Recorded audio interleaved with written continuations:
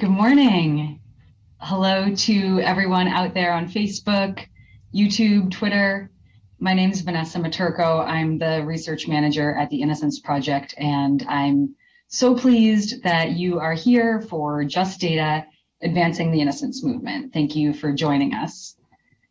Since the beginning, the Innocence Project's work has been guided by science. We firmly believe that data can advance justice here in New York and across the Innocence Network, which, for those who are new to our work, is the incredible group of over 70 independent organizations combating wrongful convictions and reforming the criminal legal system across the United States and around the world. So as the Innocence Project's 30th year draws to a close, we are thrilled to host our first ever gathering dedicated solely to research. We social scientists usually work behind the scenes, but today we're streaming live and we're here to connect and to have a conversation. So drop us your questions, your comments, please introduce yourselves, let us know where you are tuning in from, who you are. We'll be monitoring our social media channels all day. And to give you a preview of the day, we'll begin by showcasing some of the newest social science research that will be published in the next issue of the Wrongful Conviction Law Review, with presentations from scholars hailing from England to Oregon. In our keynote conversation, we'll hear the unique and powerful perspective of someone who has direct experience both with wrongful conviction and with conducting social science research. And after a break, you'll have the opportunity to see inside the Innocence Project as we have a discussion with staff here who do legal, policy, social work, and more about the questions they would love researchers to investigate. So if you're a researcher looking for your next project, or a student looking for your thesis or dissertation topic, and you want your work to be practically applicable to the Innocence movement, be sure to stick around. Before we dive into the program, I want to just take a moment to introduce and acknowledge the rest of our data science and research team here, Dr. Jamie Henderson and Prahalika Gatola. You'll see them and hear more about and from them throughout the day, along with Sammy Bernstein and our senior leadership team and our super talented communications team have made this event possible. And so now to officially kick everything off, I am honored to introduce a visionary criminal justice leader, our very own executive director, Christina Swarns. Thank you so much, Vanessa. Hello, everyone, and welcome to Just Data, Advancing the Innocence Movement. As Vanessa said, my name is Christina Swarns, and I have the privilege of serving as the executive director of the Innocence Project. For those of you who don't know us yet, the mission of the Innocence Project is to free the innocent, prevent wrongful convictions, and create fair, compassionate, and equitable systems of justice for everyone. Our work is guided by science and grounded in anti-racism. Our organization was founded in 1992. At that time, there was no meaningful understanding of the depth of the problem of wrongful conviction in this country. But over the past 30 years, the Innocence Project has freed or exonerated 241 people, including some who were condemned to death. Together, our clients served a collective total of more than 3,600 years in prison. The searing images of our innocent clients emerging from decades behind prison walls made the reality of the problem of wrongful conviction undeniable. These cases expose deep flaws in our criminal legal system that demand structural reforms. To that end, we have secured more than 200 critical policy and legislative reforms to reduce the likelihood of wrongful conviction, facilitate the identification of innocent people, promote accountability, and ensure adequate compensation for those who are exonerated. Early on, the Innocence Project also recognized that rigorous data analysis and social science research had to be a cornerstone of the effort to expose and prevent wrongful convictions. Indeed, the creation of our Data Science and Research Department was a reflection of our understanding of the pivotal role that data analysis and social science research has played in some of the most important cases and controversies in our nation's history. The United States Supreme Court's decision in Brown versus Board of Education, which ended racial segregation in public schools and declared the doctrine of separate but equal unconstitutional, relied on and cited Kenneth and Mamie Clark's seminal doll study that demonstrated the negative psychological effects of segregation on Black children.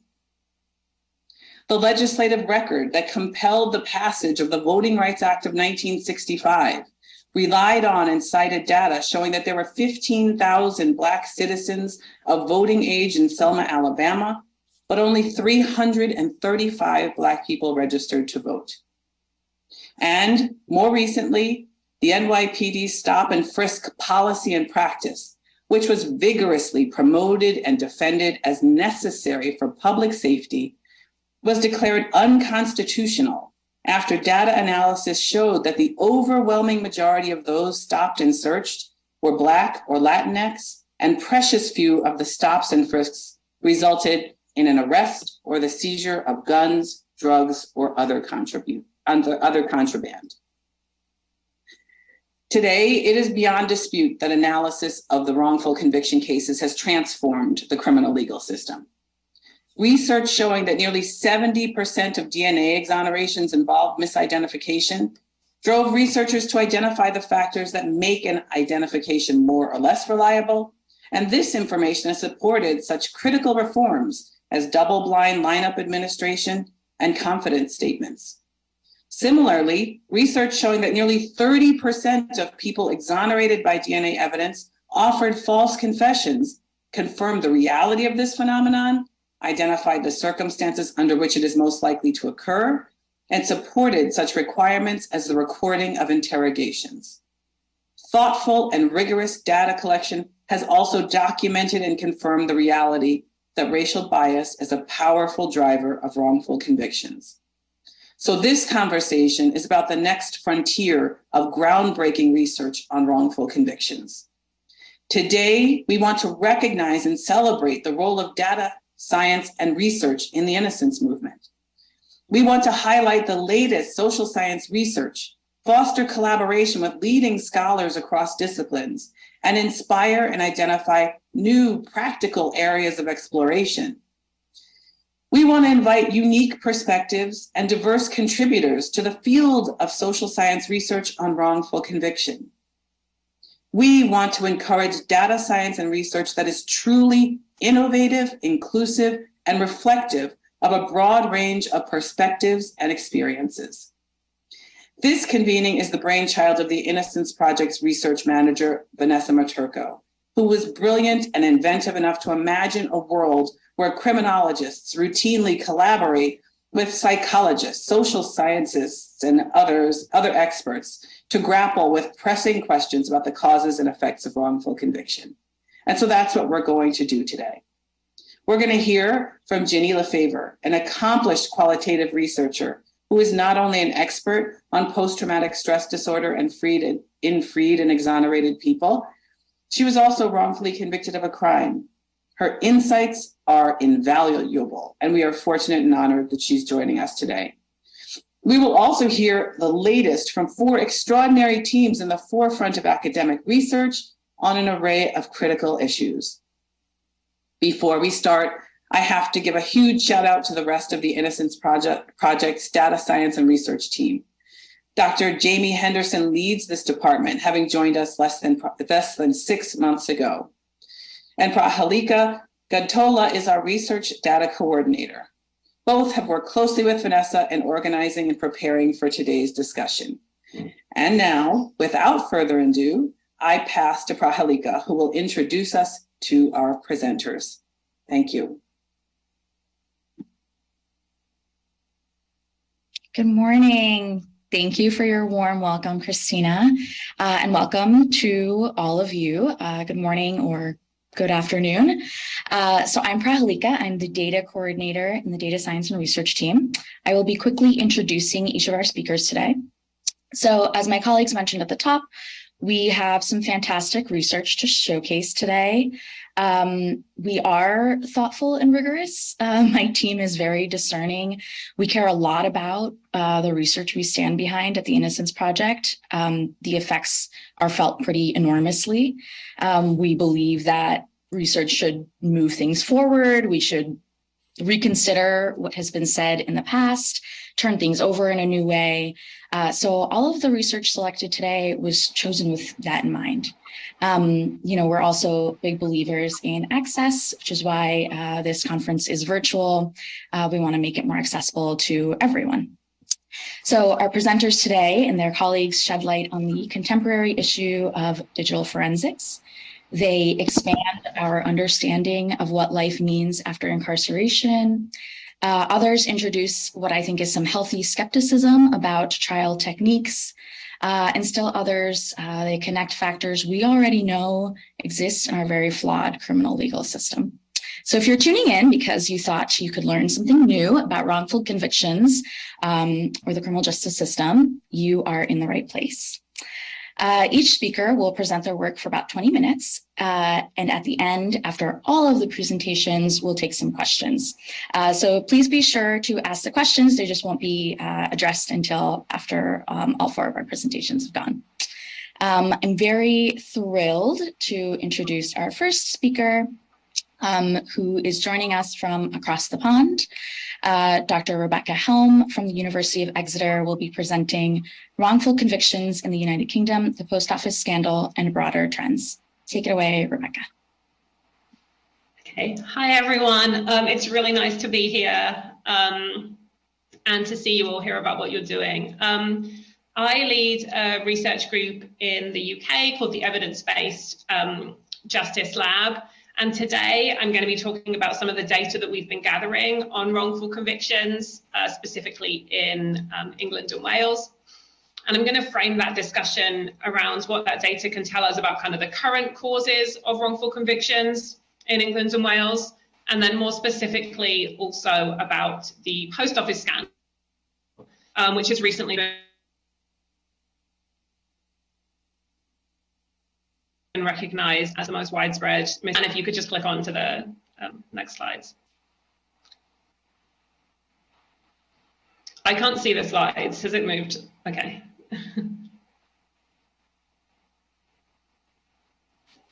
Yeah, just load them all.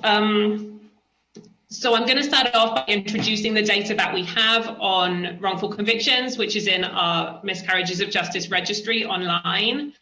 And then to look specifically at the data that we have relating to wrongful convictions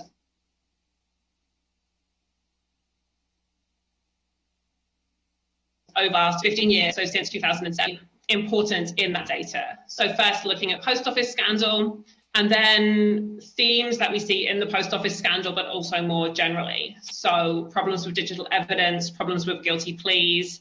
And then if we have time, I'm going to touch on kind of consistent and persistent problems with witness testimony. And I'll wrap up with some ideas for next steps and policy implications. Can you move to the next slide, please? Okay, so our registry is filled with data that we've been gathering for about the last 3 years. We have been collecting, categorizing, and logging wrongful conviction cases that have occurred in the UK since 1970, so over the last 50 years or so. We've done extensive searches to find cases to include of legal judgments, of the media. We've worked with practitioner partners who have told us about their cases involving wrongful convictions, but we still by no means have a comprehensive set of these cases here. You don't, okay, it's fine, don't worry, I'll tell you when to click on. But to be included in our data set, a wrongful conviction case has to include, has to meet essentially 3 criteria. So there has to be a wrongful conviction, it has to be a criminal conviction that has been overturned on appeal based on what we call error of fact. So a factual determination, a determination about what happened, who was responsible, how events unfolded that turned out to be incorrect, as opposed to a legal error. There has to have been at least 1 year between the conviction and the successful appeal, and there has to be enough information available for us to include the case in the registry. At the moment, we have 389 cases from England and Wales in the registry, which is publicly available online at the QR code that you should be able to see. We also have a wider set of cases there, almost 500 cases in the UK as a whole. But today I'm going to focus on those 389 in England and Wales. What you can see on the screen now is one view of those cases. On the x-axis in the graph is the year of the initial conviction. And each of the, sorry, is my connection okay?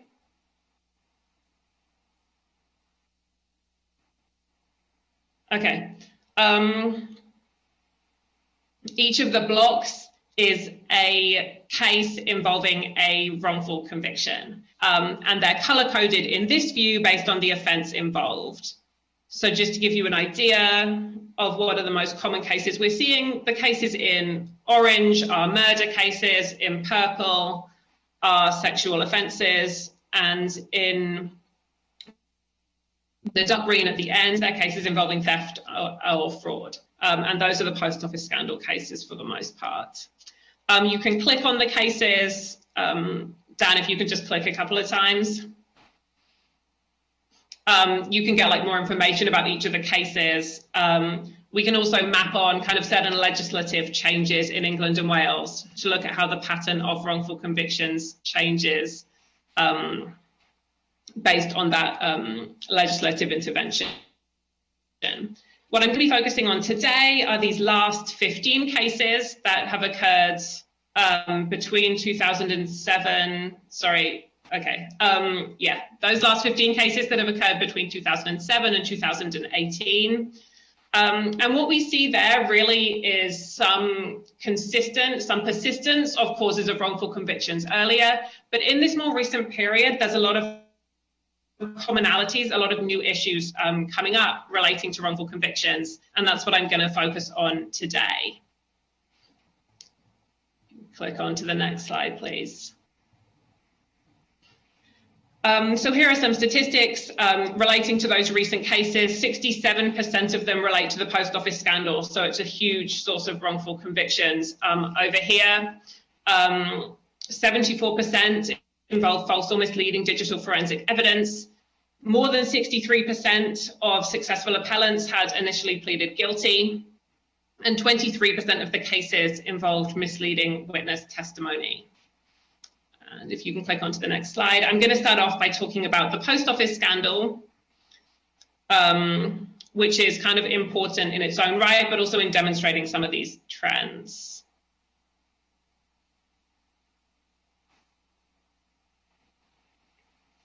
Okay, thank you.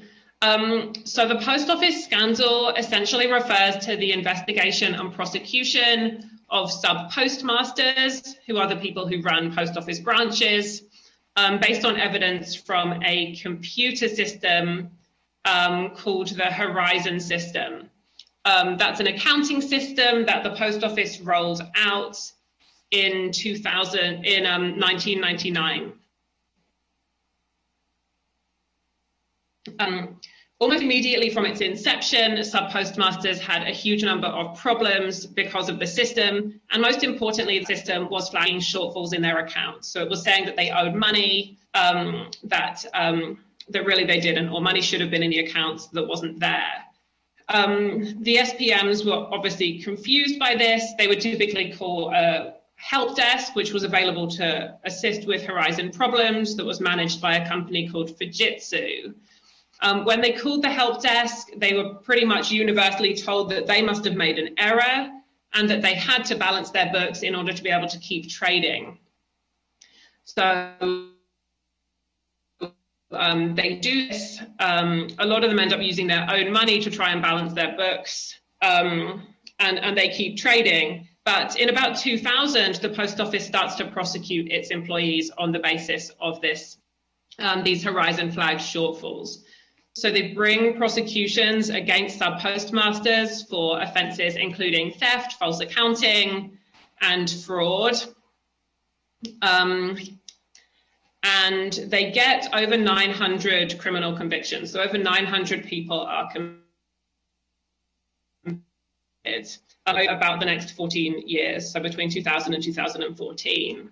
It's only in 2019, as a result of civil litigation, it's discovered that all of these shortfalls actually resulted from flaws in the computer system, the Horizon system, rather than any wrongdoing on the part of sub-postmasters. On that basis, sub-postmasters who had been convicted started to successfully appeal, and to date, 81 sub-postmasters have been acquitted of the offences they were convicted of. In the meantime, many of them spent time in jail, many of them became bankrupt, many of them lost their careers, their homes, and several of the sub-postmasters who have now been acquitted died prior to their convictions being overturned. So it's a huge number of cases. There's still a lot of cases going through the system. But from our perspective, we've really been trying to look and understand what happened in these cases. How could wrongful convictions occur on such a huge scale without anyone really noticing?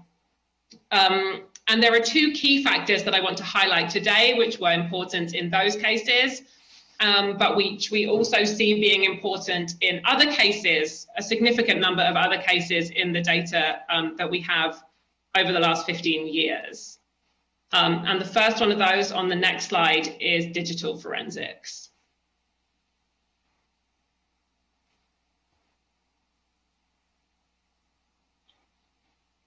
Awesome, thank you.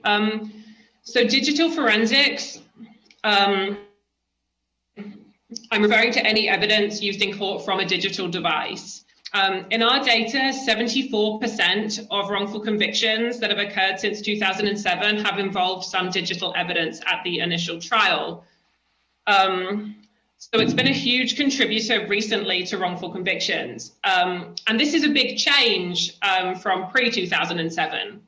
If we look pre-2007, when we talk about convictions involving forensic science or issues with forensic science, we're overwhelmingly seeing issues with medical evidence, chemical, biological evidence, and to a lesser extent, feature comparison science. There's only one case pre-2007 outside the post office scandal that involved any digital elements in the forensic evidence. That's changed a lot over the past 15 years, and even when we put the post office cases to one side, 50% of cases that we flagged as involving misleading forensic science involved misleading forensic evidence. So it's becoming a big contributor. And I think this is unsurprising. Our research suggests that digital forensic evidence is now the most utilized forensic evidence in courts in England and Wales.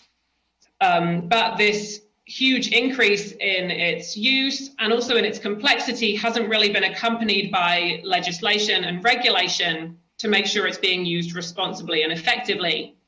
And I think the post office scandal cases demonstrate three kind of key problems with digital forensics that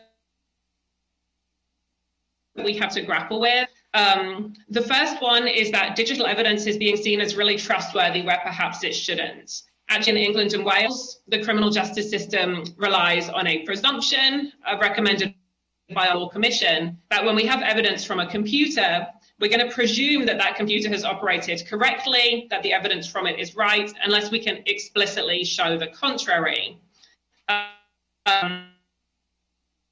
And this is a problem that we see in the Horizon cases. In those cases, there was no evidence that there was an actual loss other than a Horizon flagged shortfall. The only evidence in the cases was from this computer system. But that was seen as sufficient to show beyond reasonable doubt that the people were lying and the computer system was right. I think it's also a big problem because in our cases, we see people often thinking that technology can prove things that it can't necessarily prove. So in the post office cases, the fact that Horizon had flagged a shortfall was taken as being sufficient to show that the sub-postmasters had acted dishonestly, right? And even if the computer can show reliably that a shortfall was present, it can't really go to the state of mind of the computer user. Perhaps most importantly, our data really suggests that defense lawyers and judges are really struggling to grapple with digital evidence. They don't have any training in it. They're not necessarily understanding it. They're not having access to the original digital device that produced the evidence. And that makes it incredibly difficult for them to scrutinize effectively. That was a big problem in the post office cases. The post office did not provide any evidence to defense lawyers to suggest that Horizon wasn't functioning correctly. And there was no way for defense lawyers to access that computer system to try and show from their own perspective that there might have been malfunction. And I just put up 2 quotes on this slide from some recent interviews that we did with about 70 defense lawyers about their problems when they're trying to scrutinize digital forensic evidence. And we saw the same kind of themes quite consistently. So this is one: it was difficult to navigate and laborious to decipher. And if you click on, there should be one more. The sheer vast amounts of data mean you essentially have to rely on the conclusions drawn at the end. And of course, those conclusions have been drawn by investigators and by the police and sometimes by prosecutors. So that's the first theme I wanted to talk about. The second one is on the next slide, and that's guilty pleas, incentives to plead guilty. So in England and Wales, you can get both sentence and charge reductions for pleading guilty. The sentence reductions are awarded in line with sentencing guidelines by judges. Essentially, you can get a reduction of up to 1/3 of the sentence length if you plead guilty at the earliest possible opportunity. You can also get charge reductions, and that's much less formal. So charge reductions are awarded where the prosecutor essentially lets you plead guilty to a lesser charge, and when you do, agrees to drop a more serious charge. They're much less acknowledged, and most people here don't know it happens or how it happens. But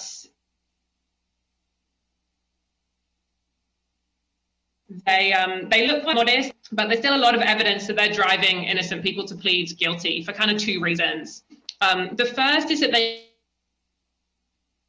will change the sentence type. The sentence guidelines specifically say that that 1/3 discount can change the type of sentence from a custodial sentence to a community one, and charge reductions often have that effect too.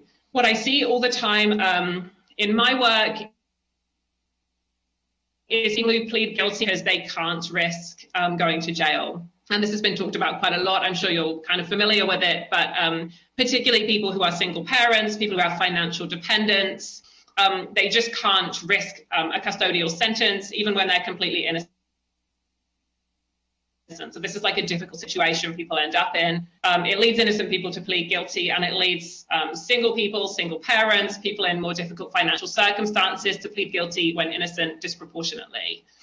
There's also a big lack of regulation, particularly over these charge reductions. And the post office scandal showed that really clearly.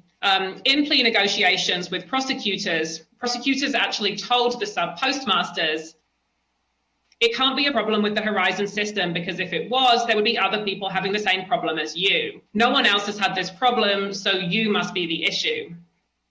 These discussions are all private. That never comes out until the civil litigation in 2019.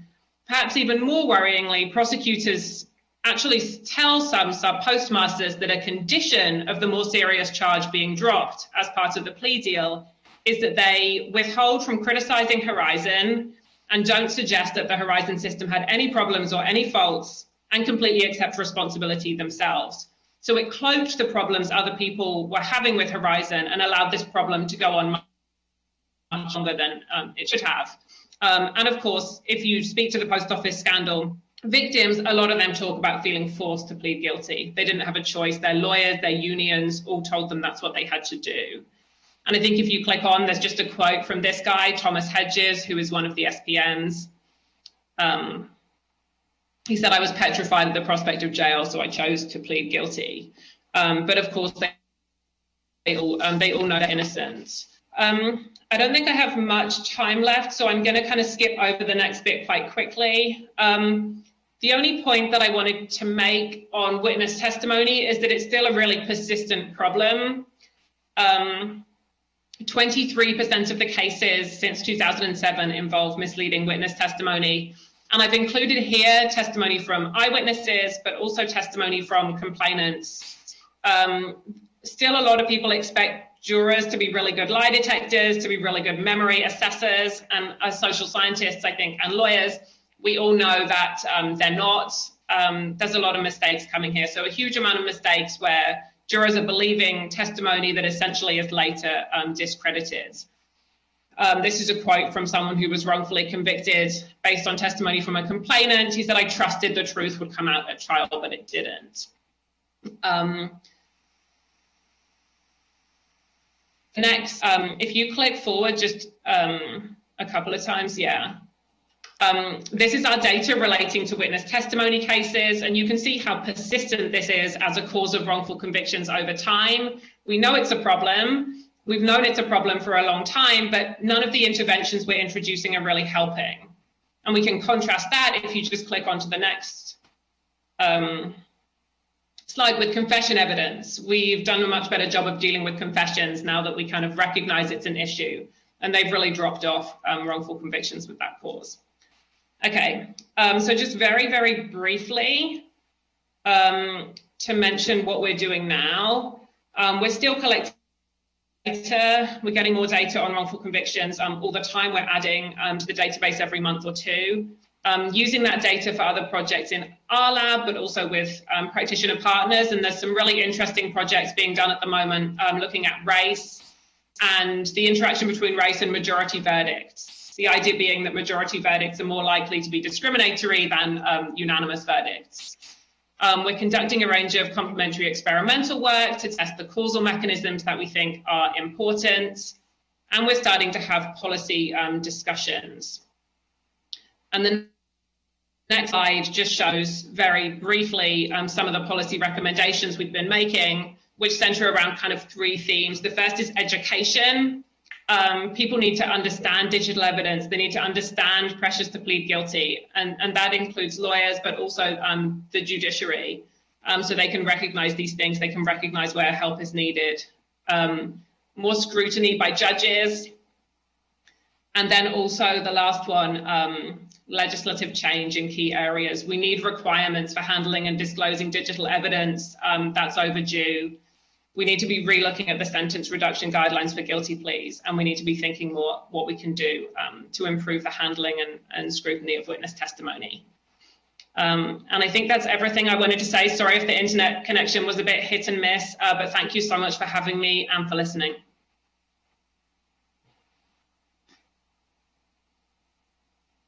Thank you, Dr. Helm. No, that was excellent. We do consider, we are thinking about how to categorize digital forensics now. It's really hard to systematically track in the same way. I mean, in the same way that all forensic evidence is hard to track, where along the stage of a case did something go wrong, right? And I like that you brought up what we call human error, right? Even when it's a technological issue, we are inclined to think that they are like technology is infallible, and it definitely isn't. So yes, thank you so much. And I'm excited to, if you have for any of you who have questions, please ask them and we will try to get to them in a little bit after our other speakers have gone. So stay tuned, Rebecca, so we can ask you about some more policy implications.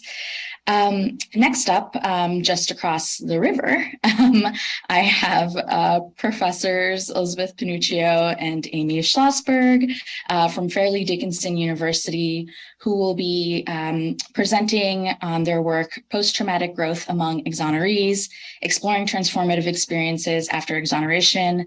I know many listeners are interested in reentry work. So I'm really excited to hear what you all have learned. Take it away. Thank you so much. I'll begin here and then Liz will jump in. Thank you so much for having us here. We really appreciate this opportunity and we're honored to be here. And more importantly, I'm excited to learn from other researchers and practitioners and others who can help us steer our next research agenda.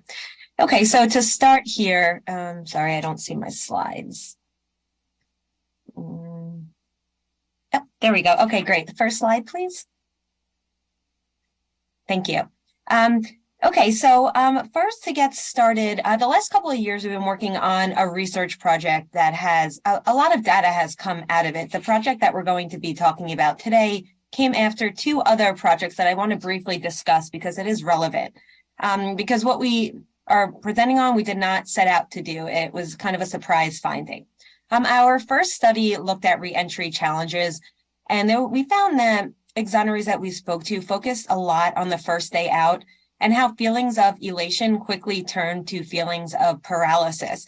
And this was due to many factors such as insufficient support, difficulty navigating technology, housing, employment, which leads to financial instability. We heard respondents talk a lot about mental health challenges and stigma faced by individuals in the community.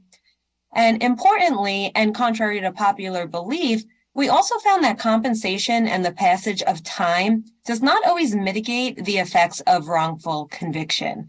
Our next study was focusing more on coping strategies, and we found that a multi-layered holistic approach is necessary to help aid individuals upon re-entry. There was a focus on the importance of building support networks, but at the same time also being able to establish self-sufficiency. Also the complexity of telling one story and how for some individuals, they found it therapeutic to tell their stories, and for other individuals, it was re-traumatizing. There's also this, what we coined the myth of closure. A lot of people incorrectly believe that once an individual is exonerated, then that is some form of closure. But rather than exoneration signaling closure, we found that it was often the catalyst for growth and change, which leads us into what we're talking about today. Prior research has highlighted some positive changes among exonerees and how certain coping strategies can lead to positive outcomes, such as individuals finding meaning, developing new perspectives in life, having a sense of community, and also a renewed or a new ability to help each other, to help other people. Exonerees may experience transformations leading to new identities, and this is consistent with an idea called post-traumatic growth. Now, if you could, next slide, please. Now, post-traumatic growth comes from the field of psychology, and this is a theory that can help us understand transformations following traumatic events. So not always does a traumatic event lead to negative outcomes. For some individuals, their core beliefs and their worldviews are altered, and it is for the better. So in looking at the theory of post-traumatic growth, there are 5 factors, or what we could call indicators of post-traumatic growth. And these are the ones we looked at in our study. One of them is relating to others, and this has to do with stronger bonds, improved relationships, increased emotional vulnerability, again, and this would be after the traumatic event occurred. The second would be new possibilities, such as new interests and perspectives. Openness to new opportunities would also be included under here. The third indicator, personal strengths, focuses on self-reliance, resiliency, confidence, humility, just to name a few. Spiritual change has to do with a deeper faith, a clearer purpose, and any spiritual growth that has stemmed from the individual's traumatic situation, in this case, the wrongful conviction. The last one is appreciation for life, and this has to do with an increased gratitude, a clearer sense of priorities, and just a renewed feeling of thankfulness in their lives. If you don't mind switching to the next slide. Thank you. Okay, so in this study, we conducted in-depth interviews with 26 wrongfully convicted individuals. These were mostly gathered through snowball sampling. Our initial group of participants we had did come from pre-established relationships within the Innocence Network and with exonerated individuals. And then from there, we snowballed. Our interviews were semi-structured but conversational. They lasted about an hour. We asked questions that focused on reentry challenges, sources of support, and coping strategies. So we have conducted research in the past that focused a little more on front end, but we're really interested in the reintegration and reentry process. So post-traumatic growth was an emerging theme, as I mentioned, that kind of came through in our earlier analyses, but we were not looking for that. So because we started seeing some of these indicators naturally show up in our interviews, we wanted to do an in-depth analysis looking particularly at this phenomenon. So for this study, we analyzed the data within the context of the 5 areas of growth as measured by the post-traumatic growth inventory that we just spoke about a moment ago. Next slide, please. All right, Liz, I'll hand it over to you. Thank you, Amy.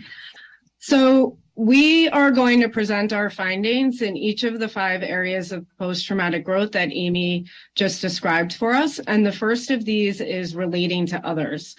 Many of the exonerees we spoke with described how their relationships with their loved ones changed through the process, or how they related to others differently post-exoneration.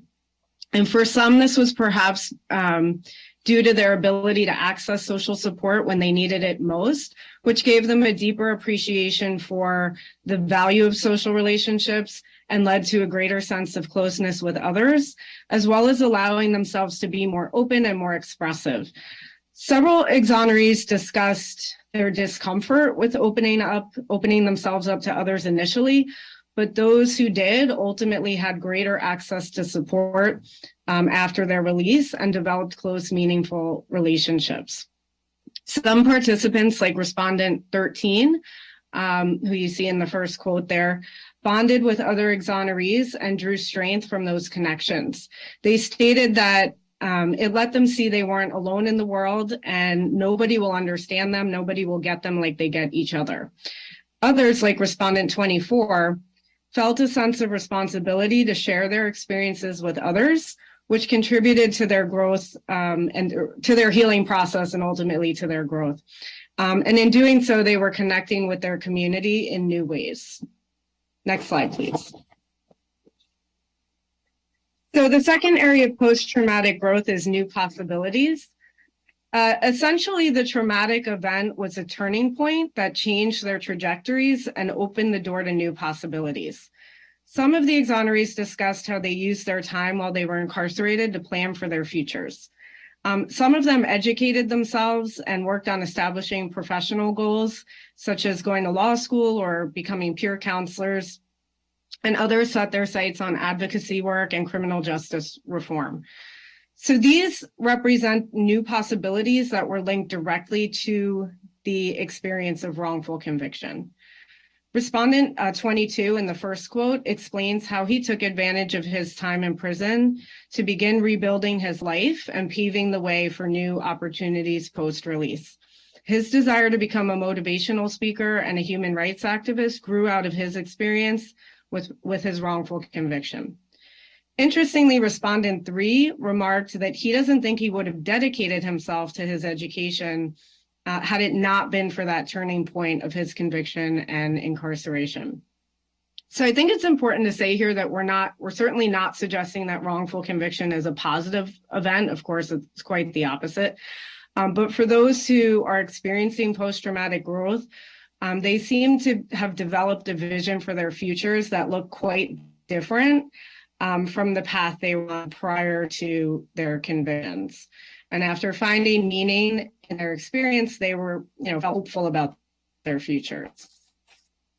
Can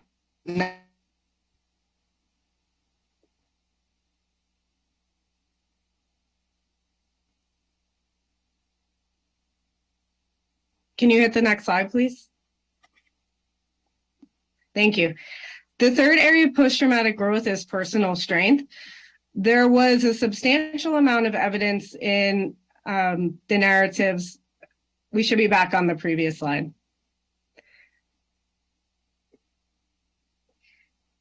So there was a substantial amount of evidence in the narratives of our exonerees regarding finding their personal strength as a critical aspect of healing and growth.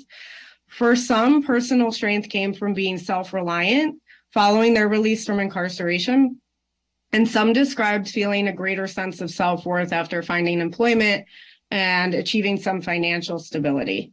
For several respondents, though, it was evident that the experience of surviving their wrongful conviction and securing their freedom made them feel strong and empowered them to move forward and make meaningful life changes. So in the first quote that you see here, respondent 21 discussed how his experience taught him patience and transformed the way that he interacts with others. Interestingly, a couple of the female participants described becoming fiercer and more vocal in their approaches and interactions with others, which is reflected down there in that second quote. Finally, some of the exonerees discussed how they would draw from the strength that they gained from surviving their traumas to be a voice for others and advocate for change. Okay, next slide. The fourth area of post-traumatic growth is spiritual change. Not many of the exonerees that we spoke with spoke in depth about their faith, but some did believe that it played a role in their exonerations, which we found quite interesting. So for example, when asked why he thinks some individuals get the opportunity to have their cases heard like he did, respondent 16 attributed his experience to divine intervention. And in that first quote, he uses the phrases, "This right here was miraculous, and this is God's work." Respondent 20 down in the second quote similarly described being granted his freedom by God. But in addition, he explained how the experience of wrongful conviction and fighting for his freedom strengthened his moral convictions, and he described how he got a different set of values through the experience. Next slide. The fifth area, the final area of post-traumatic growth, is appreciation for life. Many of the exonerees spoke about changing priorities about what's important in life and a greater appreciation for the value of their lives and their freedom. Respondent 12 discussed his appreciation for his freedom and how this motivates him to keep moving forward and to keep doing better. And he talked about not wanting to fail, not wanting to go back to prison and become another statistic. Exonerees also expressed an appreciation for the sources of support that were available to them and wanting to reciprocate that support. And for some, their families and communities took on greater importance. And several of them spoke about the importance of being there for their children and being there for their grandchildren and not losing any more time because time is so precious. Next slide.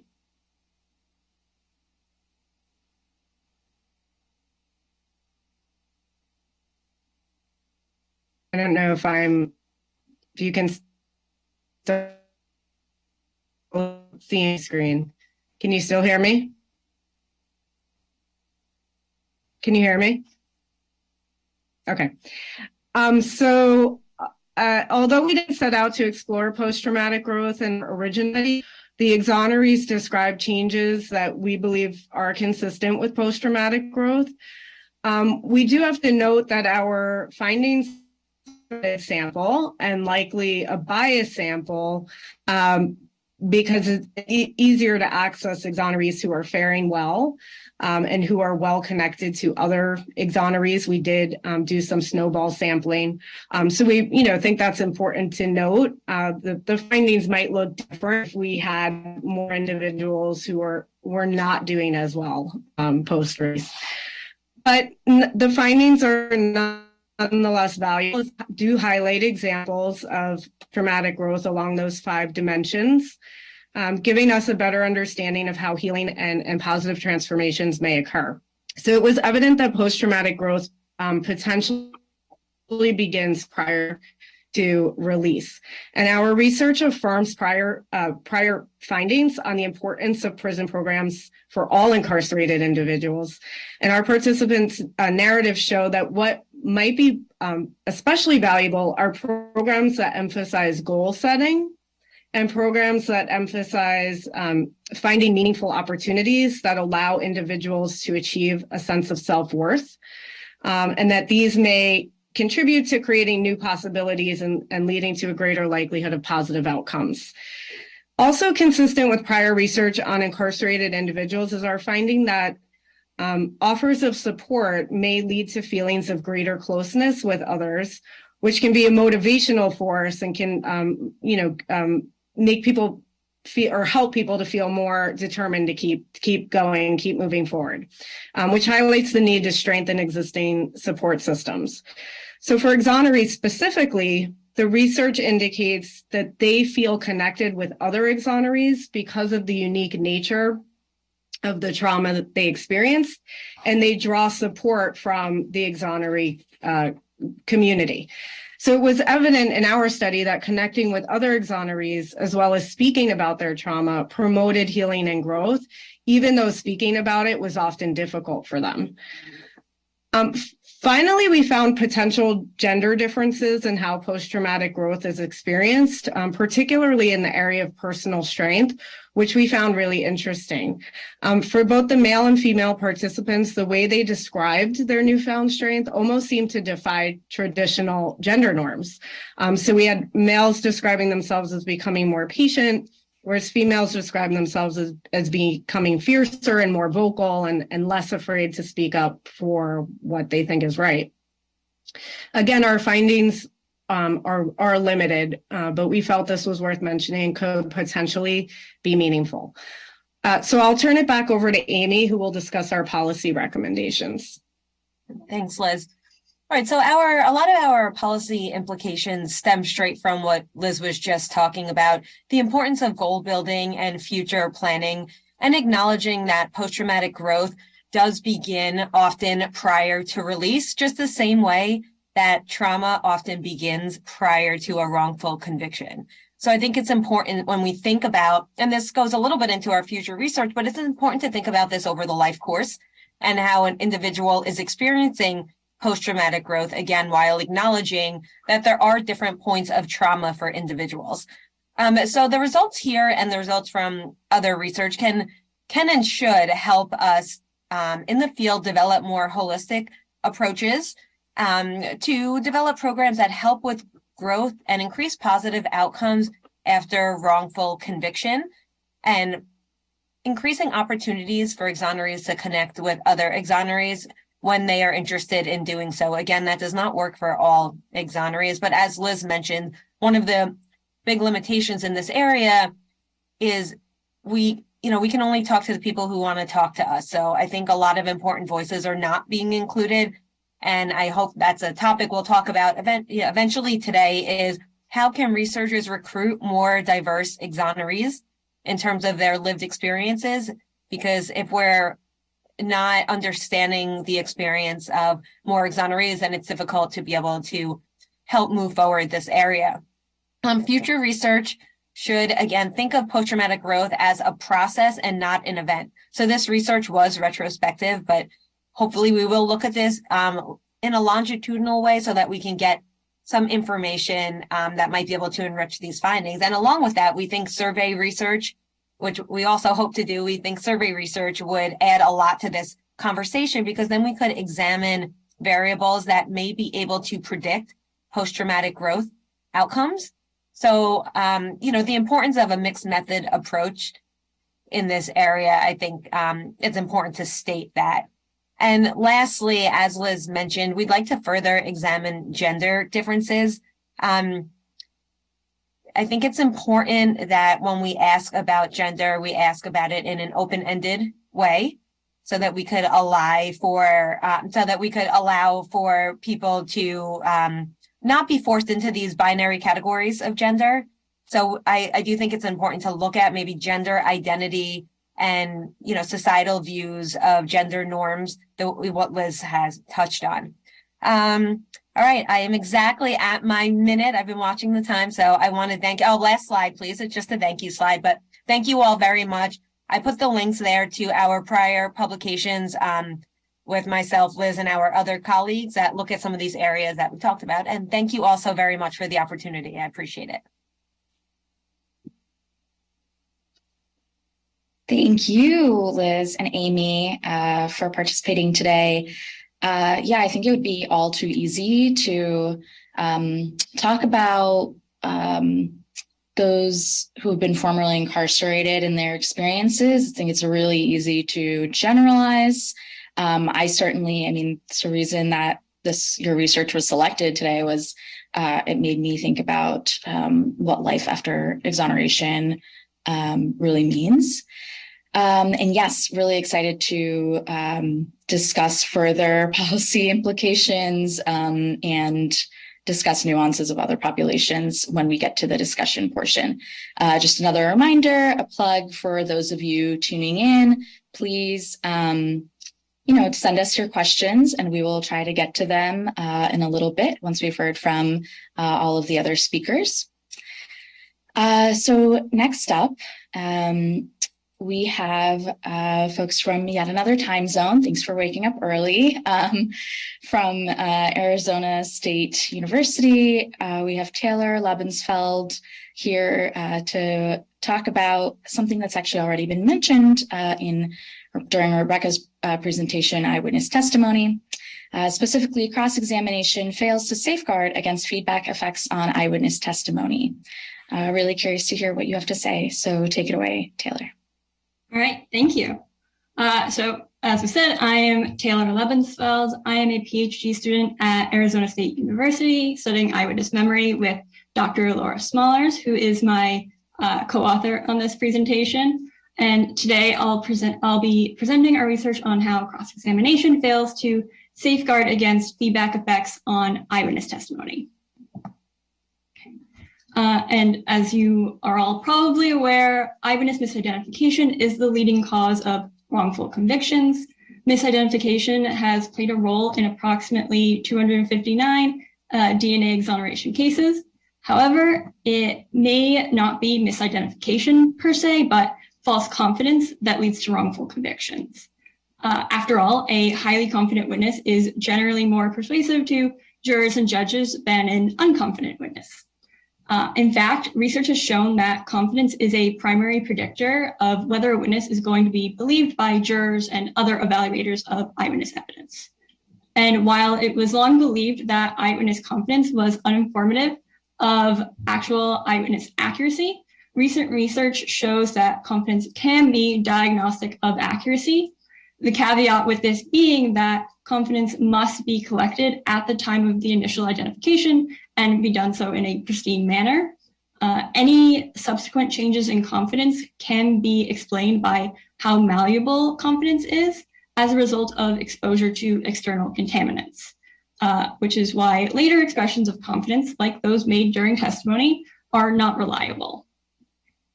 In fact, mistaken witnesses whose testimony led to wrongful convictions were often not confident when they made their mistaken identification, but by the time they testified at trial, they were highly confident and highly persuasive to legal fact finders. The likely explanation for this is that these witnesses' confidence became contaminated in the time between making the initial identification and their testimony at trial. So why is that? Well, there is usually something that causes confidence to become inflated, a contaminant of confidence. One example of such a contaminant is non-blind lineup administration. This term refers to when the person administering the lineup knows which lineup member is the suspect. So because they know who the suspect is, the administrator may, for example, place more emphasis on the suspect when laying out their photo, and they may smile or nod or react positively in some way when the witness chooses the suspect. And this might seem like these are just small little behaviors and the administrator might not even be aware that they're doing them, but research shows that these behaviors do have a significant impact on witnesses and it makes them feel more confident in their decisions. Another factor which can artificially increase confidence is rehearsal and repeated questioning. Researchers have found that by answering certain questions over and over, or even just rehearsing in anticipation of being asked questions in the future, witnesses are essentially strengthening their memory in these details and increasing familiarity for them each time they recall them. And they will become more confident in their answers later on, such as while testifying. And even if they were not, and this is even if they were not particularly confident in them the first time that they recalled these details. Then lastly, there is post-identification feedback. I mentioned that smiling or nodding can increase confidence. Well, similarly, being outright told something like, good job, you got the right guy, or that's who we thought it was too, or any kind of feedback which explicitly appears to confirm to the witness that they made the correct decision, is going to make them significantly more confident about that. And this feedback effect is extensively studied and occurs with adults, children, and most importantly, real eyewitnesses, not just research participants. So its effects are very powerful, and they influence the likelihood that witnesses will be believed by evaluators, which you'll even see in the results of the current research in just a moment. Thankfully, many jurisdictions have adopted best practices to avoid many of these confidence contamination issues. However, there are also many jurisdictions that still have not adopted these best practices, and even in those that have, some contaminants like feedback are virtually unavoidable leading up to trial. Feedback in particular is so hard to avoid because if an eyewitness identifies a suspect and then this suspect is ultimately charged and brought to trial, then that kind of tells the witness that they got it right. They identified the same guy who the police think did it, so they must be right, or so they think. So it raises the question, the important question of whether a trial safeguard like cross-examination can help remedy the contamination problem. And that was the focus of our research. Can cross-examination correct for the effects of confirmatory feedback? So let's talk about the methodology we used in this study. There were two phases in this study. Phase 1 was the witness phase, and phase 2 was the evaluator or mock juror phase. And so starting with phase 1, in this study, 128 participant witnesses first viewed a simulated crime video in which a man is seen abandoning a bag containing a bomb at an airport. The video was about 90 seconds long and showed a clear view of the culprit's face from multiple angles. This was then followed by a lineup that either contained a photo of the culprit surrounded by similar looking fillers or which just contained fillers. And using this methodology, we were able to experimentally manipulate whether witnesses made accurate or mistaken identifications. Witnesses who saw the lineup with the culprit always picked the culprit. And of course, for witnesses who saw the culprit absent lineup, any identification was a mistaken identification. As a result, half of the witnesses made an accurate identification, meaning they identified the guy from the video, and half made a mistaken identification. So they identified someone else. And after witnesses made their identification, the experimenters gave half of the witnesses confirming feedback. So they were told, good job, you got the right guy, even if they hadn't, and half received no feedback. They then responded to a series of testimony relevant questions on the computer, specifically about their confidence, the quality of their view of the culprit in the video, and the amount of attention they paid to the culprit while watching the video. The experimenter then brought the witness into another room to meet with the second experimenter, who did not know if the witness made an accurate or mistaken identification, or if the witness received feedback. This second experimenter was therefore blind to the conditions and unbiased when they conducted a testimony interview with the witness. First in this testimony interview, the direct examination portion of this testimony interview, witnesses were asked to confirm that they were aware that the suspect in this case was accused of planting a bomb at an airport, and they were asked to describe what they had seen in the video in more detail, and as well as several other questions. The most important of these questions being were those which asked about their certainty that they made a correct identification, the quality of their view of the culprit in the video, and how much attention they paid while they watched. Following this direct examination, the experimenter transitioned into a cross-examination. This cross-examination involved first asking witnesses whether they received feedback, which all witnesses answered correctly. Witnesses who reported having received feedback were then questioned about whether the feedback might have influenced their testimony in general. Then they were specifically asked about the influence on their previous responses regarding their certainty, view, and attention. And at the end of this cross-examination, the experimenter told the witness that scientific research has shown that people who receive confirming feedback tend to report higher levels of certainty, view, and attention than witnesses who don't receive feedback. The experimenter followed this statement by asking the witness if this same thing happened to them. Note that witnesses who deny being influenced by feedback in response to any of these 5 questions were further challenged about their responses. So, for example, the question about certainty was, do you think that being told that you were right may have influenced your answer to the question about how certain you were at the time of the identification? And then if they replied no to this, they were challenged with, so you don't think that being told you were right may have made you recall being more confident than you actually were at the time of the identification. And if they still responded no, then they moved on to the next question. And this type of follow-up question was very similar for all 5 of the cross-examination questions. Note that the direct and cross-examination were both filmed, so they could be shown to participants in phase 2. And speaking of phase 2, for this phase, we collected another sample of 128 brand new participants to act as evaluators. They were tasked with watching a subset of videos and assessing eyewitness accuracy.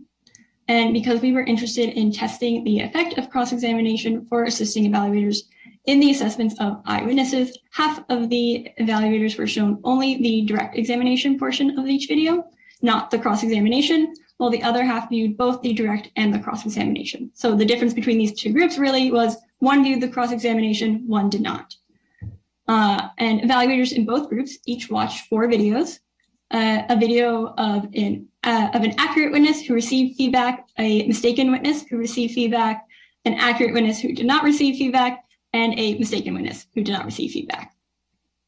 And then to keep evaluators from strategically guessing who was accurate and who was not, evaluators were told they would be watching 5 videos, not 4, and the videos were all selected randomly, and that it was possible that any number of the witnesses could be accurate or inaccurate. So all 5 could be accurate, or all 5 could be mistaken, or any combination in between.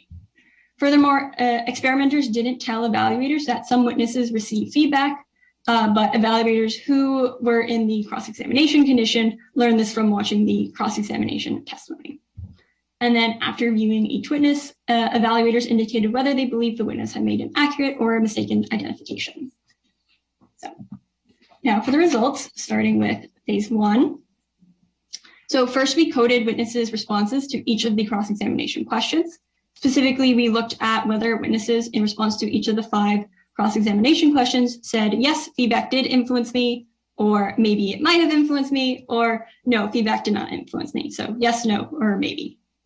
And then here you can see a summary of what was coded as witnesses' responses to each of the 5 cross-examination questions. Remember, all witnesses who were asked these questions had received feedback and acknowledged that they received feedback.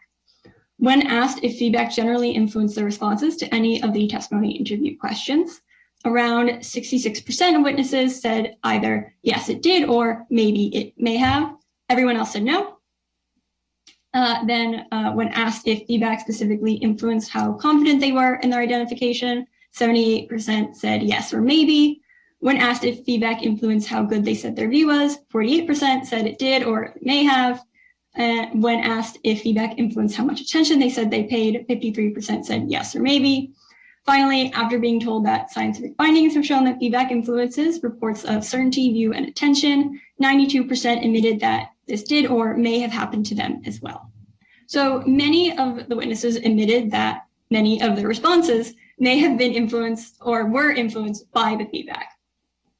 That seems promising, right? Because it suggests that cross-examination is eliciting admissions from witnesses that their testimony was distorted by the feedback they received. So maybe cross-examination will be helpful as a safeguard for preventing evaluators from believing mistaken eyewitnesses whose testimony was inflated by feedback. But for it to be helpful, witnesses' admissions need to be aligned with the actual influence of feedback, right? So when witnesses admitted that they were or may have been influenced by feedback, is it because they actually were? And were witnesses who denied being influenced by feedback actually uninfluenced? And so we analyzed witnesses' self-reports to assess this. So this figure shows how witnesses responded to the self-report questions regarding their certainty on the left, their view in the middle, and attention, which is on the right of this figure. The different color bars show three groups of witnesses: those who admitted that their certainty, view, and attention have been influenced by feedback, and those are those darker color bars. Those who denied that their certainty, view, and attention had been influenced, and those are those mid-tone bars in the center, and then the lighter color bars are those who we know were not influenced by feedback because they didn't receive any. And so for certainty, witnesses who admitted to being influenced and who denied being influenced were both significantly more confident in their identification than the no feedback group, but they were not significantly different from one another. So even when witnesses said their reports of certainty were influenced, they were not actually more influenced than those who denied being influenced by feedback. This indicated that we can't rely on witnesses' reports about whether they were influenced by feedback to assess the actual influence of that feedback. Then for view and attention, this picture was a little different. Witnesses who denied influence actually fell in between those who admitted to being influenced and those who did not receive feedback. So witnesses who denied being influenced did not differ significantly from either group. So from this, it's pretty clear that witnesses were unable to detect if their certainty has been influenced, but it's a little less clear if witnesses are able to detect when their view and attention has been influenced. This pattern suggests that maybe witnesses were somewhat aware of the extent to which their reports of view and attention had been influenced by feedback, but really the big question is, how did evaluators assess these witnesses with the benefit of this cross-examination versus without? So here's how evaluators did. Note that the y-axis shows the percent of evaluators who judged the witnesses' identifications as being accurate. And I'm going to start with the left side of the figure, which shows what happened with evaluators who did not view the cross-examination. When witnesses received no feedback, these evaluators believed accurate witnesses significantly more often than they believed mistaken witnesses. This is good because it shows that they can tell the difference between accurate and mistaken witnesses based on witnesses' testimony about direct examination. But when witnesses received confirming feedback, however, evaluators were much less able to tell the difference between accurate and mistaken witnesses. They believed mistaken witnesses at a similar rate that they believed accurate witnesses, which is not that great. Now let's see what happened with evaluators who had the benefit of the legal safeguard of seeing witnesses be cross-examined about the effects of a contaminant on their testimony. And we had expected or hoped that cross-examination would lead evaluators to better judge which witnesses were accurate versus mistaken when witnesses receive feedback. But as you can see, the pattern over on the right looks the same as the pattern on the left, or pretty similar at least. Even when evaluators heard the witnesses admit to receiving feedback and heard many of the witnesses admit that the feedback influenced their testimony, they still were far more likely to believe mistaken witnesses who received feedback than to believe mistaken witnesses who received no feedback. If cross-examination had helped improve evaluators' judgments, then we would have expected that the gap between the confirming feedback bars over on the right would be much larger than the gap between the confirming feedback bars over on the left. But our findings show that cross-examination did not help correct for the effects of feedback at all. So, in other words, cross-examination did not correct for feedback effects on evaluations of eyewitness testimony. Therefore, cross-examination is an insufficient safeguard against wrongful conviction based on contaminated eyewitness identification evidence. And this may in part be due to witnesses' difficulties in identifying when their certainty has been influenced by feedback. So therefore, it's so important that the legal system do what it can to prevent contamination of eyewitness confidence and other eyewitness self-reports. And there are procedural reforms that can help achieve this. The first is the use of double-blind lineup administration. If the administrator doesn't know who the suspect is in the lineup, then they'll be less likely to provide confirming feedback. Additionally, the identification procedure should be video recorded so that if any feedback is given, then there's evidence of that. Lastly, it is imperative to document the witnesses' reports of their view and attention as soon as possible after the witness event, and their certainty at the time of the identification before there is any chance for contamination to occur. And then finally, we'll end on some directions for future research. One is to investigate whether collecting pre-feedback statements from witnesses before they are exposed to feedback can help safeguard against the effects of post-identification feedback on evaluations of eyewitness testimony. The reasoning here is that the pre-feedback confidence statements would be uncontaminated and would therefore be more reliable. Same for pre-feedback view and attention. However, the question is whether evaluators would be able to recognize that these pre-feedback statements are more reliable than post-feedback statements, and whether they can reconcile inflation of these self-reports when it does occur. And lastly, another direction is to investigate possible ways of informing evaluators about the presence of possible contamination without biasing them. Recent research from Kulak and Smallars has shown that informing evaluators of the presence of a contaminant like feedback might not help because it may have its own direct effects on evaluators. In other words, feedback may affect evaluators in very much the same way it affects witnesses. Specifically, informing evaluators that a witness was told that they picked the right guy will lead evaluators to think that the witness picked the right guy. So future research should investigate methods of informing evaluators about the presence of possible contamination while avoiding this kind of unintended biasing effect. But that is it for my presentation. Thank you very much. Thank you, Taylor. I know that this kind of psychological research, eyewitness research, is really tricky to unknot.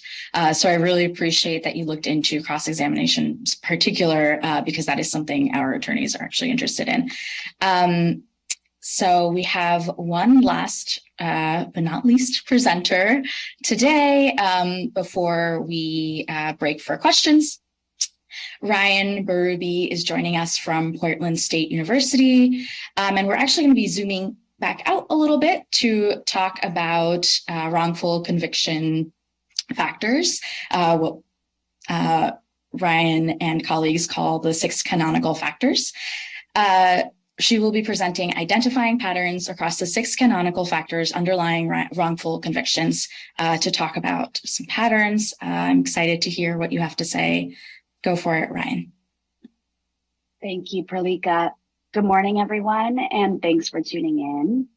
It has been an absolute privilege getting to work alongside Dr. Miko Wilford and Dr. Yun Wang from the University of Massachusetts Lowell, as well as Allison Redlick from George Mason University. Together, we set out to develop a more precise understanding of the 6 canonical factors and how innocent people end up convicted for crimes they did not commit. So my hope today is that by the end of this presentation, you'll walk away with, rather than understanding wrongful convictions through theoretical subgroups, these empirically identified patterns that we found. So the study of exonerations as a proxy to wrongful convictions has consistently revealed these, what we call 6 canonical factors, which are seen on the right-hand side of this slide. I'm just going to quickly review their definitions so that we're all on the same page. A mistake in witness identification occurs when a witness misidentifies an innocent suspect, whereas perjury or false accusation occur when a witness intentionally misidentifies an innocent person. A false confession is obviously a verbal admission of guilt by an innocent person.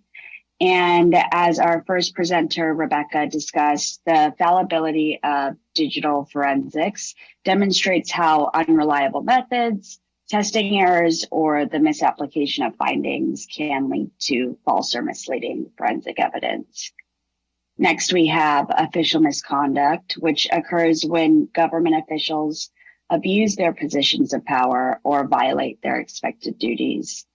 And finally, we have inadequate legal defense, which occurs when a defendant's attorney fails to uphold constitutional standards of zealous representation. Prior research on these factors has typically been limited to just one or two at a time.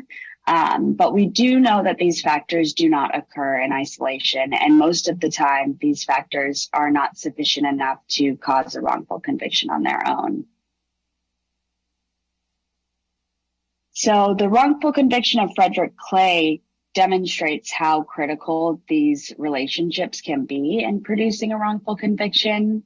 So at the age of 16, Clay was charged and convicted of first-degree murder for the shooting of a cab driver. His case included 5 of the 6 canonical factors, all but a false confession. And police and prosecutors stitched together this case against Clay in the absence of any other evidence. And they turned to forensic techniques to isolate Clay as a suspect early on.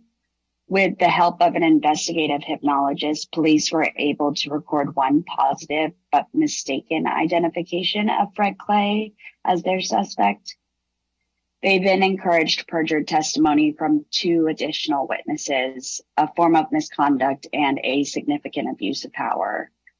Prior to trial, Clay's attorney failed to pursue other potential leads when he was given some information, and had his attorney provided effective counsel, his legal defense may have been, his innocence may have been substantiated at the trial. So compounding all of these mistakes, Clay was ultimately found guilty and was sentenced as an adult to life without parole. Sorry, excuse me. But what we do know is that unfortunately, cases like Clay's are not that uncommon, and a constellation of the 6 canonical factors often contribute to a wrongful conviction. So rather than rely on analyses that would limit us to examining only 1 or 2 factors at a time, the goal of our study was to build upon current research by taking a more comprehensive approach and systematically identifying patterns across the 6 canonical factors. Our analysis was based on data from the National Registry of Exonerations, which included 2,880 exonerations when we downloaded the data set. One of the advantages to accessing this database is the considerable detail they provide. This allowed us to include several covariates related to exoneree demographics, measures of case severity, as well as process or evidence-related variables. We were specifically interested in whether these covariates were significantly related to our identified patterns. In order to identify the distinct patterns, we used a statistical method known as latent class analysis, which identifies hidden subgroups or latent classes within a set of data based on response patterns. After identifying the most appropriate number of latent classes, each exoneration is then assigned to its respective class. In the context of wrongful convictions, this is a novel approach that allows us to examine all 6 factors simultaneously. This figure shown here illustrates how latent class analysis was used here. Traditionally, latent class analysis has been useful in building out typologies. For example, in medical diagnostics, it has been used to group patients into one of however many groups where they might receive the most effective treatment based on the absence or presence of certain symptoms and patterns of comorbidity. So the 6 canonical factors, which are listed here on the left, were the only variables we used to identify our latent classes. And then the results provide us with our distinct patterns of the latent classes, the prevalence of each factor, and the probability of each factor given class membership. Similar to the example I just provided about medical diagnostics, exonerations are then assigned to their most likely class. Once we had identified our latent classes, we then conducted subsequent analyses on the covariates, which can be seen along the bottom of this slide. For the sake of time, I'm going to refrain from listing them all out individually, but I did want to highlight the fact that our analyses is of most of the covariates. we're relying upon the National Registry of Exonerations coding scheme. So here, race was coded as being Black, Hispanic, white, or other.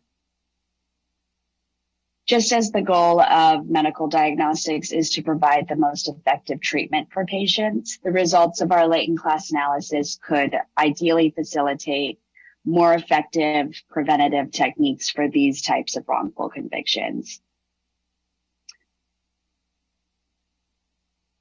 So after examining 2,880 wrongful convictions, we identified 4 latent classes across the 6 canonical factors.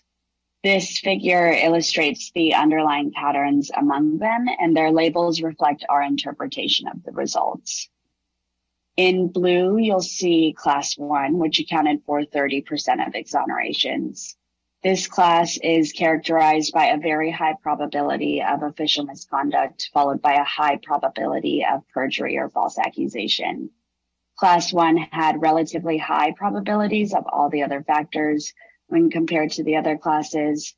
So we labeled this class as investigative corruption because we felt that these cases were largely compromised by government officials abusing their power in a blind pursuit of justice.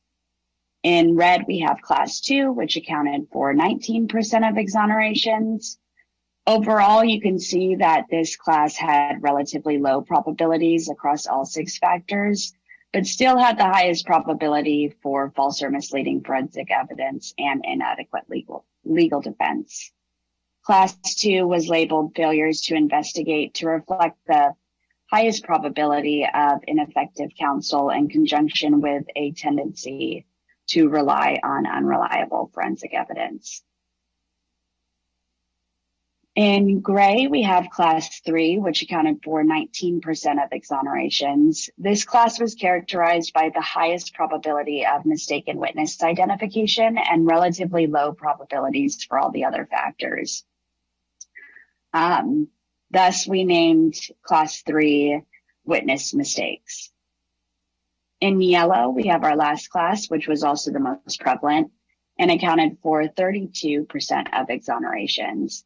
This class is characterized by a very high probability of perjury or false accusation, followed by a high probability of official misconduct, kind of juxtaposing the results from class 1.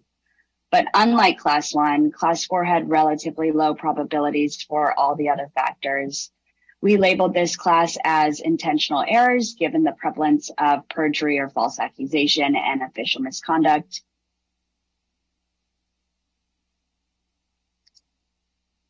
After we identified the 4 latent classes, we performed several subsequent analyses, including both chi-squares and ANOVAs, depending on the way in which the covariates were coded. The results indicated significant associations between all of our covariates of interest. Our significant results could have been due to the substantial sample size. So here I'll highlight those for which the effect size was significant, or those that represent a theoretical mechanism that supported or substantiated our interpretations. Several of our covariates were strongly linked to class 1. This class accounted for the highest proportions of juvenile defendants, as well as a majority of the cases involving a co-defendant confession or a jailhouse informant. Class 1 also accounted for nearly half of all homicides, the most life or death sentences, the highest mean sentences, and the longest time to conviction and exoneration. Class 2 was accounted for roughly 43% of female exonerees, 68% of misdemeanor crimes, and 36% of no crime cases. Most notably, though, they had the highest proportion of false guilty pleas. These cases received the least amount of support from innocence organizations and had the lowest overall proportion of several risk-related covariates. Class 3 witness mistakes was significantly associated with the race of the exoneree, for which, again, the National Registry of Exonerations had coded as being either Black, Hispanic, white, or other. Here we find greater proportions of all our Black and Hispanic exonerees in comparison to the overall proportions of white exonerees. Black exonerees were also disproportionately more at risk for being convicted based on a mistaken witness identification. Finally, class 4, the most prevalent of our latent classes, was associated with the highest overall proportions, nearly half of all no crime cases and federal cases. So based on the results of our 4 latent classes and their relationships across defendant and case characteristics, we developed a framework for understanding the 4 distinct patterns of exonerations. 2 of our latent classes, investigative corruption and intentional errors, revealed that where there is official misconduct, there is often perjury or false accusation, vice versa. In many ways, the 2 are intrinsically linked.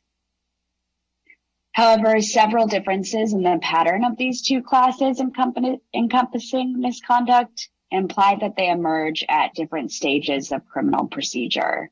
Cases labeled as investigative corruption seem to be related to the initial stages of an investigation, whereas intentional errors seemed more strongly related to the adjudication stage of criminal proceedings.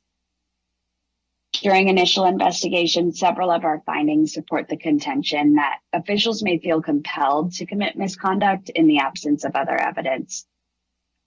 For instance, misconduct during interrogations has been a long-standing concern for which juvenile defendants are known to be disproportionately affected by. And in cases of investigative corruption, we found that the highest rate of false confession was in conjunction with the highest proportion of juvenile exonerees. This class also had a high rate of false or misleading forensic evidence, which could isolate a suspect early on in investigations. Next, we have, in contrast, cases labeled as intentional errors seem to involve misconduct by means of concealing exculpatory evidence. This is the most common type of most common type of misconduct used in federal and no crime cases, both of which were strongly associated with this class. And seeing as though an inadequate legal defense did not contribute to a vast majority of these cases, it's possible that the defense was lied to by both the prosecution and perjuring witnesses. The witness mistakes class reveals a long-standing contention that when mistaken witness identifications have been recorded, little else is needed for a wrongful conviction. But the racial disparity in this class was striking, with approximately 63% of all the cases associated to this class being those of a Black exoneree. Prior research has suggested that race is one of the strongest demographic estimator variables of eyewitness accuracy, such that witnesses who are of different races than the suspect are more likely to misidentify them. While there's no way to prevent the necessity of a cross-race identification, it's critical that the system be aware of this error. And if nothing more, it indicates that investigators should build significantly more evidence against a defendant in the presence of a confident identification, especially for those involving different races. Cases assigned to failures to investigate had relatively low probabilities across the 6 factors, but accounted for the highest proportion of several covariates. It's perhaps unsurprising that a majority of the cases of the no crime cases were classified as failures to investigate, seeing as it would be hard to imagine a well-executed investigation incorrectly concluding that a crime occurred when it did not. Women are more likely to be convicted for no crime cases, which is also reflected in our results. The finding that failures to investigate are significantly associated with false guilty pleas and misdemeanors supports this growing contention that plea negotiations are rapidly replacing criminal investigations. It's, of course, much more efficient to convince a defendant to plead guilty than it is to build a full investigation. Plea colloquies, which are hearings meant to confirm that the plea is being made knowingly, intelligently, and voluntarily, often require no more than a verbal admission to guilt to substantiate a factual basis of guilt. When the popular podcast, I'm sure many of you have seen, Serial, spent their third season profiling typical American courthouses in Cleveland, Ohio, a defense attorney recalled that a judge had told him, in this county, innocence is a misdemeanor. So clearly the expectation is that someone facing felony level charges will negotiate down a misdemeanor or so, regardless of whether that person is actually indeed guilty. The prevalence of both false guilty pleas and misdemeanors among failures to investigate clearly supports this long-standing contention. And given the prevalence of guilty pleas in general, this finding is particularly troubling. So this is my last slide. And overall, these findings, I think, advance our understanding of the co-occurrence between official misconduct and perjury or false accusation. They also emphasize the risk of cross-racial misidentifications, and they highlight potential differences among wrongful convictions by false guilty plea and wrongful convictions at trial. To our understanding, this is the first study to systematically examine the ways in which the 6 factors can interact to pave a path to a wrongful conviction. And my hope is that by providing empirically identified classes rather than theoretically identified subgroups, that we as a society will be able to better examine the causes and correlates of wrongful conviction. These underlying patterns of suggest that certain individuals under certain circumstances could be more at risk for being convicted of a crime they didn't commit. So armed with this increased understanding of wrongful convictions, we as a field may be better equipped to prevent these miscarriages of justice from happening in the future. Thank you.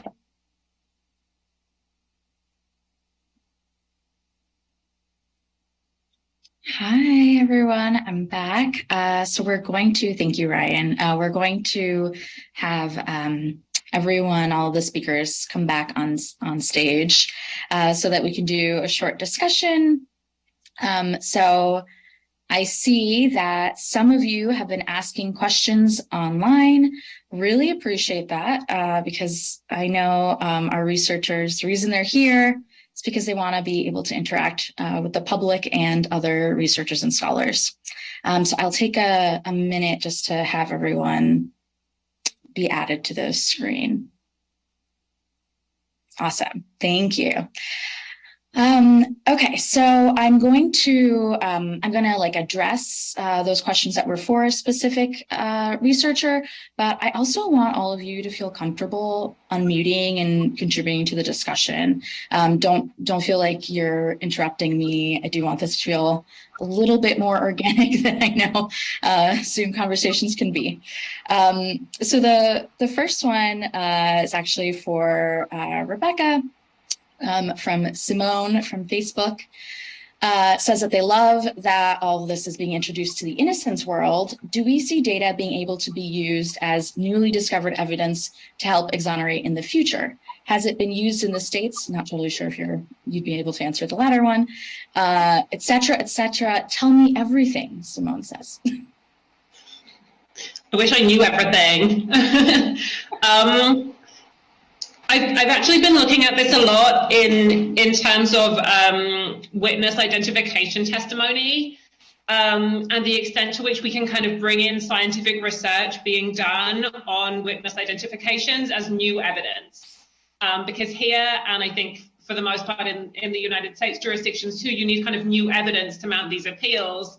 And one issue is often you can see a case was really poorly handled, but you can't get new evidence to put in. In England and Wales, to date, we don't see any cases where research is being used in that way. The one exception is the false confession cases.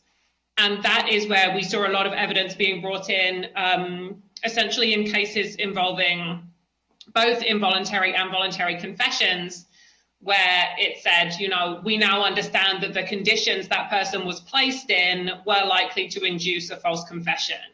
And that evidence has been brought in on appeal as kind of new evidence that they can then latch the appeal onto.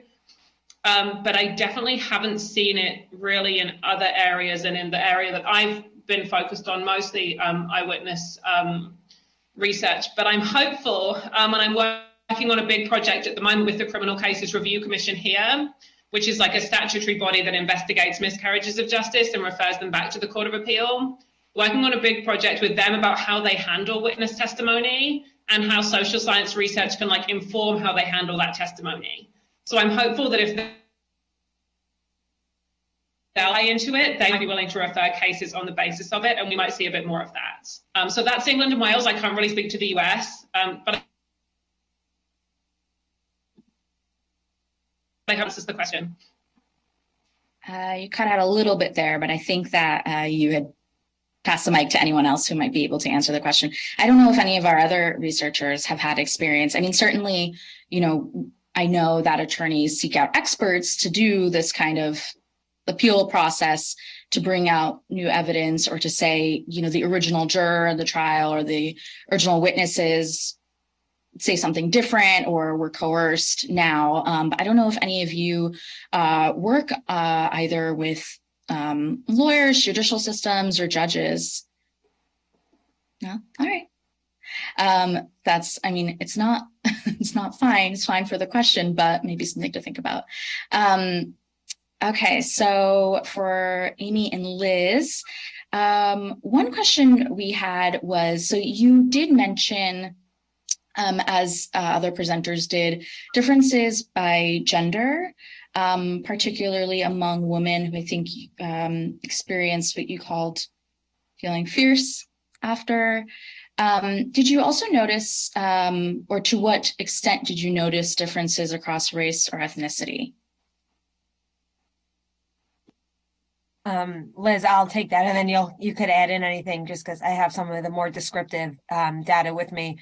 As far as race, I didn't mention when I was talking about our descriptive data, but we had, I believe it was 34% white respondents, and then about 32% Black, and then the rest were Hispanic.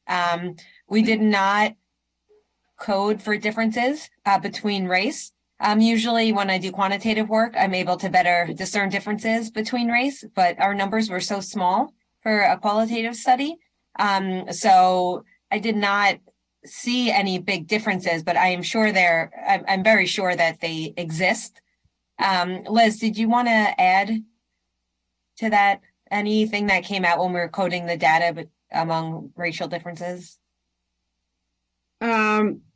Yeah, no, what you said was accurate. We didn't code specifically for those differences. It's definitely something we would like to do in future research, especially if we can expand our sample size.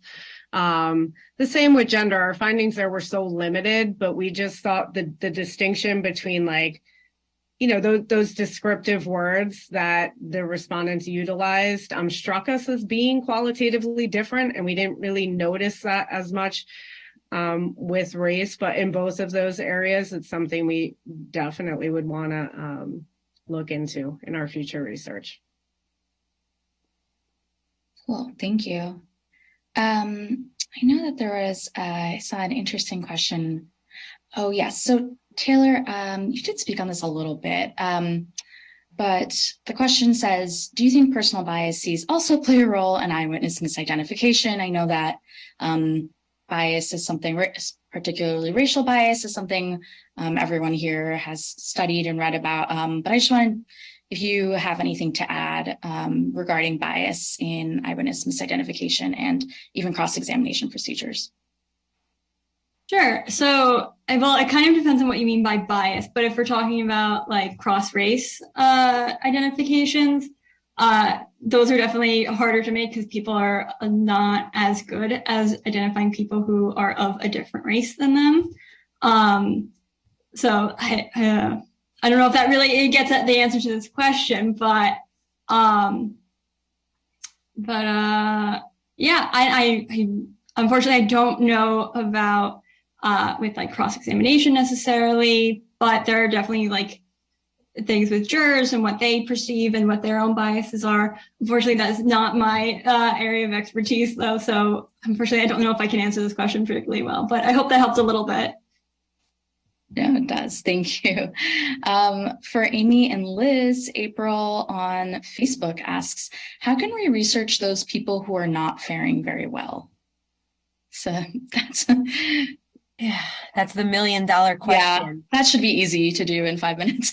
I think that is one of the most important questions, and I appreciate that question. And that's a question that we've spoken a lot about, both, amongst the researchers that I've worked with and just at other conferences I've been to. And I'm not really sure. And I would think that maybe exonerated and freed individuals might be better able to help us understand how we can maybe include all of those voices in our research. And maybe more importantly, why certain people don't feel comfortable participating in research. So perhaps bringing together researchers and the individuals in which we study. I don't like to say that, but that's what it is, right? So if we could work together to better understand how research is viewed and how individuals would feel more comfortable participating in research and how they maybe would like to see research better assist them, I think that might be a place to start. Liz, did you want to add to that? I don't have much to add other than that it's certainly something we've been thinking a lot about. It's hard because there are also limitations or restrictions on how you can go about recruiting, like especially when you work for a university, there's IRB considerations. So it's not like we can just, go online and post whatever we want and try to recruit people that way. So we have to be really careful about how we try to access this population, because there's respect for privacy, that's a concern. And, you don't want to reach out to people who haven't consented to being reached out to. So there's a lot to figure out, and it is frustrating, but it's definitely something we have ongoing conversations about. Thank you. I mean, I can imagine, and we definitely want to stay on board, stay ethical. So this is a question for everyone, and I think including us at the IP. So Jordan on Facebook asks, we talk about wrongful convictions due to how maddening and destructive they are, yet how many of us have the chance to talk about the wrongful conviction which never happened in the first place? While the harm caused by wrongful convictions is unquestionably immeasurable, have any of you researchers or anyone looked into the false allegations which occur before the arrest, before the charge, and before the wrongful conviction? Perhaps in examining further those particular cases, we can better understand how to greatly reduce the number of wrongful convictions in the first place and reduce the number of exonerations. So I can take just a stab. I think among other things, I think this question addresses the rate of wrongful conviction, how challenging that is to find, right? Various reports, we've published reports reviewing those who've looked into some of these numbers. The number one we're asked is how often does this happen? We say between 1% to 4% based on previous reports. But then when we talk about even before someone is charged or convicted, one thing we try to do, the mission of the IP really is to use the data we've learned from past wrongful convictions to inform our policy team. So our policy team does work across the United States to set up, let's say, better laws around jury selection, around recording confessions, recording interrogations, eyewitness recordings, things that actually some of you have already mentioned today. But would anyone else like to kind of respond to that? Do you know of researchers looking into all the things that occur before the arrest? Some of you had alluded to that earlier.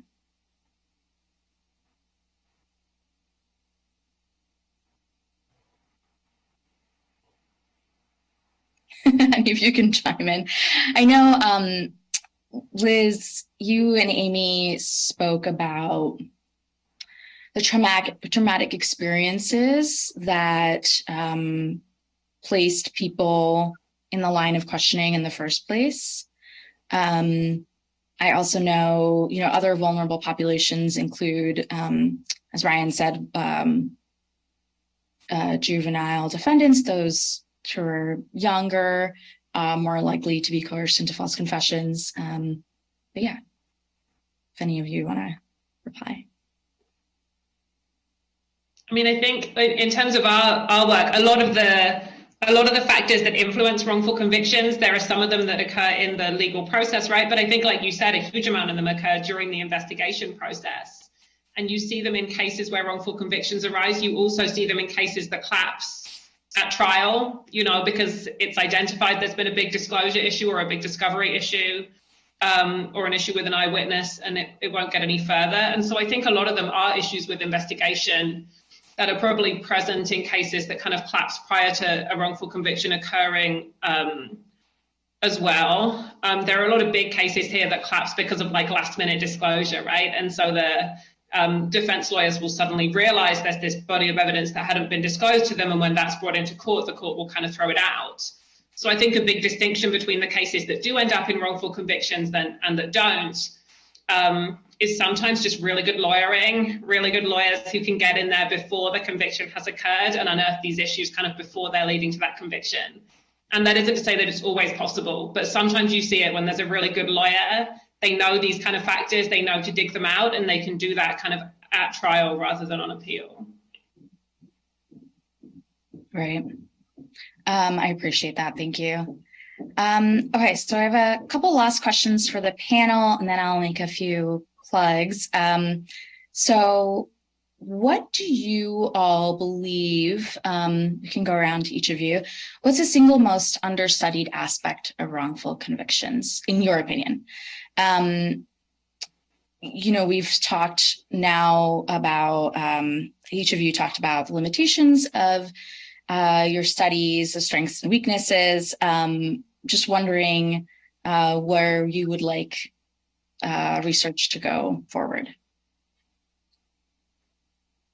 Feel free to chime in. Ryan, go ahead. Thank you. I think definitely false guilty pleas, in my opinion. I believe, the prevalence of plea negotiations in general in the justice system is not congruent with what we know about false guilty pleas, wrongful convictions, and false guilty pleas. So I think that's definitely an area of research that my co-authors have definitely, they're leading the way. So I believe that's something in the next couple of years, we as researchers should really focus on. I think it's important, and I know there are several researchers who are looking into this, but I think it's important to look at wrongful convictions on the misdemeanor level, because I think they're happening a lot more often than we have. It's really hard for us to understand it. Of course, it's hard for us to understand how often people are wrongfully convicted at the felony level as well, but I think the misdemeanor level is definitely an area that needs to be further looked into.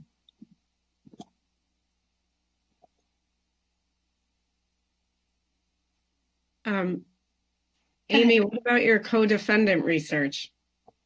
Oh, I forgot about that. Yeah, thank you, Liz. Lately I've been very interested in the way co-defendant cases in which there are co-defendants, particularly in death row exonerations. So yes, that is an area I started looking into to see the role that, so it's somewhat incentivized witnessing meets co-defendant meets the effect of joinder at trial. I am looking into that. Thanks, Liz. I would just add that I'm really interested in the idea of longitudinal research. That's something we touched on in our plan for future research. Of course, I think it's not, there isn't more of it because it's so difficult to do.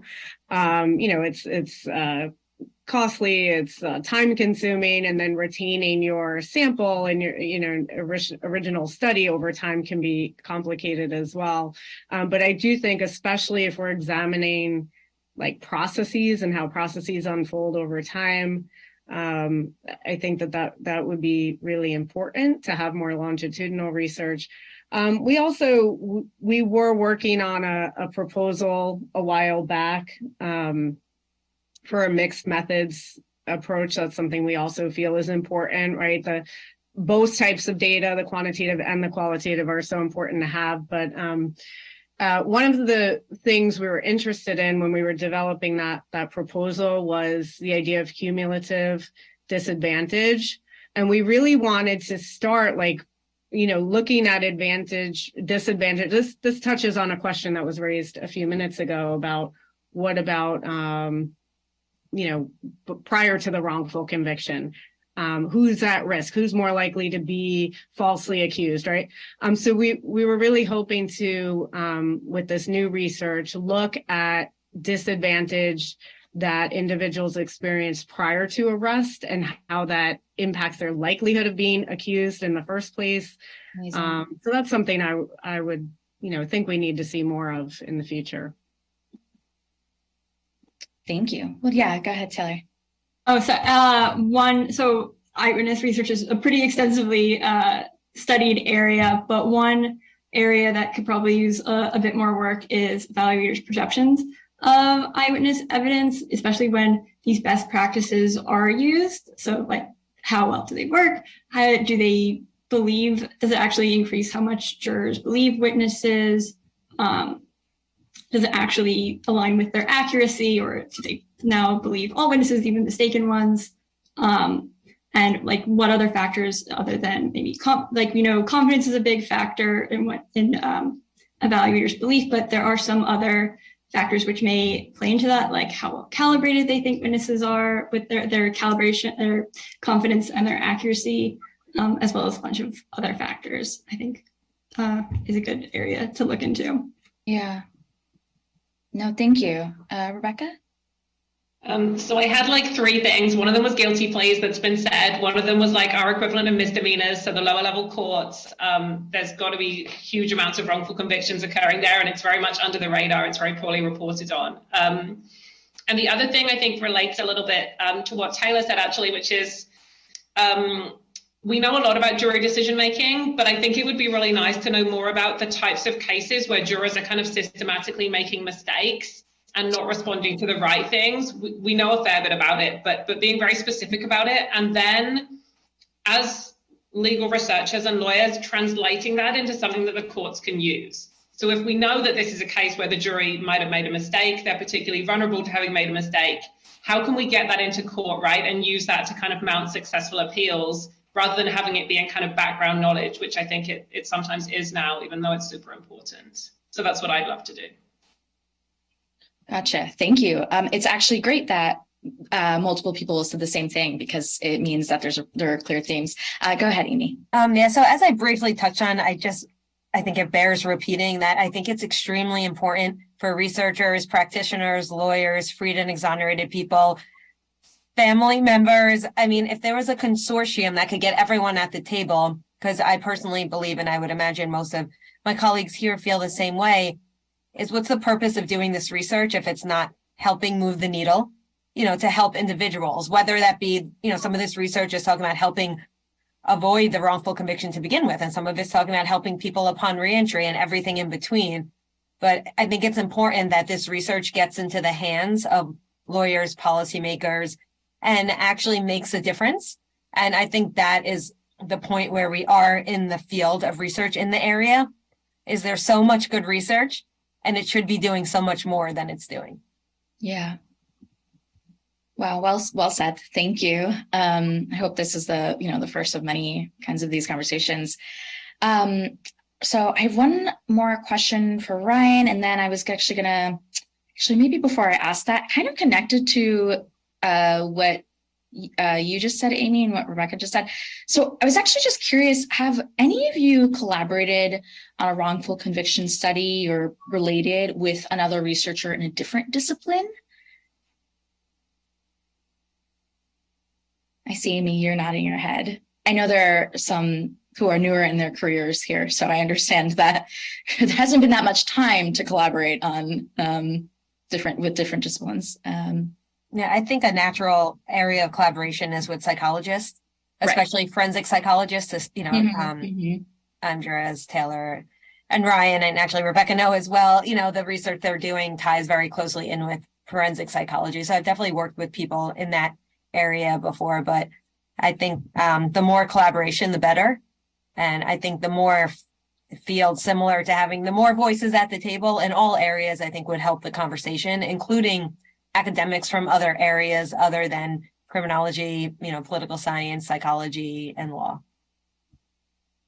Gotcha. Thank you. Okay, so really quick for Ryan from Jordan on Facebook. Have there been comparisons between those who were wrongfully convicted and served a long time incarcerated and those who spent less or no time incarcerated before being cleared? So that's, differences between length of sentencing and serving time. What about highly publicized false allegations even without prison time? I don't know if you can speak to this.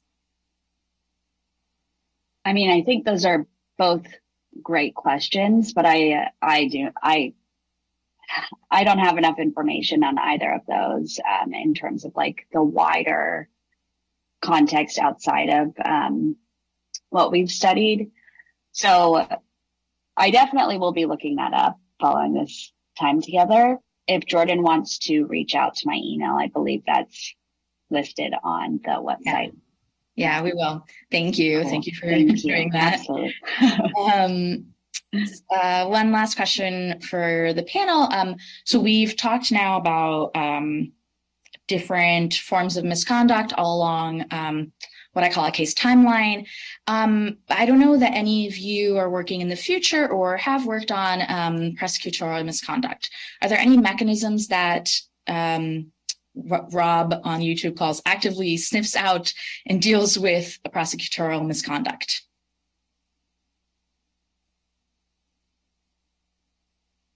I don't know if... I think that's one of the hardest things about prosecutorial misconduct is that we don't necessarily have the tools. It's also really difficult to unveil that bias or corruption when it's like something that is an internal process of decision making. So, yeah, something we talk a lot about is that we in the data science and research team and at the IP is like how we can't investigate what goes on in the courts, right? There's only so much,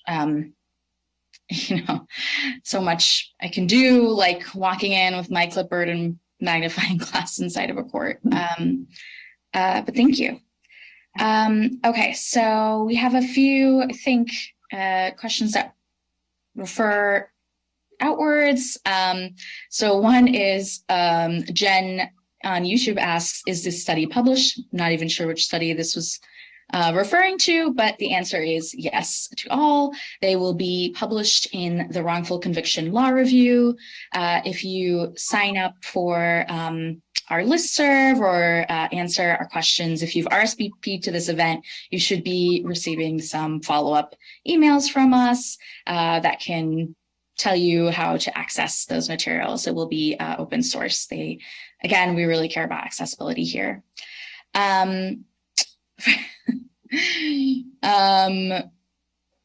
person on YouTube says, hi, I'm a data analyst, have a BA from John Jay, CUNY, and was a research assistant for several professors. Is there a way to get involved in future analysis or studies? Yes, we will be reaching out to you as well. And please stick around for our afternoon session because you'll be hearing from inside the Innocence Project and you'll learn the kinds of things that we would like to move forward in researching. Okay, so I'm going to wrap up. I just want to do another huge thank you to each of our speakers today. Thank you for getting up early, staying up late, doing our sound checks, being so patient with us. Really wonderful job to all of you. All of you did such a great job. I hope you will you, the audience, will stick around for our conversation with a formerly an exoneree who also conducts research herself, and our afternoon session. We're going to be taking a quick break. I think we'll be back on air at 1:05 p.m.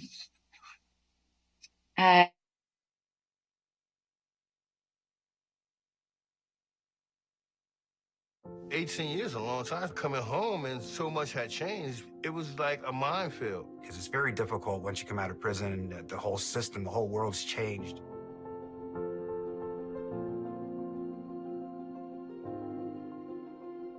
Exoneration is like this high, but there's so much more that comes after that. We make sure they get medical care. Often they have terrible medical care while they're inside, if at all. Dental care is a big thing that we have to deal with. People really underestimate the power of a smile that feels confident. It's a lot of getting people to a place where they feel secure in a world that is completely different from when they went in.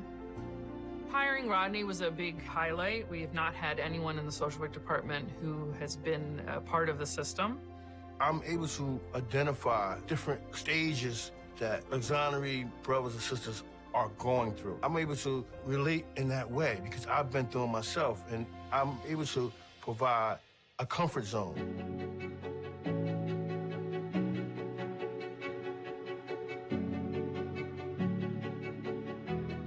We're working with the Science and Research Department to develop a needs assessment and follow people who are newly released all the way to people who've been out for a long time. What we would like to do is offer a therapeutic retreat that offer different modalities that are not just talk therapy, but, art and music. When I think of the Innocence Project, I just think of hope. It's truly special to work somewhere where everybody is here for the same cause. It's fulfilling, even on the rough days. Giving love comes from the love and support I was given. The Innocence Project, behind the scenes, this staff and this movement really cares. The love and support that I've experienced with the Innocence Project, it's helped me through my walk. The Innocence Project have changed my life. The Innocence Project gave me life back.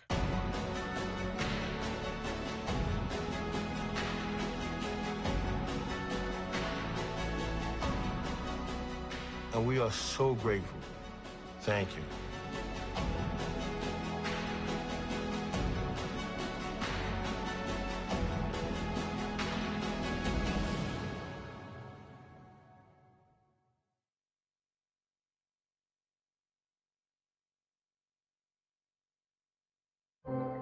Cuando me dieron los 50 años, la cabeza hizo así, ¡bum!, se me cayó.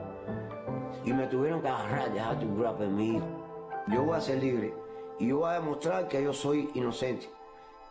Mi nombre es Orlando Boquete, cubano. Estuve en la prisión por 13 años y 10 corriendo.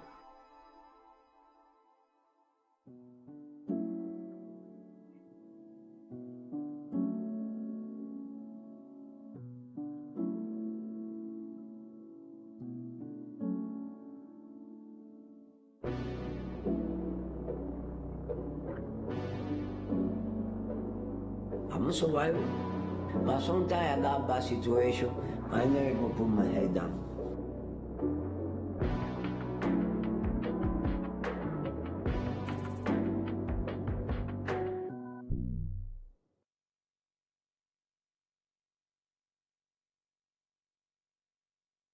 Tara's scared. I'm very scared. I would only be here for you, John, nobody else. Well, we're about to go on an American Eagle now. Here we go.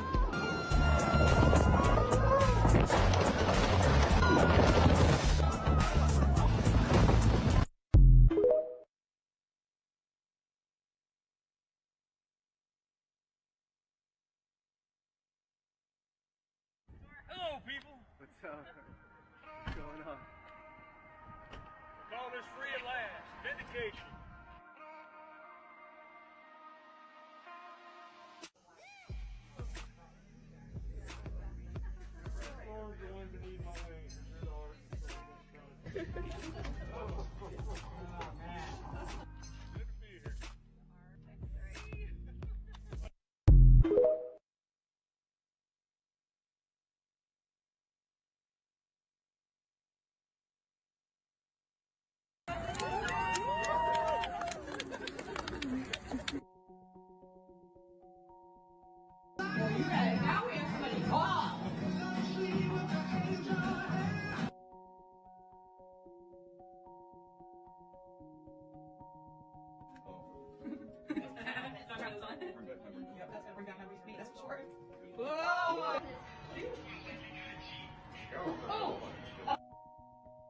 We still have hard work to go through.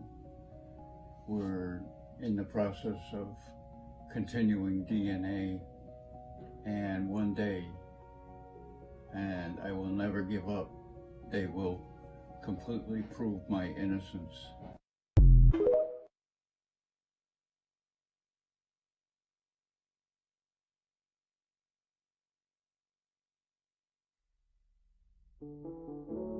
Think back to your happiest memories. Your wedding day and graduation. The everyday moments you'll never forget. Some people miss these moments. The day your baby took their first steps. I was forced to miss watching my son growing up into the man that he's become. You know, God willing, I'm hoping that I'm around for my grandson. The day they were born. You in a place like that, you know you didn't do nothing wrong, and you have to give birth with handcuffs and shackles in your feet. They hardly let me touch him. I was begging the nurse. I told her I don't know when I'm gonna touch him again. For so many, these memories are tainted. The only photo that I had from my childhood was the one being let out of the precinct. I was robbed of a normal life.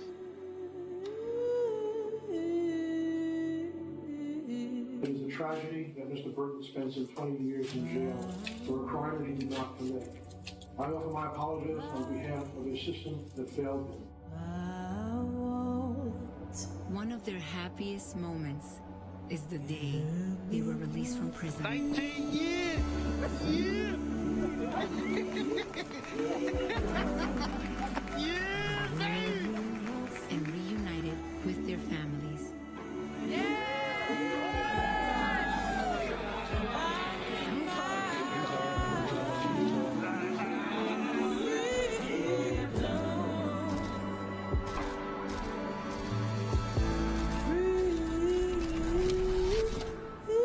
But those stolen moments, they'll never get back.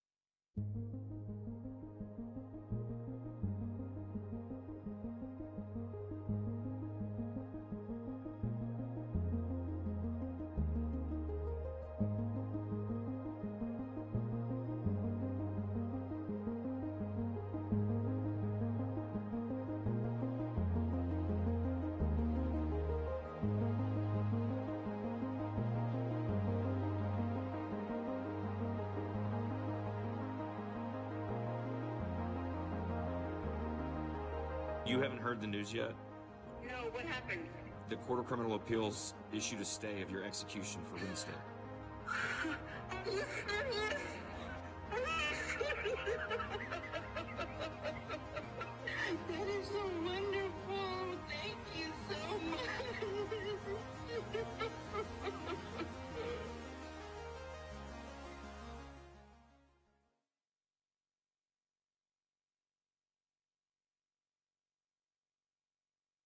Hello, everybody. This is Purvis, and I'd like to thank every last one of you for your time that you have sacrificed from your family, from your loved ones, to reach out and work with me and my family, as well as my law team. And y'all have really caused me to feel hopeful. It's one of the first times in 33 years that I don't feel alone.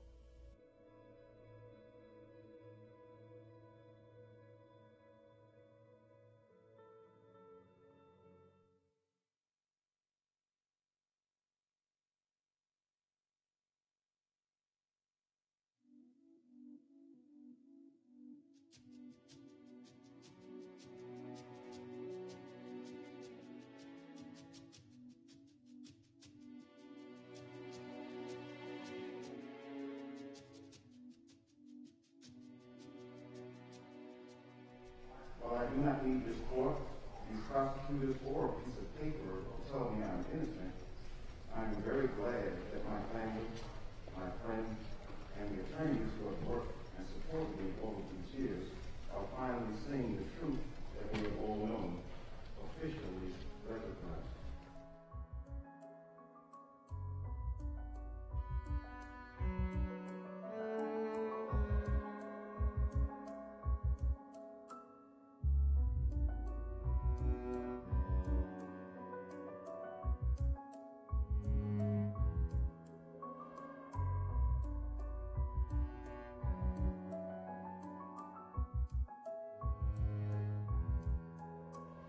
Were not just innocent mistakes, and many wrongful convictions aren't. They're the results of official misconduct. And it doesn't stop with this exoneration. We need to know how, we need to know why, and we need to understand the extent of the involvement of the government in both the assassination of Malcolm X and the wrongful conviction of Mr. Aziz and Mr. Islam.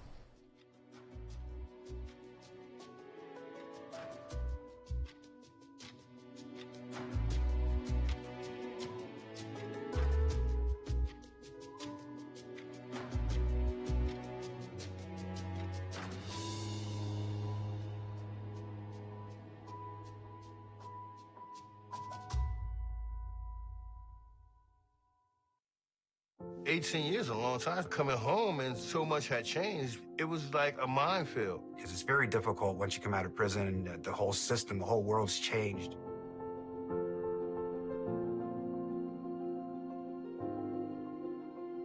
Exoneration is like this high, but there's so much more that comes after that. We make sure they get medical care. Often they have terrible medical care while they're inside, if at all. Dental care is a big thing that we have to deal with. People really underestimate the power of a smile that feels confident. It's a lot of getting people to a place where they feel secure in a world that is completely different from when they went in. Hiring Rodney was a big highlight. We've not had anyone in the social work department who has been a part of the system. I'm able to identify different stages that exoneree brothers and sisters are going through. I'm able to relate in that way because I've been through it myself, and I'm able to provide a comfort zone.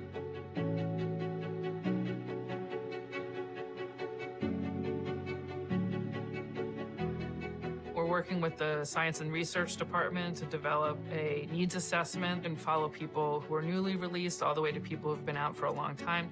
What we would like to do is offer a therapeutic retreat that offer different modalities that are not just talk therapy, but, art and music. When I think of the Innocence Project, I just think of hope. It's truly special to work somewhere where everybody is here for the same cause. It's fulfilling, even on the rough days. Giving love comes from the love and support I was given. The Innocence Project, behind the scenes, this staff and this movement really cares. The love and support that I've experienced with the Innocence Project, it's helped me through my walk. The Innocence Project have changed my life. The Innocence Project gave me life back.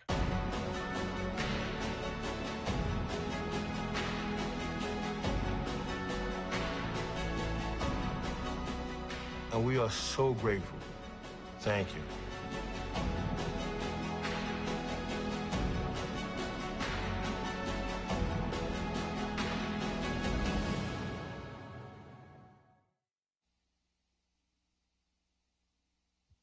Hi, welcome back, everyone. I am Jamie Henderson. I am the Director of Data Science and Research at the Innocence Project. This segment of today's program is especially exciting. I am truly honored to introduce our guest in conversation, Ginny Lefevre. Ginny has an incredibly unique and powerful lens through which she approaches and conducts research. She was wrongfully convicted in 1990, subsequently exonerated in 2011, has a bachelor's in nursing and is a registered nurse. She's an expert on PTSD and is a proud Ohio State Buckeye. Throughout her research career, Ginny has interviewed 250 people who have been exonerated or freed, which is an astounding number of interviews for someone to conduct. To summarize your story, Ginny, it is extraordinary and inspiring. We are so grateful for you to be here today so that we can learn from your experience and wisdom. Thank you for joining us. And so for our audience, please enjoy this conversation between two Big Ten alums, Ginny, the Ohio State Buckeye, and myself, a Cornhusker. Ginny, I think it would be helpful for you to share with folks your journey. After exoneration, people go on to do all sorts of things. Can you kind of walk us through how you became interested in and decided to do research?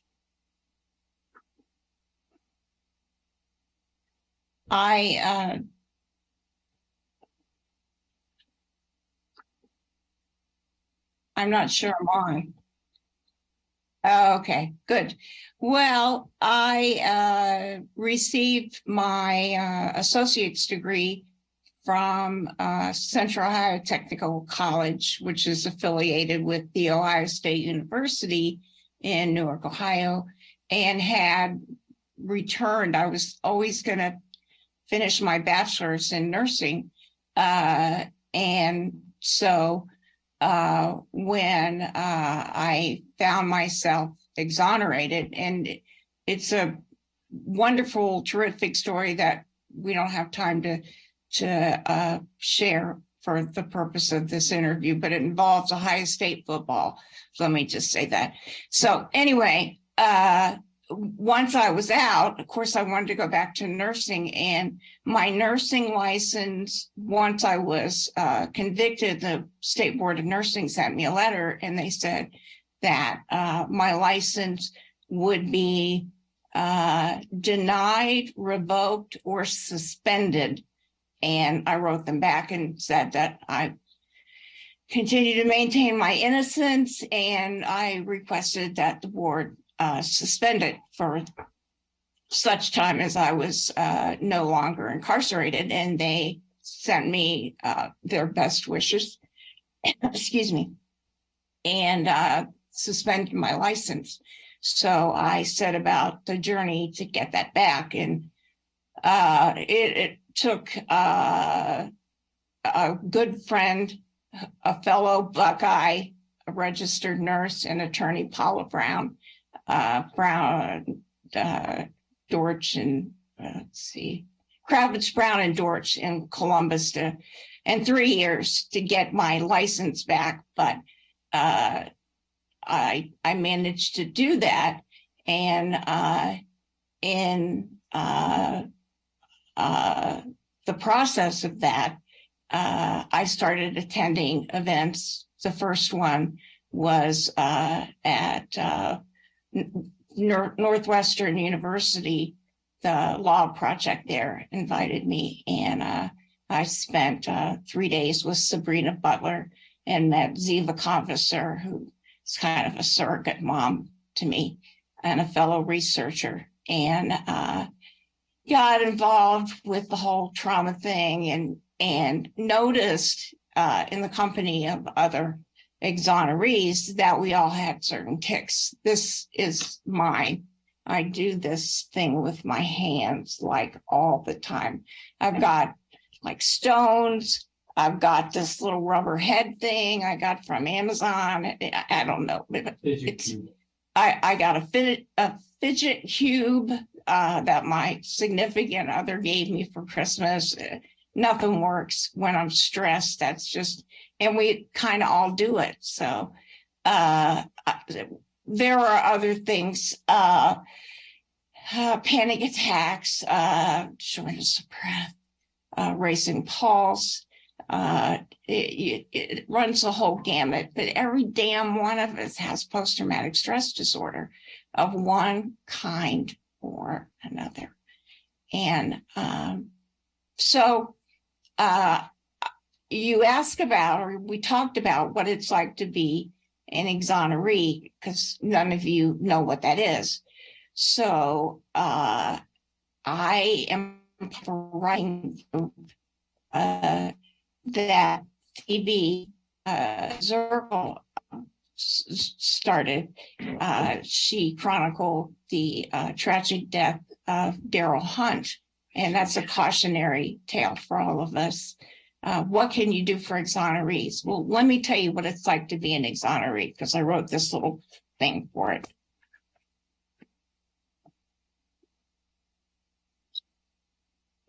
Okay. What it's like to be an exoneree for those of you who aren't. Being an exoneree means you never quite catch up and you never quite fit in. I have been home a little over 12 years now, and I have tech toys. Preschoolers operate with these that still baffle me. Whole chunks of history happened while I was buried alive, and today's reporting and conversations assume I know about them, but I don't, and despite my best efforts, there's just no catching up. My best friend, it's like when we were 7, his only son committed suicide while I was incarcerated. She called the prison, got routed to the chaplain after a half dozen tries, and could only leave a message for me to call her collect. I offered what meager love and support I was able, between the reminders from the operator that this call originates from an Ohio correctional institution and may be recorded or monitored. Explaining a long employment gap is a challenge. My story was I was widowed young and left with a house full of young children to raise, which is the truth, except thanks to my wrongful conviction, strangers did that for me. I am left with angry adults who have had a lifetime to steep their anger and resentment. Unfortunately, I'm the target of those feelings. And although intellectually I understand, emotionally I am wounded. I would gladly trade what little celebrity we occasionally receive from my years back. From time to time, some eager law student or sociology major wants to interview me to better understand wrongful conviction.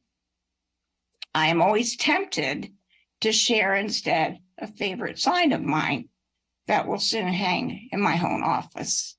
It reads, "Walk a mile in my flip-flops." So that's what I can tell you about being an exoneree and about the 250 people I talked to. We're all wounded. Thank you, Jamie, for sharing that really powerful message with us. It's truly profound. And I think in our morning session, we heard from a couple of the researchers there that it is difficult for researchers to find ways to connect with people who have been freed or exonerated, to have conversations and to connect further, to learn more, and to try to get resources that folks might need. Do you have any thoughts or suggestions on how to make better connections between researchers and exonerees?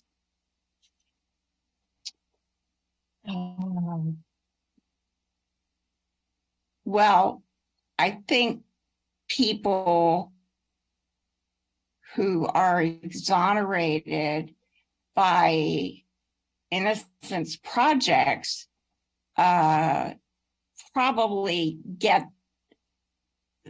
better connections, better resources, somebody to get them some McDonald's coupons or, whatever to get them started. But people like myself who, I should tell you the Barry Scheck story, but we don't have time for that, I don't think. But people who don't benefit. I'm not part of any Innocence Project because my case didn't involve DNA. I was convicted of a crime that never happened. I'm one of those no crime people. So I I don't know how you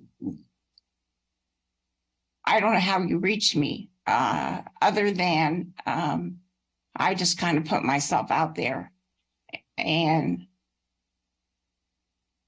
I don't know. That makes sense, Ginny. And so if you could share with us your wisdom in the 250 interviews that you conducted, what were the things that you learned, and were there any discussions you had that revealed something maybe that was surprising or that you hadn't previously encountered? I was surprised, or maybe not, because I am a nurse, and I guess I have a nurse kind of vibe. And I was surprised that several of the male exonerees shared when they were like, part of the process was age, race, ethnicity, medications. They were using Viagra. So apparently, something sexual dysfunction is, at least among my interviews, was relatively common. So, and maybe that's not surprising. Anyway. I mean, I think that, any sort of trauma can manifest differently in people and have any sort of health issues, right? As a health professional, you know that. Certainly. Absolutely. I guess I was just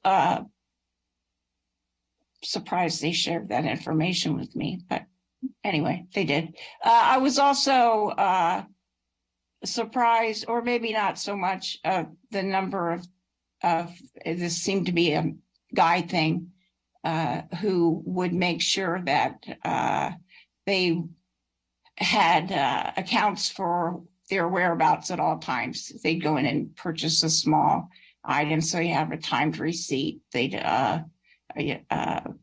just go to the bank and take out a small amount of money, so that their whereabouts would be documented at all times. Interesting. So people were creating, a track record of where they were at what time. That's really interesting. That you learned that. What were, in your interviews, Ginny, what were some of the challenges that you faced in interviewing 250 people? Well, I interviewed a number of them at conferences. So it got to be really just conversations with fellow sufferers, and a lot of crying, a lot of hugging, a lot of, kumbaya kind of moments. Yeah, and that connection is really powerful. It's different when someone that's, let's say an academic or a researcher is requesting to have a conversation to discuss an experience that they cannot identify with, as you mentioned previously when we started our conversation earlier today. When you think about areas of need based upon, all of these discussions that you've had with people who are freed or exonerated, what are some resources that folks need that we might not be thinking of, that might not come to mind?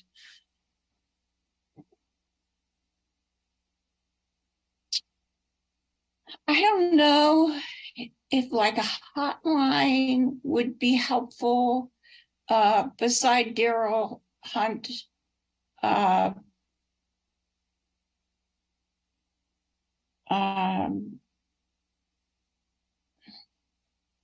Tragic demise, Yeah.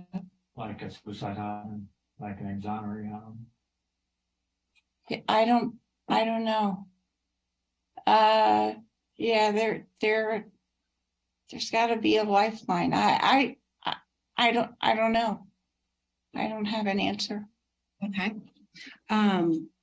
When you were watching the session this morning, were there any pieces of the research that the teams presented that that stuck out to you or that caught your attention? I thought that everybody was very committed and very thorough, and I'm excited from my perspective to be in this heady company and to have, people actually, looking. It's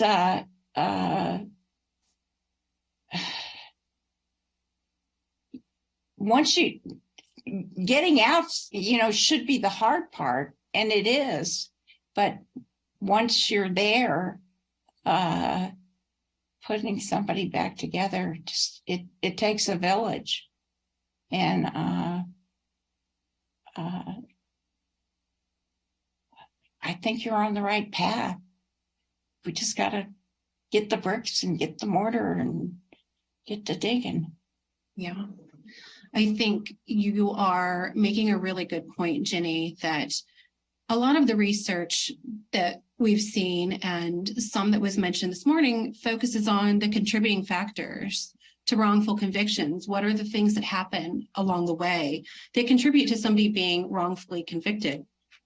And then we don't seem to give as much attention to what folks need once they've been exonerated, because what your research and your work is highlighting is the constant struggle, the ongoing struggle, and struggles that maybe some folks don't see coming, or that, people on the outside wouldn't know to expect.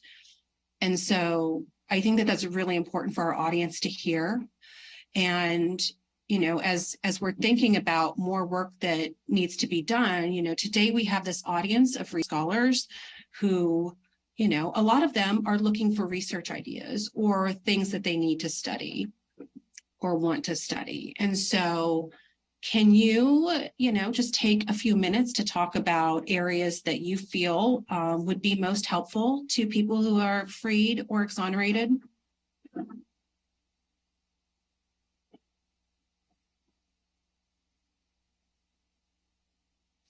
I think if there's one thing that we need the most once we are freed or exonerated, it's community, whatever that looks like. Because whatever we had in the way of community before our wrongful conviction is no longer. I keep saying it takes a village to put one of us back together. And I don't know what works. I know what kind of has worked for me, but Gloria Killian is another besides Daryl. I mean,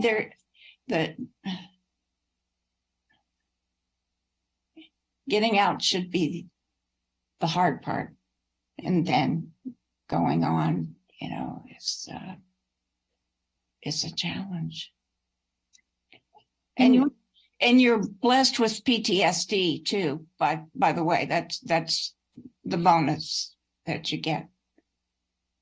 Can you share a little bit more about PTSD and how that surfaced in discussions that you had with others?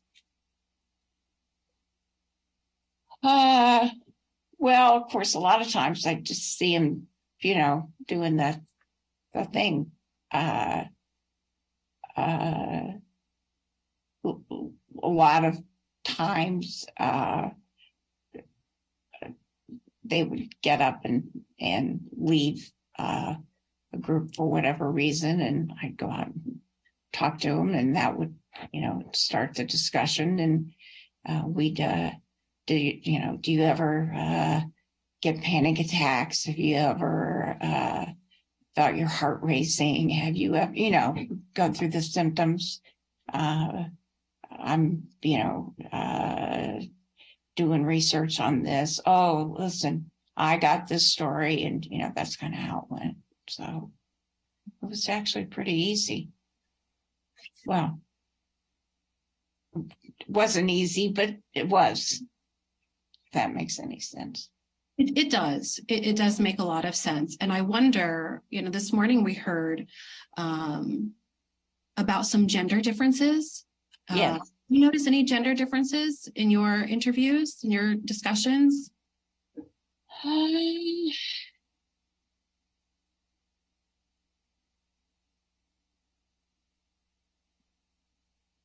Well, I think the women were more concerned about children. That was a higher priority, and grandchildren. Not that the men were uncaring or disinterested, but it didn't seem to be quite the same level of priority. And Ginny, we have just a few minutes left, and I would like to let you just offer any last thoughts you'd like to share with the audience, or any suggestions or ideas that may have come to you. What are your parting words for us today?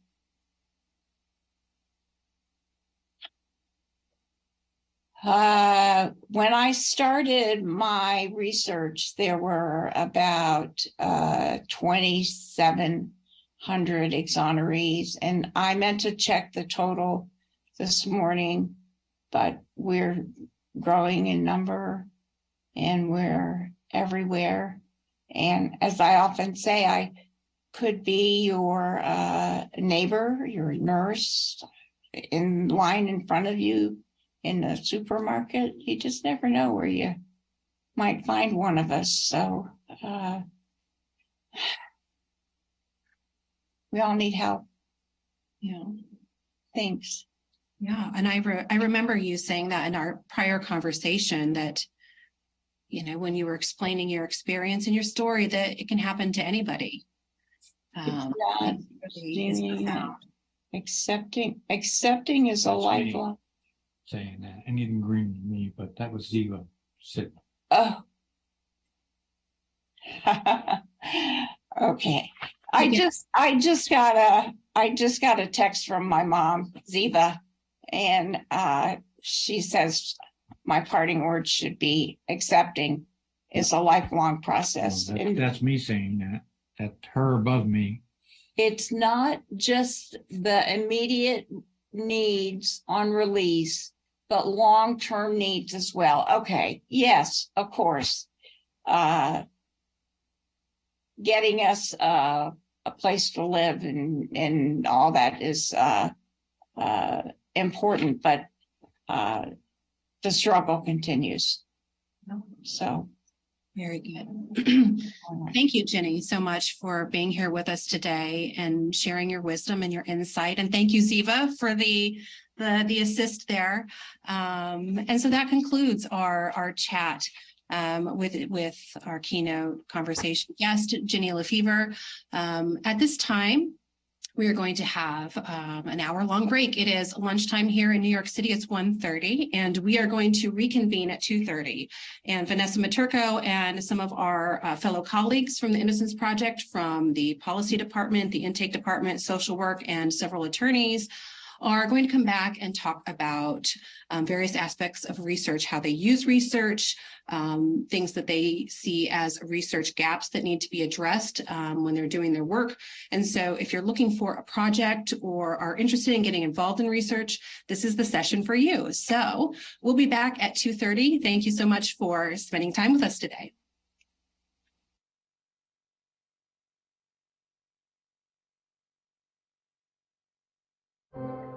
Cuando me dieron los 50 años, la cabeza hizo así, ¡pum!, se me cayó. Y me tuvieron que agarrar, dejar tu rap en mí. Yo voy a ser libre y yo voy a demostrar que yo soy inocente. Mi nombre es Orlando Boquete, cubano. Estuve en la prisión por 13 años y 10 corriendo.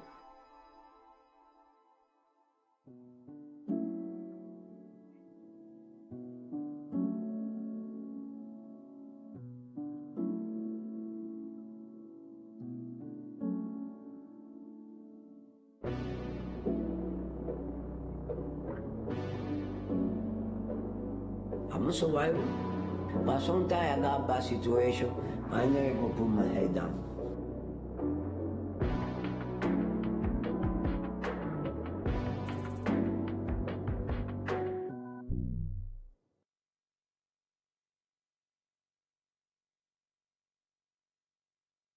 Tara's scared. I'm very scared. I would only be here for you, John, nobody else. Well, we're about to go on the American Eagle now. Here we go!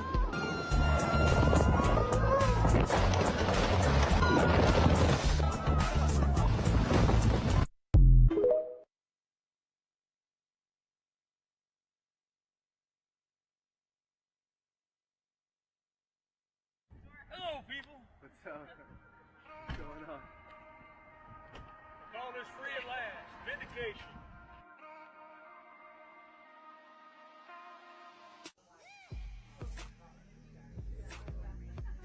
The ones that need my Good to be here.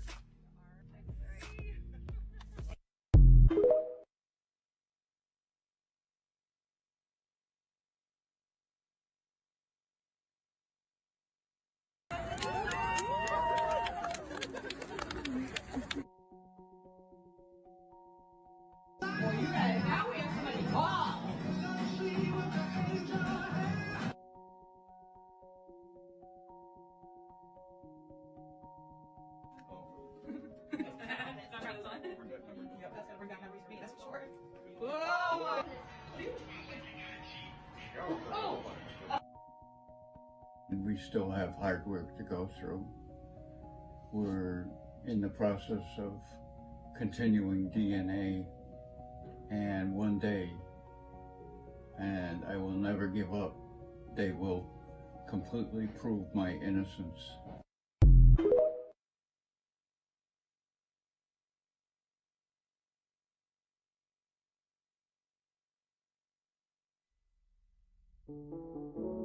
Think back to your happiest memories. Your wedding day and graduation. The everyday moments you'll never forget. Some people miss these moments. The day your baby took their first steps. I was forced to miss watching my son growing up into the man that he's become. You know, God willing, I'm hoping that I'm around for my grandson. The day they were born. You in a place like that, you know you didn't do nothing wrong, and you have to give birth with handcuffs and shackles in your feet. They hardly let me touch him. I was begging the nurse. I told her I don't know when I'm gonna touch him again. For so many, these memories are tainted.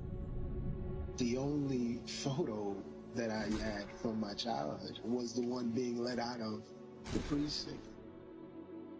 I was robbed of a normal life.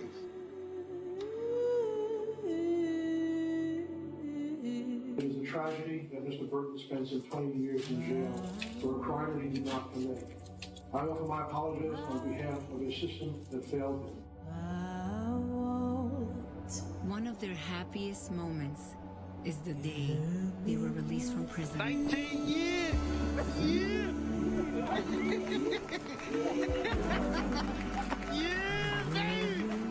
And reunited with their families.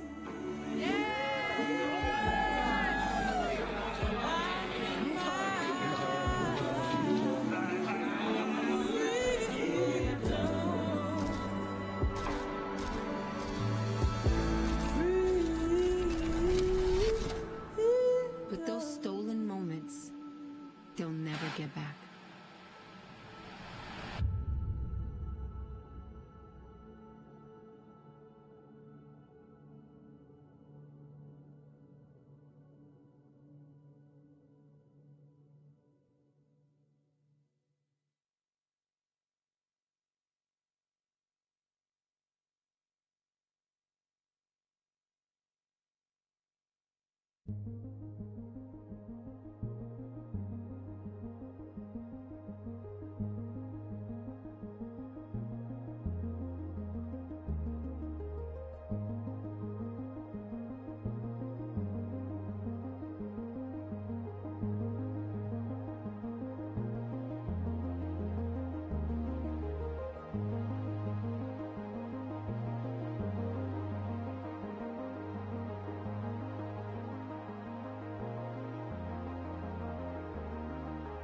You haven't heard the news yet? No, what happened? The Court of Criminal Appeals issued a stay of your execution for Wednesday. Are you serious?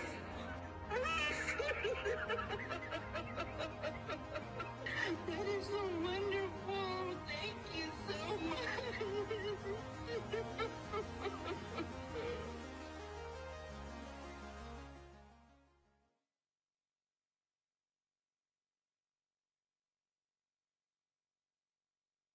Hello, everybody. This is Purvis, and I'd like to thank every last one of you for your time that you have sacrificed from your family, from your loved one, to reach out and work with me and my family, as well as my law team. And y'all have really caused me to feel hopeful. It's one of the first times in 33 years that I don't feel alone.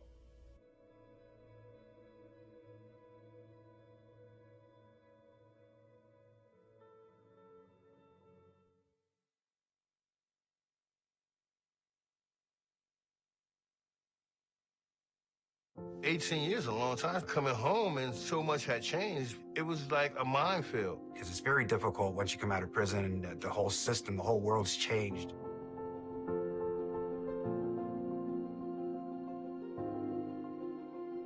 Exoneration is like this high, but there's so much more that comes after that. We make sure they get medical care. Often they have terrible medical care while they're inside, if at all. Dental care is a big thing that we have to deal with. People really underestimate the power of a smile that feels confident. It's a lot of getting people to a place where they feel secure in a world that is completely different from when they went in. Hiring Rodney was a big highlight. We have not had anyone in the social work department who has been a part of the system. I'm able to identify different stages that exoneree brothers and sisters are going through. I'm able to relate in that way because I've been through it myself, and I'm able to provide a comfort zone.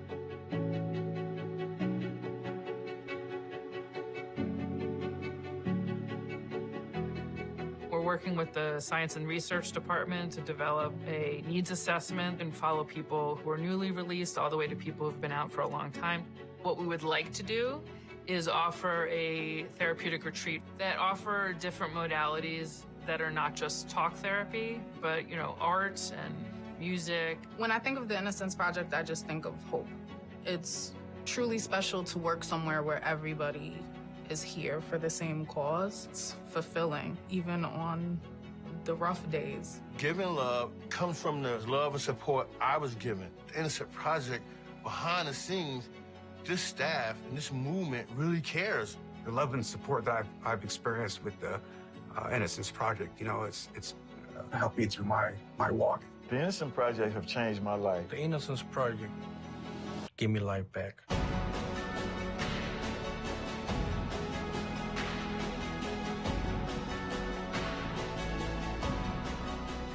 And we are so grateful. Thank you.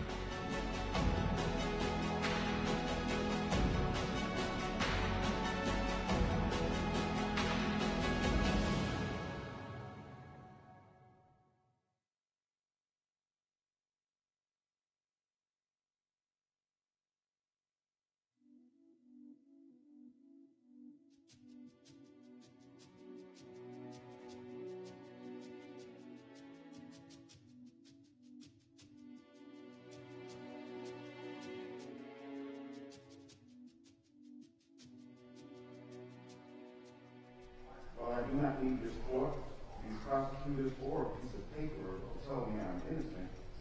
I am very glad that my family, my friends, and the attorneys who have worked and supported me over these years are finally seeing the truth that we have all known, officially recognized.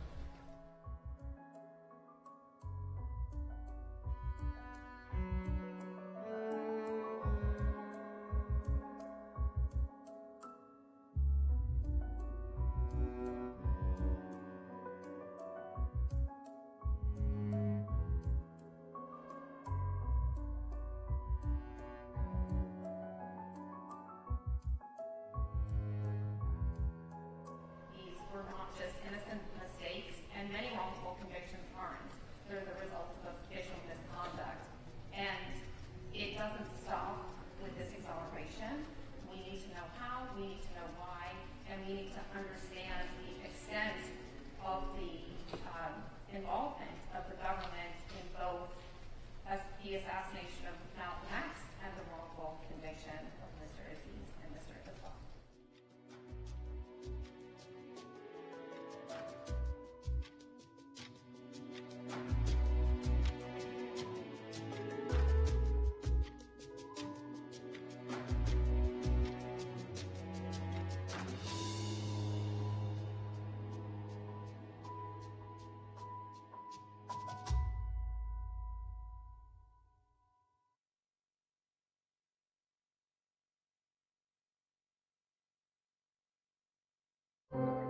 Cuando me dieron los 50 años, la cabeza hizo así, ¡boom!, se me cayó. Y me tuvieron que agarrar, dejar tu grapa en mí. Yo voy a ser libre y yo voy a demostrar que yo soy inocente. Mi nombre es Orlando Boquete, cubano. Estuve en la prisión por 13 años y 10 corriendo.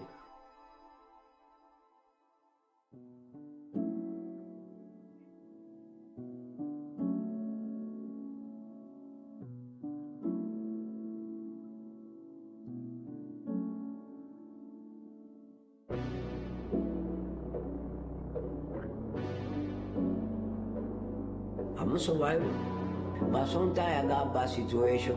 I never gonna put my head down.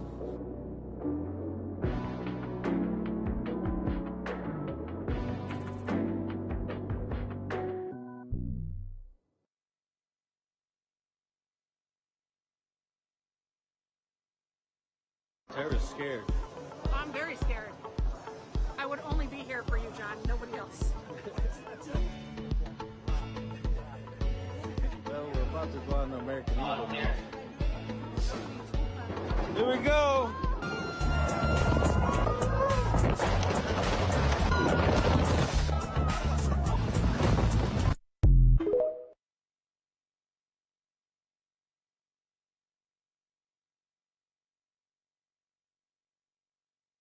Hello, people! What's up? What's going on?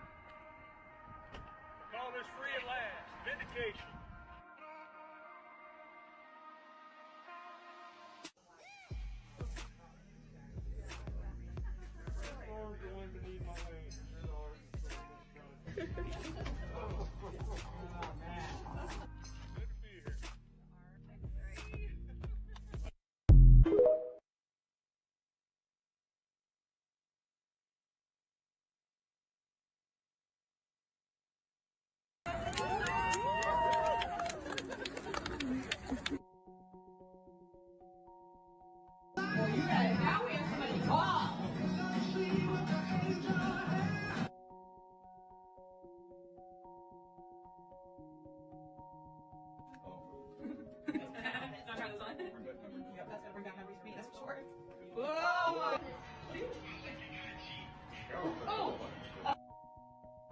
We still have hard work to go through.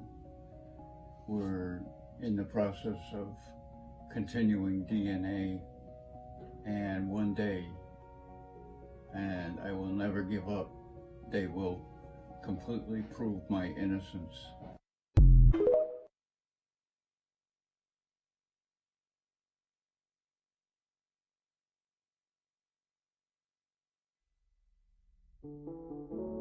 Think back to your happiest memories.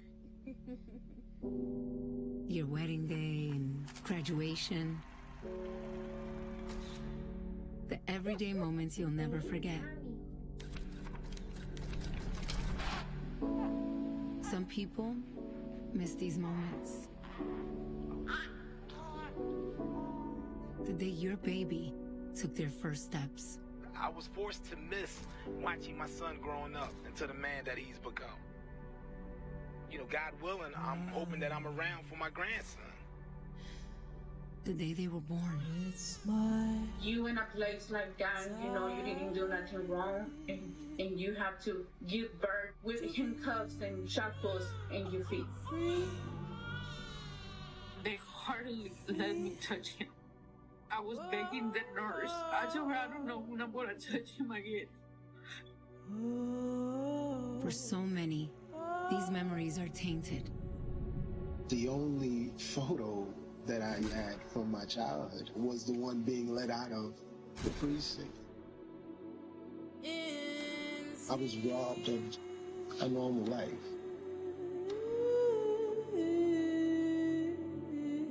It is a tragedy that Mr. Burton spent some 20 years in jail for a crime that he did not commit. I offer my apologies on behalf of a system that failed him. One of their happiest moments is the day they were released from prison. 19 years!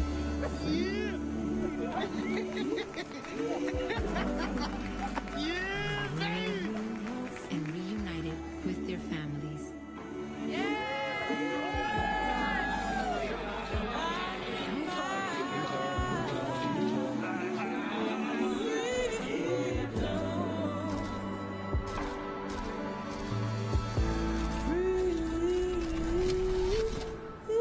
But those stolen moments, they'll never get back.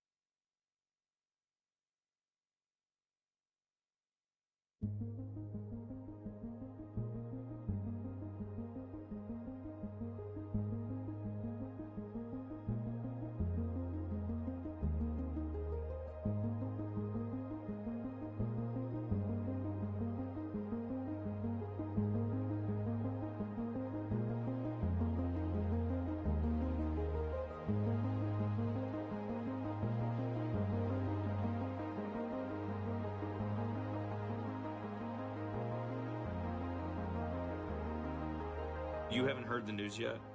No, what happened? The Court of Criminal Appeals issued a stay of your execution for Wednesday. Are you serious? Are you serious? That is so wonderful. Thank you so much.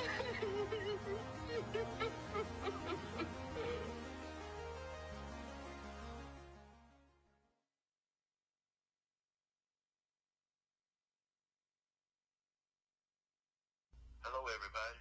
This is Purvis, and I'd like to thank every last one of you for your time that you have sacrificed from your family, from your loved one, to reach out and work with me and my family, as well as my law team. And y'all have really caused me to feel hopeful. It's one of the first times in 33 years that I don't feel alone.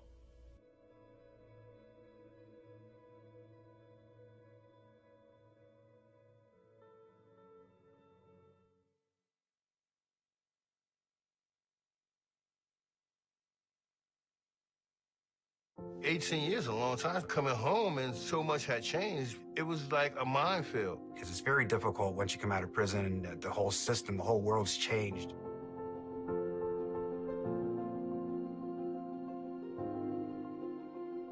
Exoneration is like this high, but there's so much more that comes after that. We make sure they get medical care. Often they have terrible medical care while they're inside, if at all. Dental care is a big thing that we have to deal with. People really underestimate the power of a smile that feels confident. It's a lot of getting people to a place where they feel secure in a world that is completely different from when they went in. Hiring Rodney was a big highlight. We've not had anyone in the social work department who has been a part of the system. I'm able to identify different stages that exoneree brothers and sisters are going through. I'm able to relate in that way because I've been through it myself, and I'm able to provide a comfort zone.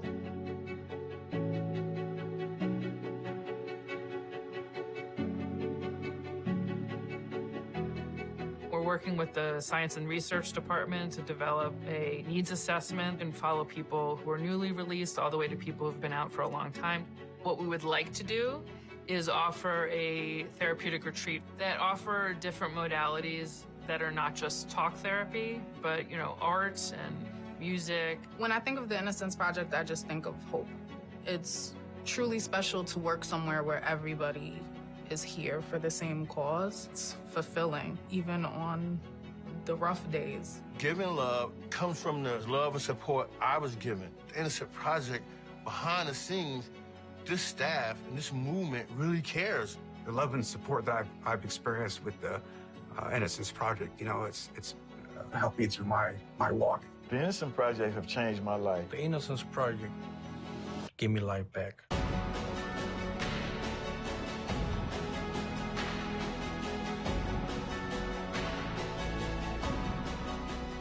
And we are so grateful.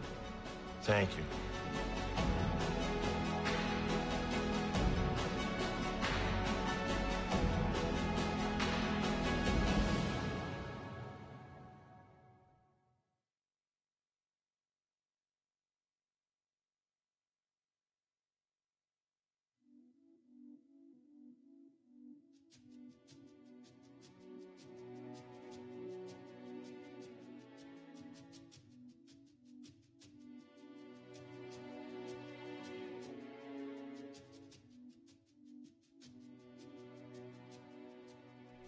While I do not need this court, these prosecutors, or a piece of paper will tell me I'm innocent, I am very glad that my family, my friends, and the attorneys who have worked and supported me over these years are finally seeing the truth that they have all known, officially recognized.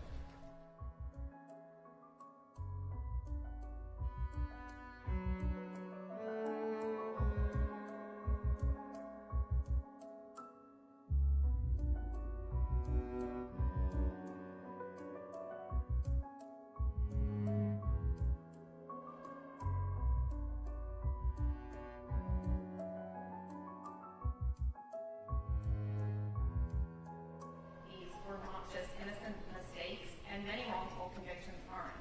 They're the results of official misconduct. And it doesn't stop with this exoneration. We need to know how, we need to know why, and we need to understand the extent of the involvement of the government in both the assassination of Malcolm X and the wrongful conviction of Mr. Aziz and Mr. Iqbal.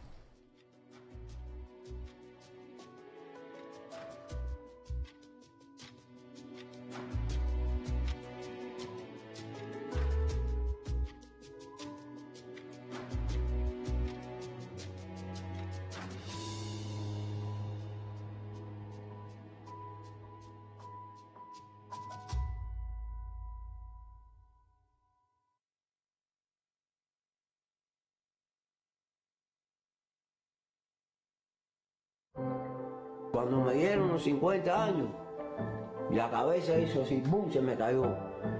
Y me tuvieron que agarrar, dejar tu rap en mí. Yo voy a ser libre y yo voy a demostrar que yo soy inocente. Mi nombre es Orlando Boquete, cubano. Estuve en la prisión por 13 años y 10 corriendo.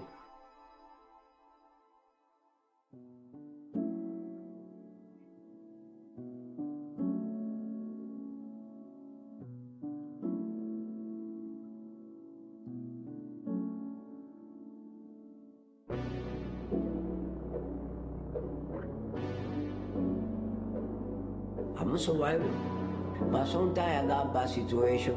I never go put my head down.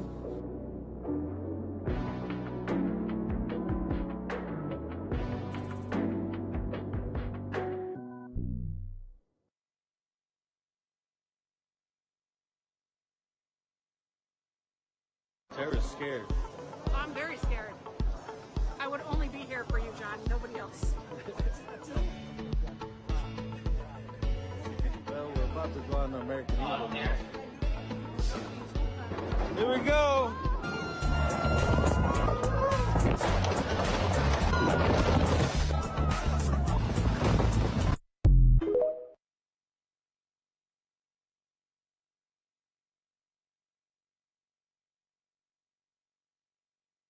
Hello, people! What's up?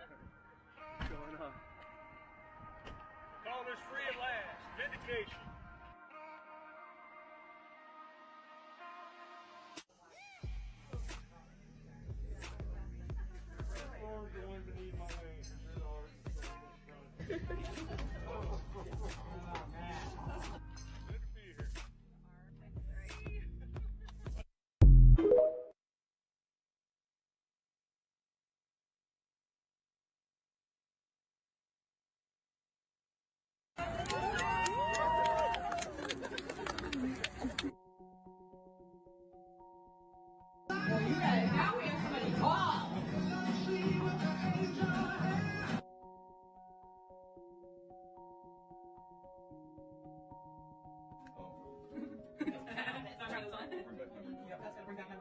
short.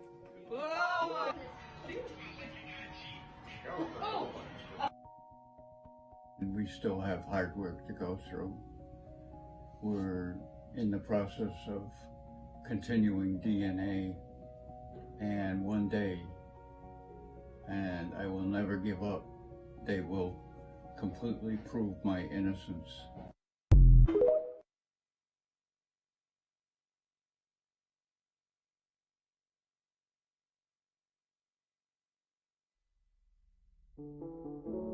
Think back to your happiest memories. Your wedding day and graduation. The everyday moments you'll never forget. Some people miss these moments. The day your baby took their first steps.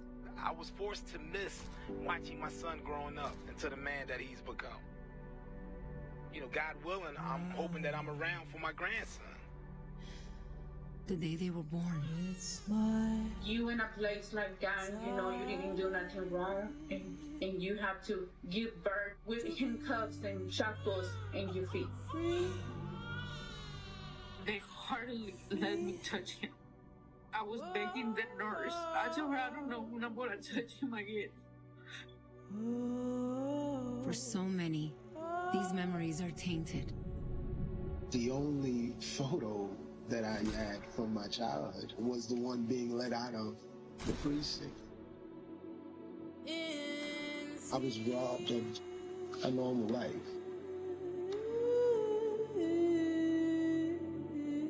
It is a tragedy that Mr. Burton spent some 20 years in jail for a crime that he did not commit. I offer my apologies on behalf of a system that failed him. One of their happiest moments is the day they were released from prison. 19 years!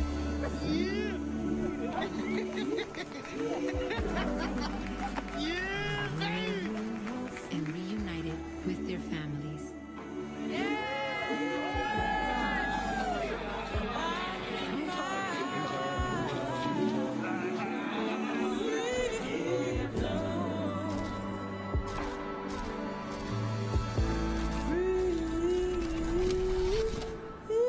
But those stolen moments, they'll never get back.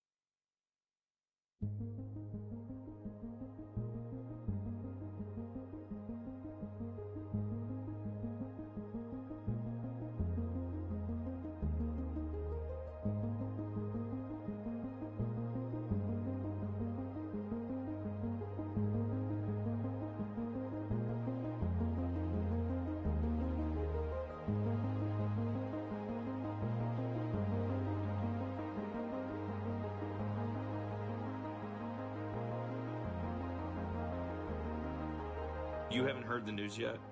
No, what happened? The Court of Criminal Appeals issued a stay of your execution for Wednesday.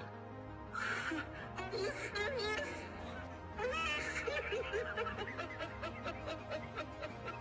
That is so wonderful. Thank you so much.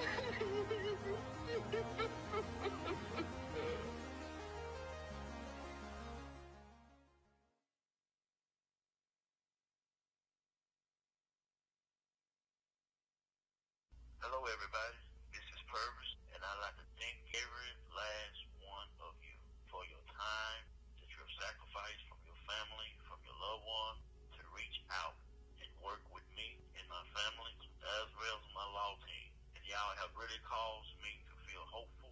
It's one of the first times in 33 years that I don't feel alone.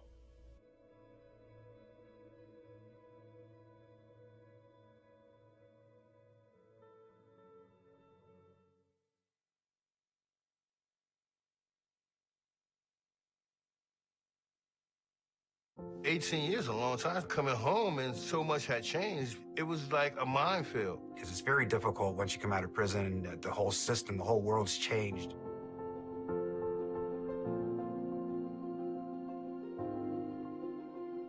Exoneration is like this high, but there's so much more that comes after that. We make sure they get medical care. Often they have terrible medical care while they're inside, if at all. Dental care is a big thing that we have to deal with. People really underestimate the power of a smile that feels confident. It's a lot of getting people to a place where they feel secure in a world that is completely different from when they went in. Hiring Rodney was a big highlight. We've not had anyone in the social work department who has been a part of the system. I'm able to identify different stages that exoneree brothers and sisters are going through. I'm able to relate in that way because I've been through it myself, and I'm able to provide a comfort zone.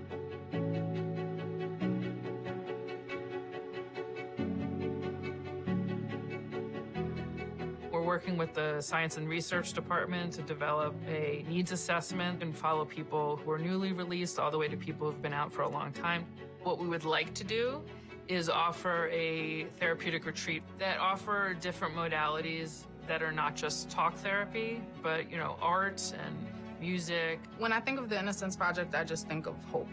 It's truly special to work somewhere where everybody is here for the same cause. It's fulfilling, even on the rough days. Giving love comes from the love and support I was given. The Innocence Project, behind the scenes, this staff and this movement really cares. The love and support that I've experienced with the Innocence Project, it's helped me through my walk. The Innocence Project have changed my life. The Innocence Project gave me life back.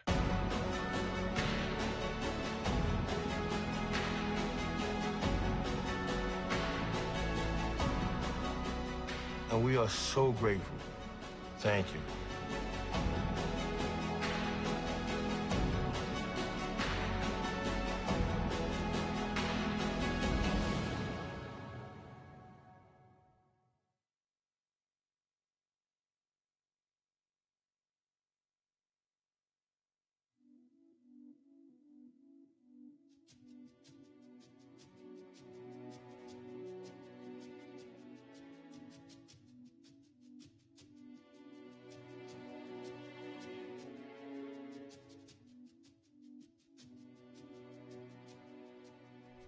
While I do not need this court, these prosecutors, or a piece of paper will tell me I'm innocent, I am very glad that my family, my friends, and the attorneys who have worked and supported me over these years are finally seeing the truth that we have all known, officially recognized.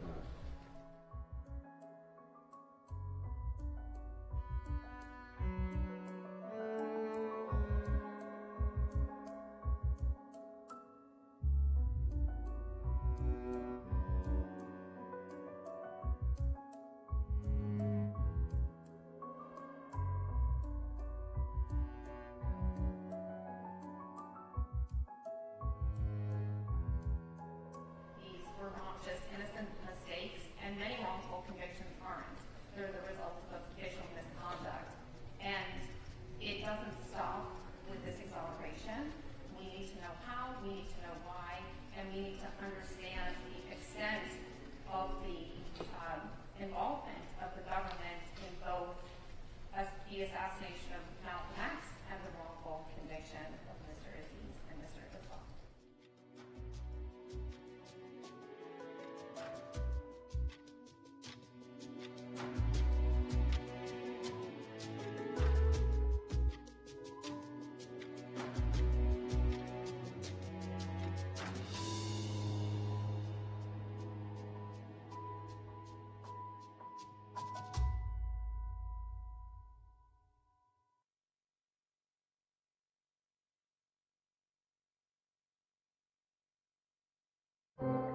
Cuando me dieron los 50 años, la cabeza hizo así, ¡boom!, se me cayó.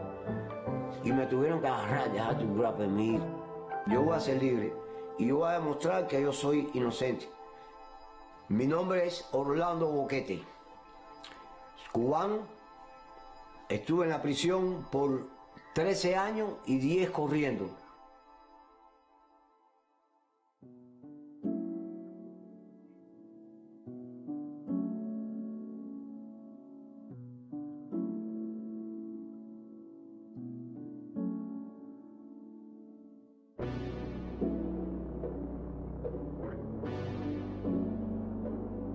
I'm a survivor, but sometimes I got bad situation.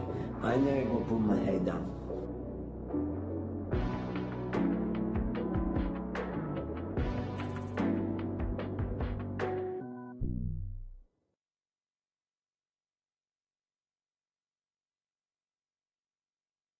Tara's scared.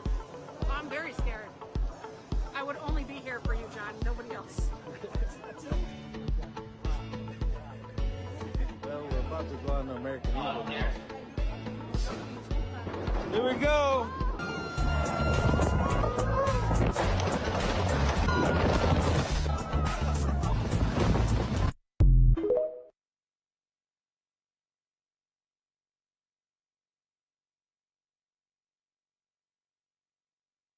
Hello, people. What's up? What's going on? Call us free at last. Vindication.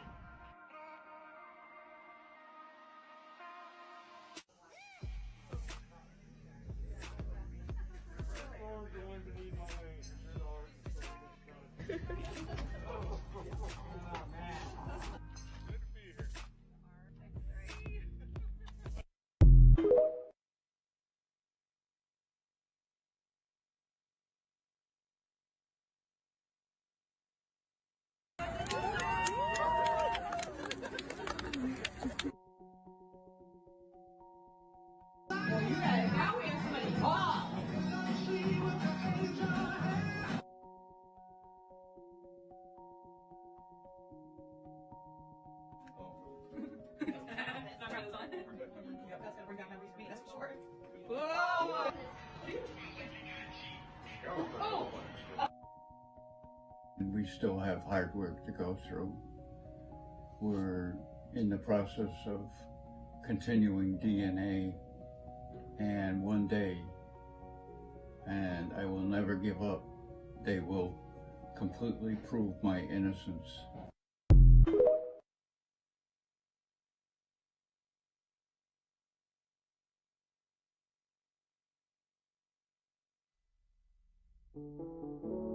Think back to your happiest memories. Your wedding day and graduation. The everyday moments you'll never forget. Some people miss these moments. The day your baby took their first steps. I was forced to miss watching my son growing up into the man that he's become. You know, God willing, I'm hoping that I'm around for my grandson. The day they were born. You in a place like that, you know you didn't do nothing wrong, and you have to give birth with handcuffs and shackles in your feet. They hardly let me touch him. I was begging the nurse. I told her I don't know when I'm gonna touch him again. For so many, these memories are tainted. The only photo that I had from my childhood was the one being let out of the precinct. I was robbed of a normal life.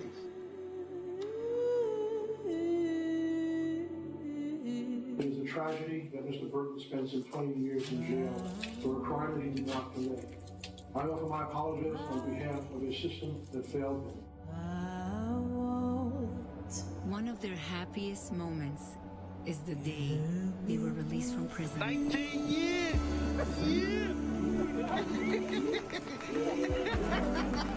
Yeah, baby! And reunited with their families.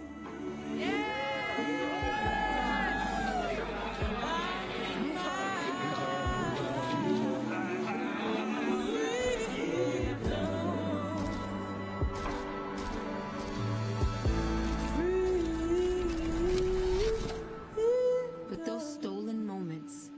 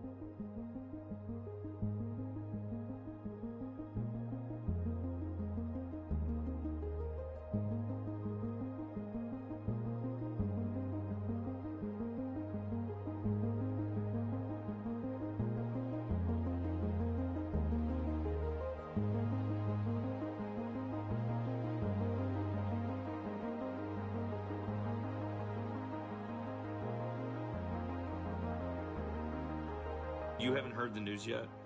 No, what happened? The Court of Criminal Appeals issued a stay of your execution for Wednesday. Are you serious? Are you serious? That is so wonderful. Thank you so much.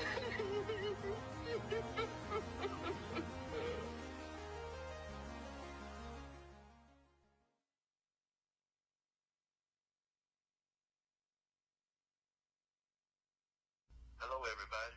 This is Purvis, and I'd like to thank every last one of you for your time that you have sacrificed from your family, from your loved one, to reach out and work with me and my family, as well as my law team. And y'all have really caused me to feel hopeful. It's one of the first times in 33 years that I don't feel alone. –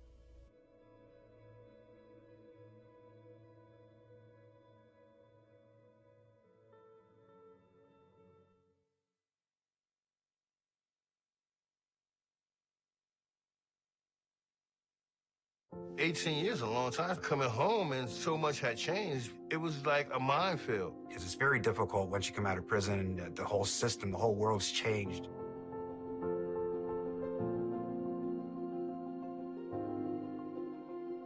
Exoneration is like this high, but there's so much more that comes after that. We make sure they get medical care. Often they have terrible medical care while they're inside, if at all. Dental care is a big thing that we have to deal with. People really underestimate the power of a smile that feels confident. It's a lot of getting people to a place where they feel secure in a world that is completely different from when they went in. Hiring Rodney was a big highlight. We've not had anyone in the social work department who has been a part of the system. I'm able to identify different stages that exoneree brothers and sisters are going through. I'm able to relate in that way because I've been through it myself, and I'm able to provide a comfort zone.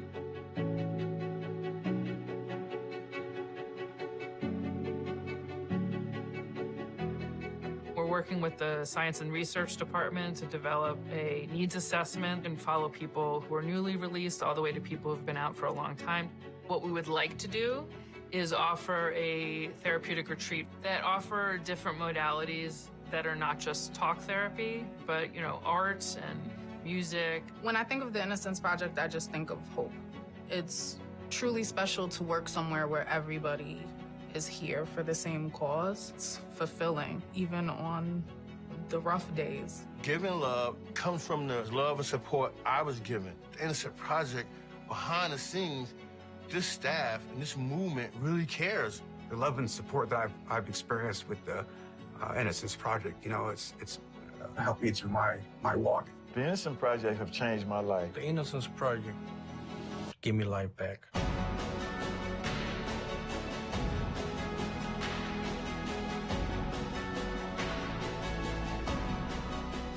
And we are so grateful. Thank you.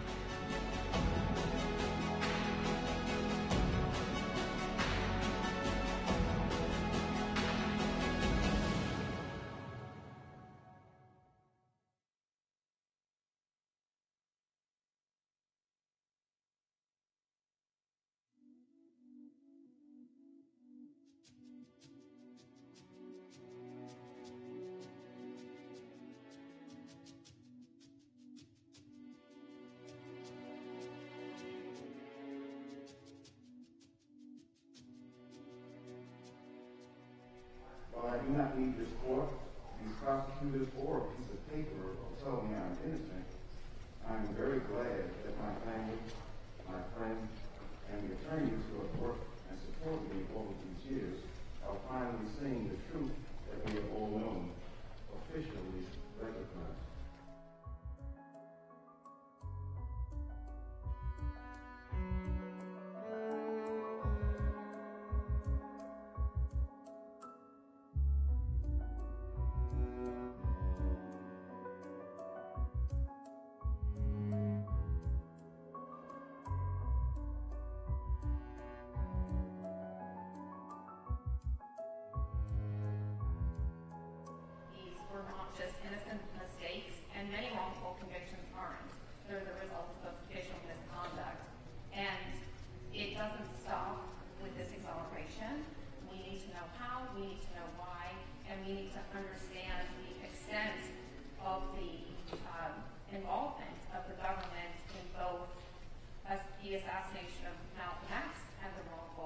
conviction of Mr. Aziz and Mr. Islam.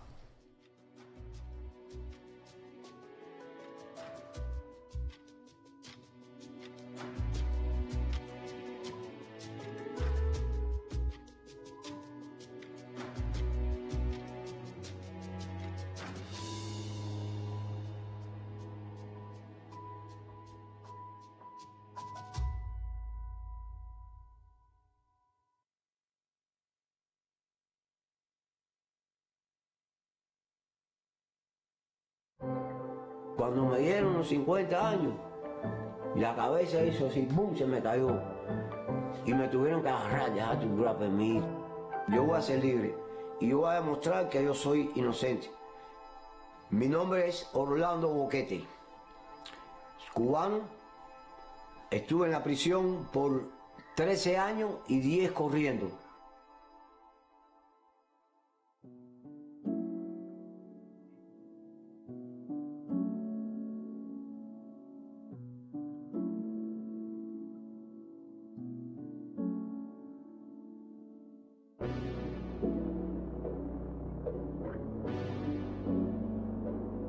I'm a survivor, but sometimes I got bad situation. I never go put my head down.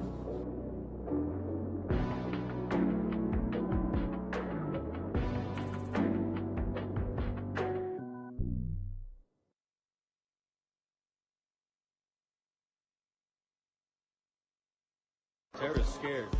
I'm very scared. I would only be here for you, John, nobody else. Well, we're about to go on the American Eagle now. Here we go!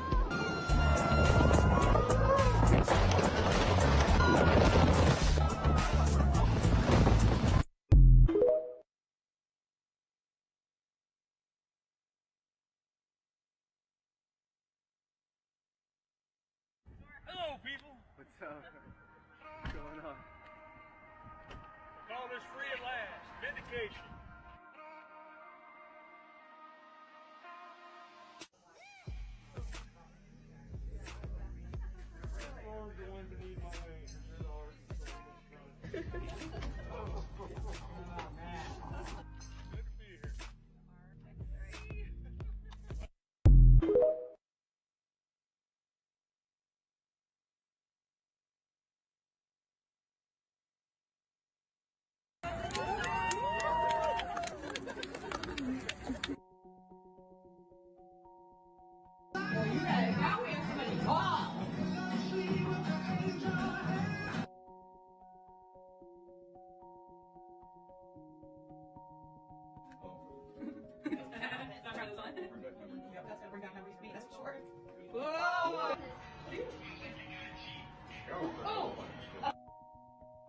We still have hard work to go through.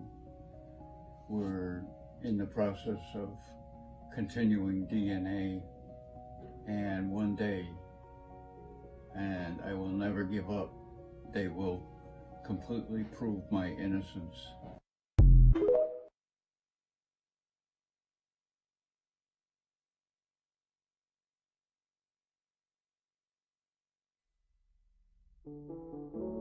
Think back to your happiest memories.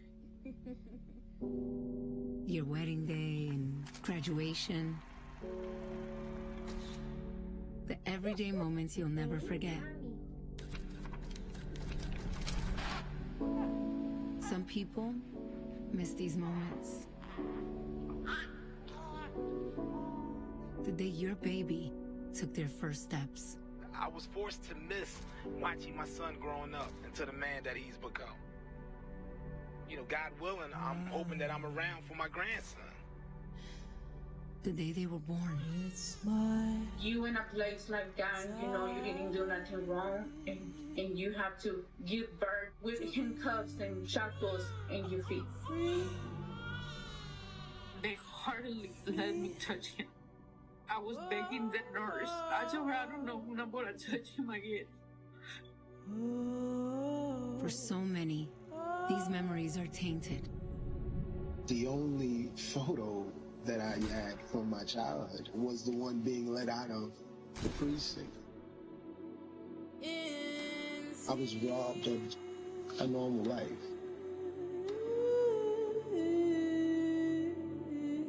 It is a tragedy that Mr. Burton spent some 20 years in jail for a crime that he did not commit.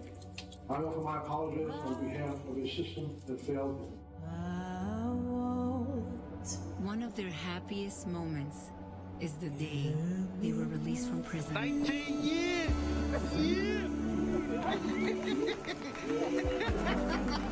Yeah, baby! And reunited with their families.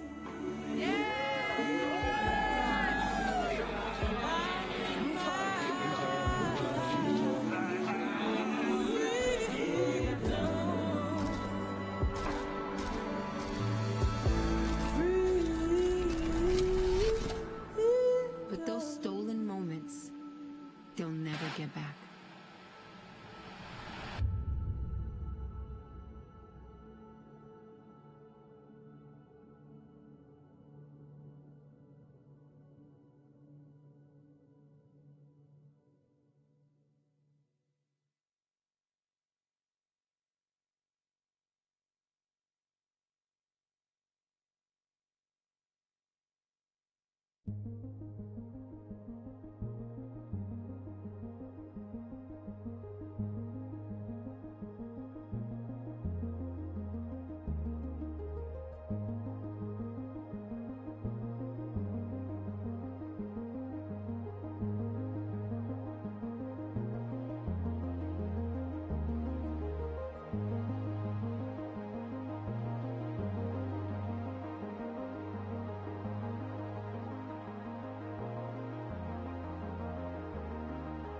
You haven't heard the news yet?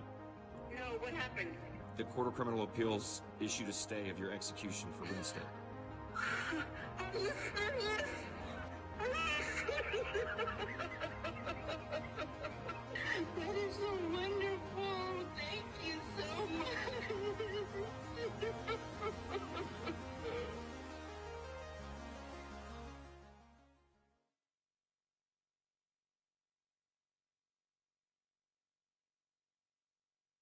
Hello, everybody. This is Purvis, and I'd like to thank every last one of you for your time that you have sacrificed from your family, from your loved one, to reach out and work with me and my family, as well as my law team. And y'all have really caused me to feel hopeful. It's one of the first times in 33 years that I don't feel alone.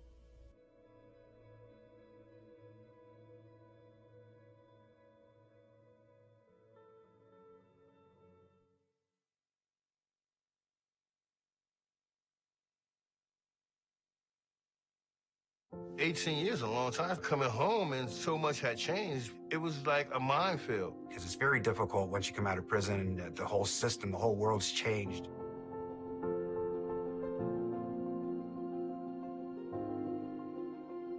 Exoneration is like this high, but there's so much more that comes after that. We make sure they get medical care. Often they have terrible medical care while they're inside, if at all. Dental care is a big thing that we have to deal with. People really underestimate the power of a smile that feels confident. It's a lot of getting people to a place where they feel secure in a world that is completely different from when they went in.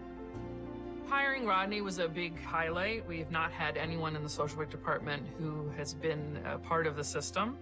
I'm able to identify different stages that exoneree brothers and sisters are going through. I'm able to relate in that way because I've been through it myself, and I'm able to provide a comfort zone.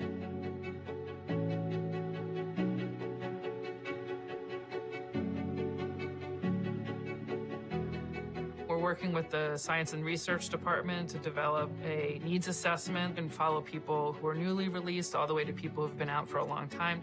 What we would like to do is offer a therapeutic retreat that offer different modalities that are not just talk therapy, but, art and music. When I think of the Innocence Project, I just think of hope. It's truly special to work somewhere where everybody is here for the same cause. It's fulfilling, even on the rough days. Giving love comes from the love and support I was given. The Innocence Project, behind the scenes, this staff and this movement really cares the love and support that I've experienced with the Innocence Project, you know, it's helped me through my walk. The Innocence Project have changed my life. The Innocence Project gave me life back.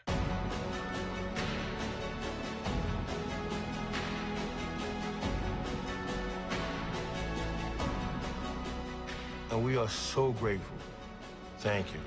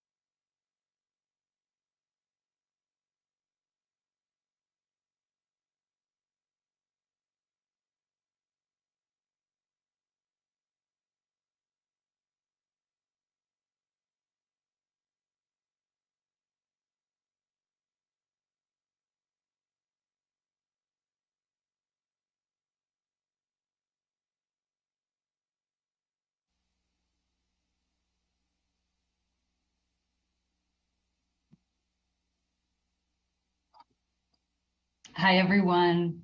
Welcome back. Hope you enjoyed the break. For those of you who are just joining us now, welcome. Thanks for tuning in. My name is Vanessa Maturko. I'm the research manager at the Innocence Project.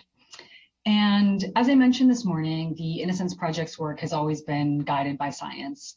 Barry Scheck and Peter Neufeld's vision to start this project and use the science of DNA testing to prove innocence was an innovation. And we've made so much progress in the 30 years since then. The staff here has grown. We are now part of a worldwide network of organizations doing innocence work. As our executive director, Christina Swarns, described this morning, we are using wrongful convictions to shed light on large structural flaws in our criminal legal system. And most importantly, the number of people we've freed and exonerated just keeps adding up. And we're still relying on science, not only physical science of DNA testing, but social science. We cite research in our legal briefs. We call on experts to testify in court. We use what you researchers out there teach us to inform our policy advocacy, to educate the public through the content on our website and social media. Your work is essential to ours. So sometimes colleagues come to us in the data science and research department with a question about an issue in a case. Is there any research on fill in the blank? And oftentimes we know where to point them because our research team is excellent, but sometimes we don't have the answer. Sometimes the research question hasn't been tackled or we don't know where to find it. So I thought, why don't we ask the experts to investigate all these things? We're curious about so much, and there are so many skilled researchers out there. So we want to do something a little different in the next hour or so. I'm here with colleagues from across the Innocence Project, and we're going to talk through some questions that they have, and hopefully will inspire some empirical inquiries into unanswered questions. We want to be partners in generating practical, actionable research. So if you're an expert researcher looking for your next project, if you're a student looking for your thesis or dissertation topic and you want your work to help advance the innocence movement, this is your call to action. As my colleagues and I are talking, folks out there watching on Facebook, YouTube, Twitter, please introduce yourselves, share where you're tuning in from. We're here to connect. We'll have some time at the end to take questions and comments from you all online. So tell us what you study, tell us where to find your work. Okay, so let's get right into it. My first question is simple, but really important. And it's, what questions, specific questions or general topics, would you like researchers to address? What would be most helpful in your daily work? And Adnan, I know we've talked about this a little bit. As our representative from the post-conviction legal team, can I put you on the spot and start with you? It's not really on the spot when I voluntarily joined and I knew I was going to be on this panel. So I feel less on the spot. But first of all, I want to say thank you for putting on this panel, this conference. I think it's incredibly important. I think you teed up nicely the impact and the import that the research has on all phases of our work. And my name is Adnan Sultan. I'm an attorney in the post-conviction litigation department. We very much use the research in citing in our briefs and advocating in our exoneration cases. I'll go over three, but there's a whole list. I know other folks will sort of jump in. One area, eyewitness misidentification is a big part of the work we do. And there's been a lot of research done on the issue. I think one issue that I think we'd like to see some more development on is like unconscious transference that occurs with misidentification. False confessions, I know Lauren probably has more questions on this issue, is another factor that we see in a lot of our cases. And again, there's been a decent amount of research on it. I think in thinking through advancing, sort of getting a little more sophisticated thinking about false confession is the impact of trauma, past trauma on false confessions, and perhaps brain development using perhaps like MRIs or imaging to scan the brain, actually what that impact might have on false confessions. And the final thing I'll bring up before passing it on to other folks is, a lot of, in the sort of problematic forensic science, there's a lot of debate or fighting over specific language used, matched, consistent with, similar to, cannot be excluded. And I think as lawyers and advocates, those words mean a lot to us. And I would be interested if there's some sort of study on how do lay people understand it? Do those differences actually make a difference in their understanding or how they evaluate forensic evidence? So those are three sort of ideas I would put out there. But I appreciate the opportunity. Thank you, Adnan. Just to clarify, the first thing that you mentioned, unconscious transference, for those who are unfamiliar, that's the idea that a witness may have seen somebody in the ordinary course of their life and mistakenly believe that that's the person that they saw committing a crime. Is that right? Thanks for that clarification.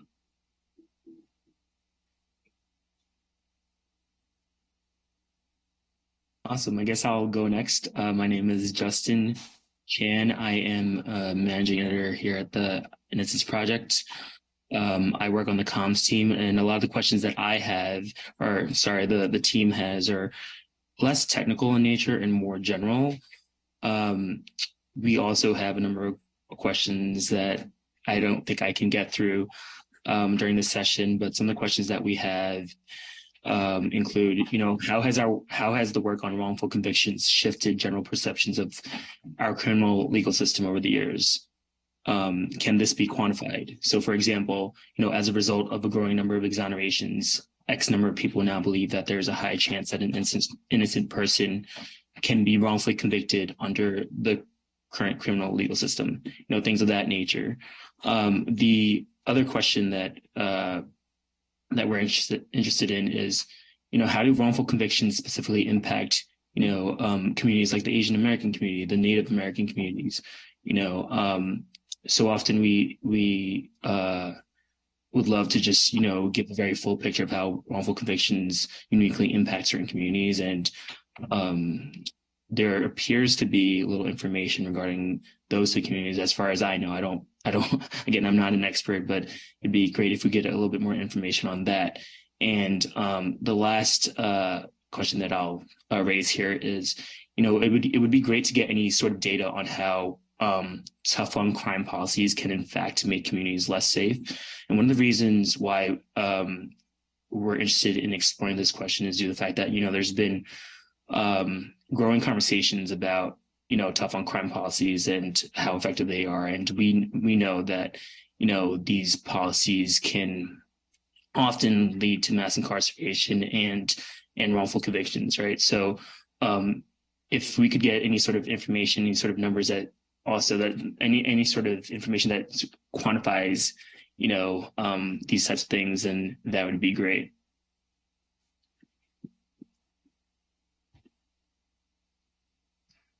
Hi, my name is Kayana Champion. I am a social worker here at the Innocence Project, working with the social work department. And my team really wanted to get the focus on experiences related to wrongful conviction and the reentry experience.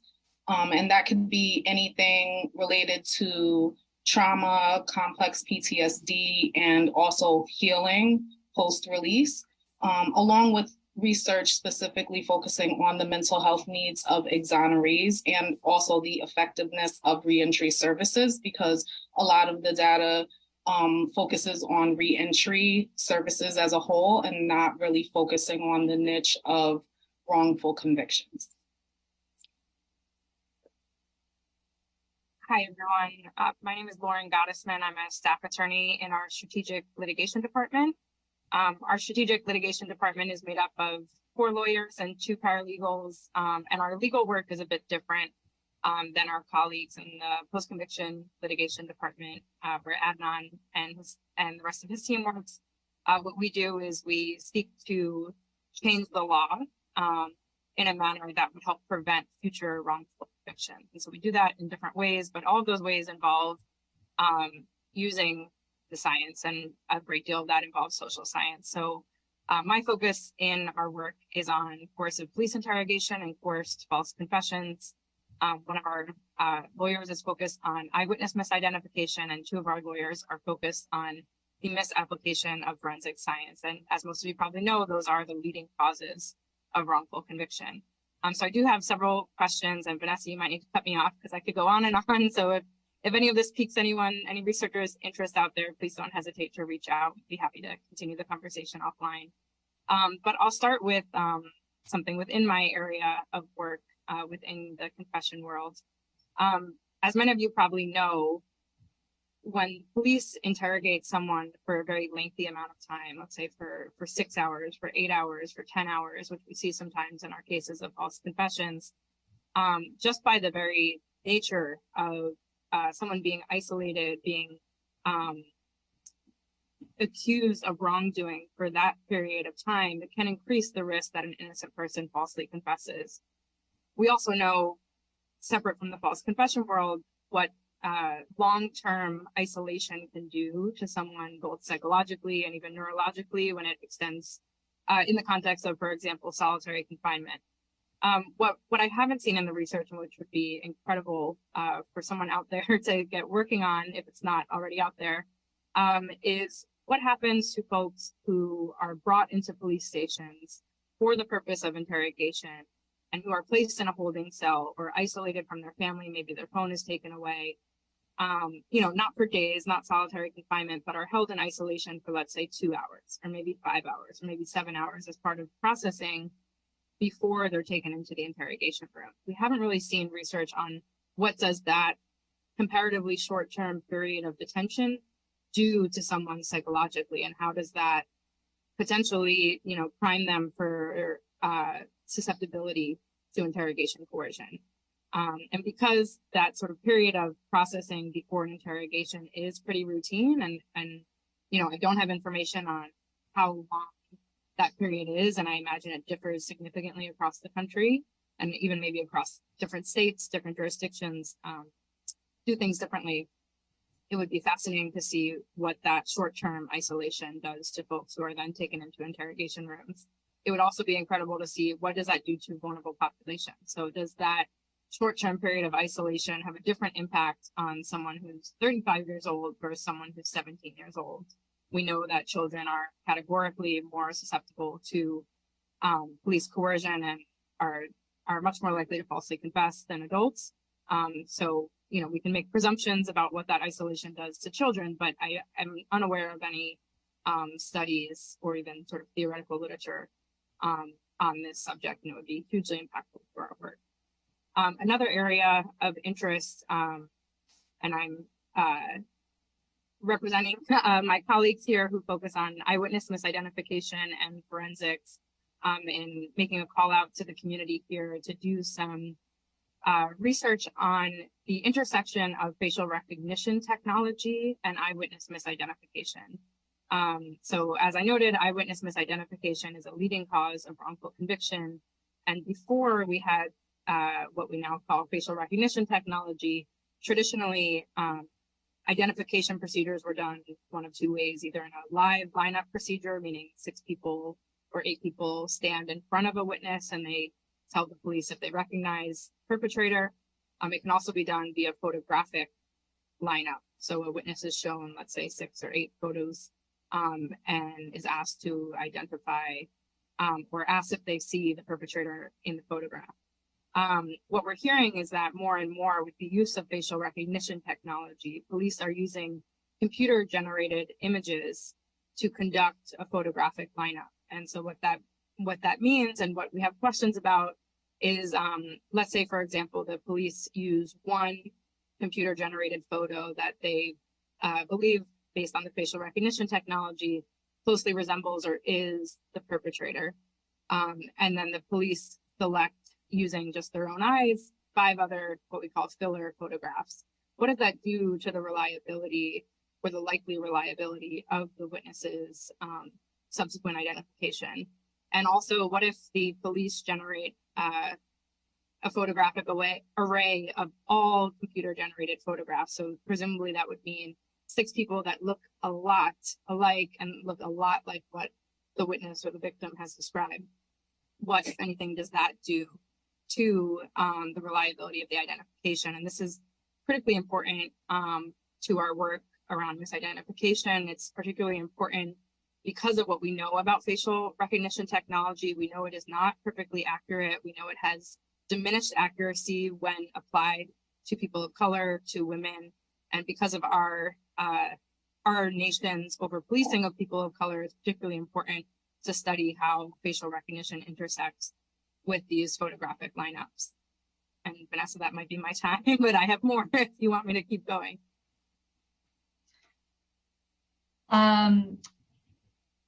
I mean, keep going. This is our time to share, the questions that we get that we can't answer. And so I know that we've all, we've spoken before about things that we're curious about or that would help the work of the strategic litigation team. I think some things that you actually already brought up tie back to some of what our other colleagues said here. That is a really important point that I just, like to underline, which is the importance of diversity in research, both the people who are conducting the research and the people who are, the subjects or the participants in the research, whether it is, studying the way that children may act differently than adults, whether it is focusing on the Asian American or Native communities that often are not represented in a lot of our criminal justice data. I think it's an important point to bring out that you raised here, and feel free to continue. Okay, thank you, Vanessa, for that. And I'll do one more sort of set of questions, and I'll pass the mic to my colleagues. We've been seeing over the last, I'll say, actually maybe the last 2 decades, there's been some research around what's referred to as investigative interviewing, as distinct from the type of interrogation that has typically been conducted in America, which is more accusatorial, most famously done by the proponents of what's called the Reed technique. So investigative interviewing is a less accusatorial style of interviewing or interrogating a suspect or a witness. And where, from my view, there seems to be sort of a gap in the research on investigative interviewing is how those new, less coercive tactics land on the most vulnerable, right? So they are certainly a significant improvement. They're very different from what has traditionally been done in American interrogation rooms. But are we studying and do we have data on how these new interviewing and interrogation methods impact children, late adolescents, or folks with cognitive disabilities? I think that would be hugely important as we move forward in this work. And again, to Vanessa's point, it would be interesting to see from the research community if there could be more investigation of how race impacts the interrogation room under both the more traditional in America Reed technique versus the newer methods of investigative interviewing. Specifically, how does stereotype threat play out? By stereotype threat, that's the term assigned to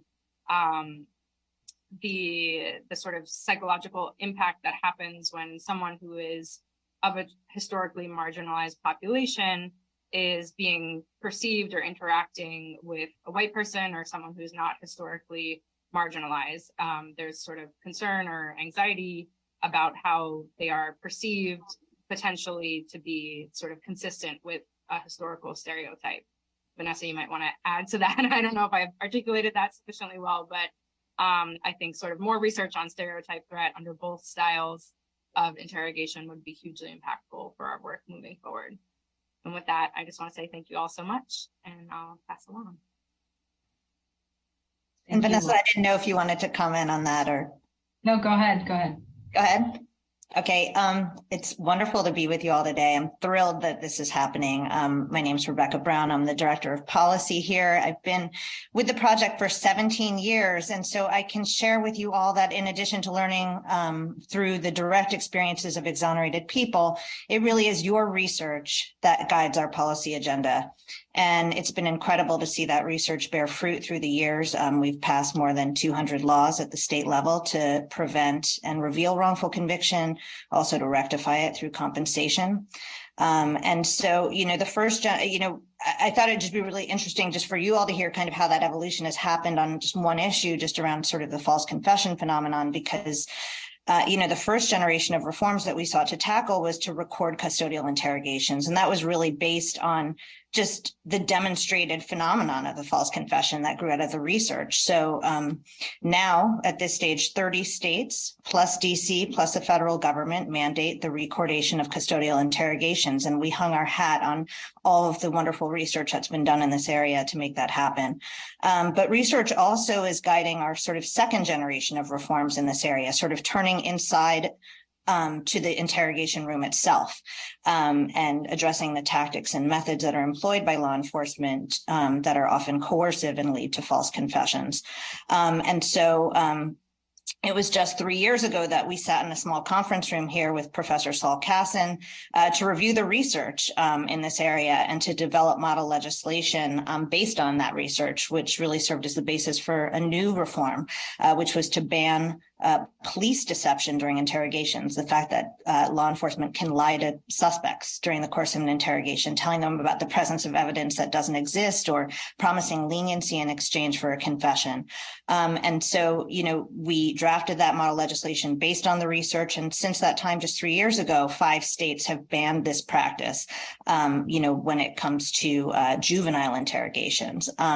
Lawmakers have been less sanguine about extending this to adults. So we would love any research that can demonstrate the power of deception for people that are adults as well in coercing confessions. In addition to that, there are 2 new areas of our reform work that I'm going to just discuss briefly: forensic pathology and the trial penalty, where we think research would be incredibly helpful to us. forensic pathology is critical to the criminal legal system. Decisions on cause of death and manner of death impact determinations of whether or not a crime was committed, and if so, what offense a person is charged with. And these decisions can put people at risk of execution, and they can also help police avoid accountability when their actions contribute to the death of a civilian. And obviously, we have seen that hit the press quite a bit, and exonerations of innocent people point to dozens of cases where, really forensic pathologists erred in their critical cause or manner of death determinations, revealing their reliance on subjective, ill-defined, and less than rigorously scientific criteria. So cause and manner of death decisions generally consider non-medical and non-scientific factors.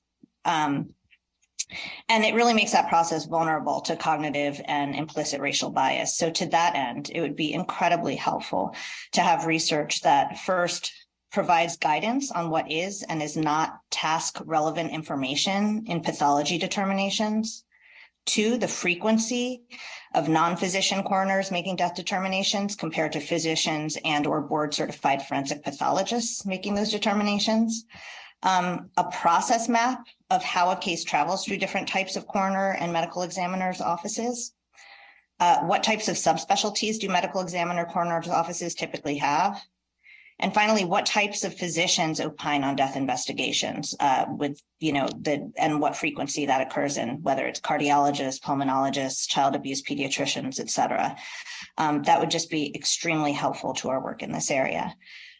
The second area that I really just wanted to tackle is this issue of sort of, it's almost like a self-incrimination cousin of the false confession phenomenon, which is really the false plea phenomenon.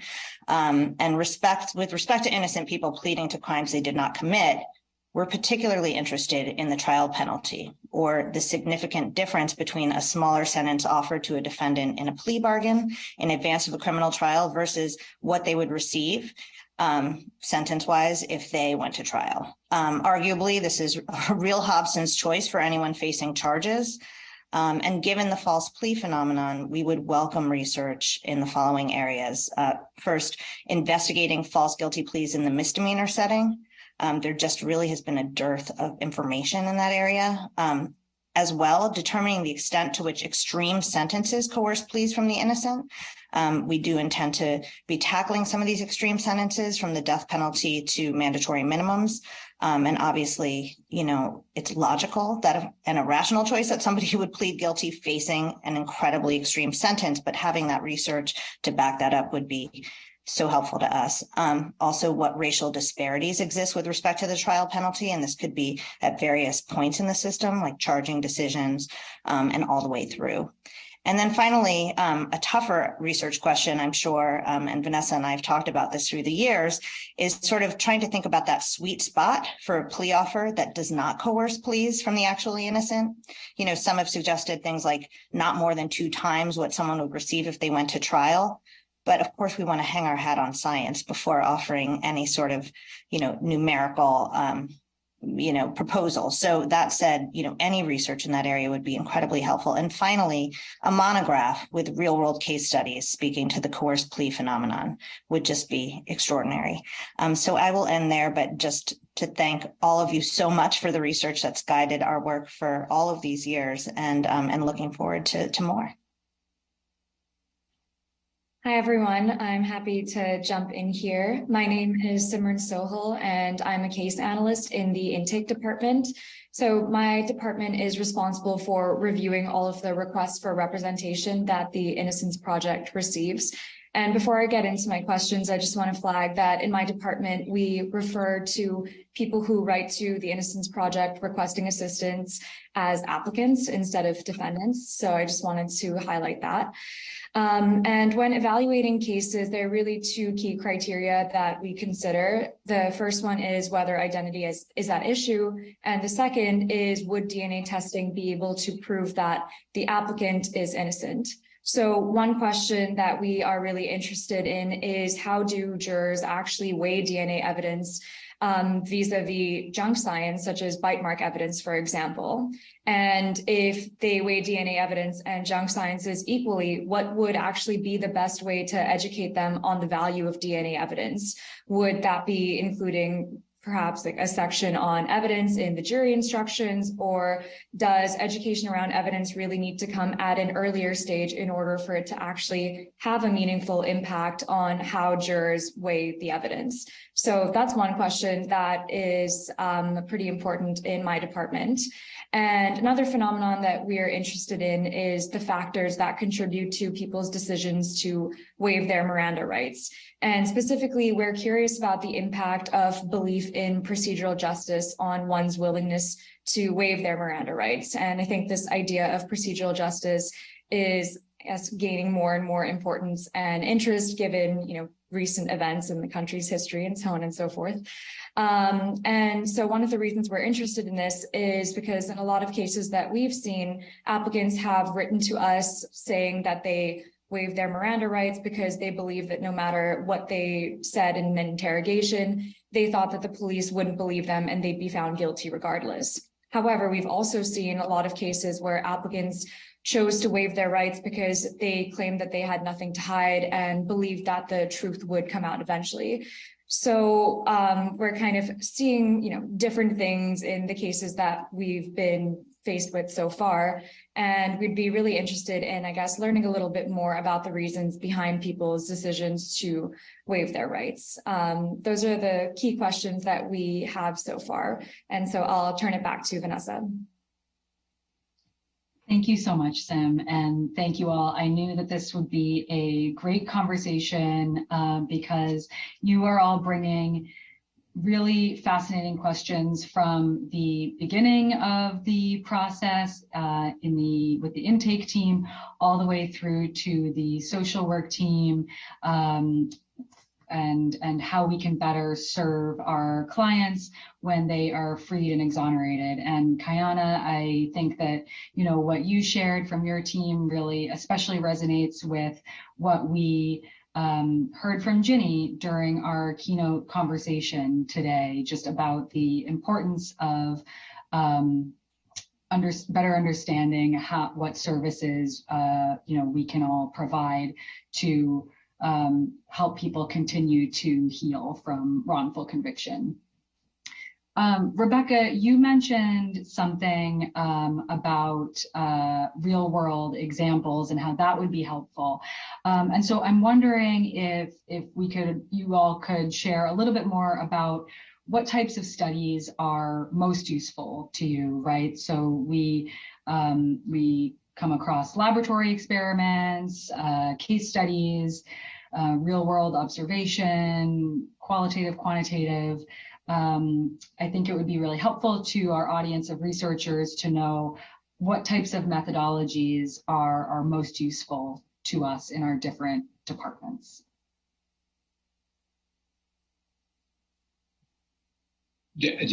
Was it? I don't know if were you asking Rebecca or were you asking? You can go ahead. Okay. Sorry. I think, I feel like in my experience, it's sort of the real world sort of observations are probably the most impactful because I feel like judges or prosecutors push back on like the difference between casework and lab research. So I tend to find, I know that's much harder to conduct that sort of research. But if I had a preference, I think I would say that.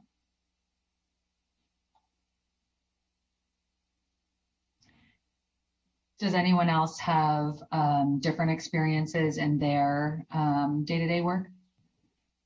So for us in the social work department, because we provide support for our clients, freed and exonerated post-release, what we find to be most beneficial is having studies that are real-world observation, case studies, quantitative data, but also qualitative data as well, because there's lots of nuances in the experience of our clients. While they all do have this shared experience of being wrongfully convicted and incarcerated, there are a ton of different variables that make their experiences very different. That could be, you know, their intersecting identities. Some clients had mental health diagnoses prior to being incarcerated, so that's compounded with the obvious trauma that they've experienced while being incarcerated. So there's a bunch of different experiences that, you know, having that one-on-one story information provides us with. And also one thing that is really important and that there aren't really a lot of studies are longitudinal studies where we can follow clients and get their experience post-release 1 year, 5 years, 10 years. And that would really help us to shape the services that we provide, because obviously there are going to be a variety of needs within that first year. We're really focusing on meeting immediate needs, documentation, housing, providing, linking them with different services.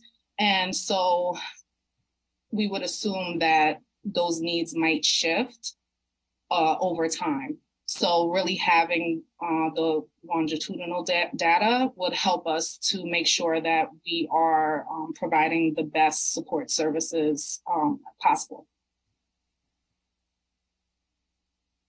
I'll jump in here and say that I do agree with what you said, Adnan. I think there's a lot of skepticism from judges and others around laboratory research, to the extent a laboratory can never perfectly replicate what happens in the real world. However, I do see a real value and maybe there's some increasing openness to considering laboratory experiments that can control for variables that are uncontrolled or unknown in the real world, right? So I'm in my arena of interrogation and false confession. Folks on the call may or may not be familiar with the groundbreaking laboratory research design by Professor Saul Kassin, who Rebecca mentioned, called the computer crash paradigm. And there's been several variations on that laboratory experiment that use, you know, volunteers, college students, et cetera, to demonstrate sort of the psychological impact that happens when people are subjected to analogous, if not, you know, perfectly similar interrogation tactics that are used in interrogation rooms. All to say, you know, I think these increase or sort of additional variations on the computer crash paradigm, additional sort of laboratory experiments that can show psychological impact of interrogation tactics could be hugely impactful. And I think so long as sort of limitations of the studies are acknowledged, that we can start using them to educate judges, for example, on the coercive impact of interrogations. You know, in the policy setting, it's interesting because there's, you know, different types of studies are helpful in different settings and often kind of based on the issue that we're trying to tackle. So for instance, you know, if we're looking at, you know, sort of general forensics, laboratory experiments and implementation studies are incredibly helpful. But so much of what we're doing too in the policy team is trying to create statutes or mechanisms for people to get back into court to prove that they're innocent. And that's where court data is incredibly helpful to us to really show that there are not floods of litigation. So, you know, for instance, one of the mechanisms we've been working on is passing laws that enable people to get back into court when science changes or evolves, or when experts repudiate past testimony. But when we go into state houses to advocate, one of the first things that they say is, oh, there'll be a flood of litigation, the sky is going to fall. And we've done our best to collect data in some of the more populous states to kind of show that this has not come to pass in the states that have passed these statutes. But anything that can really help to demonstrate that more for us would be so welcome, and really kind of getting access to that court data data. Obviously, our team would be more than happy to talk to you about the different mechanisms that exist and where that data would be most fruitful. For police practice reform, it's very interesting because policy and strategic litigation both tackle this issue. And, this is an issue that we tackle in policy with respect to police practice, right? How they conduct lineups. And oftentimes, if we're presenting lab studies, we just get totally attacked. They say, how is this happening in the real world? You don't know what it's like to, do policing in America. So we actually really deeply need those real world studies to show the impact of best practices, scientifically supported best practices like blind administration, confidence statements in the real world. So that's where like the sort of that real world study is so helpful, a lab study less so. And then I just want to give a lot of love to what Kayana said before about sort of longitudinal studies and qualitative data about sort of what exonerated and freed people are experiencing.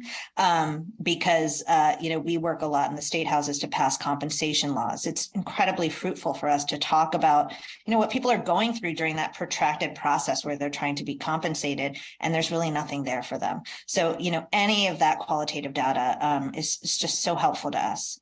So I guess what I would say is, there's a role for almost every kind of study in policy, depending on the issue. But, I do think in the policing setting in particular, that real world data is so, so helpful to us.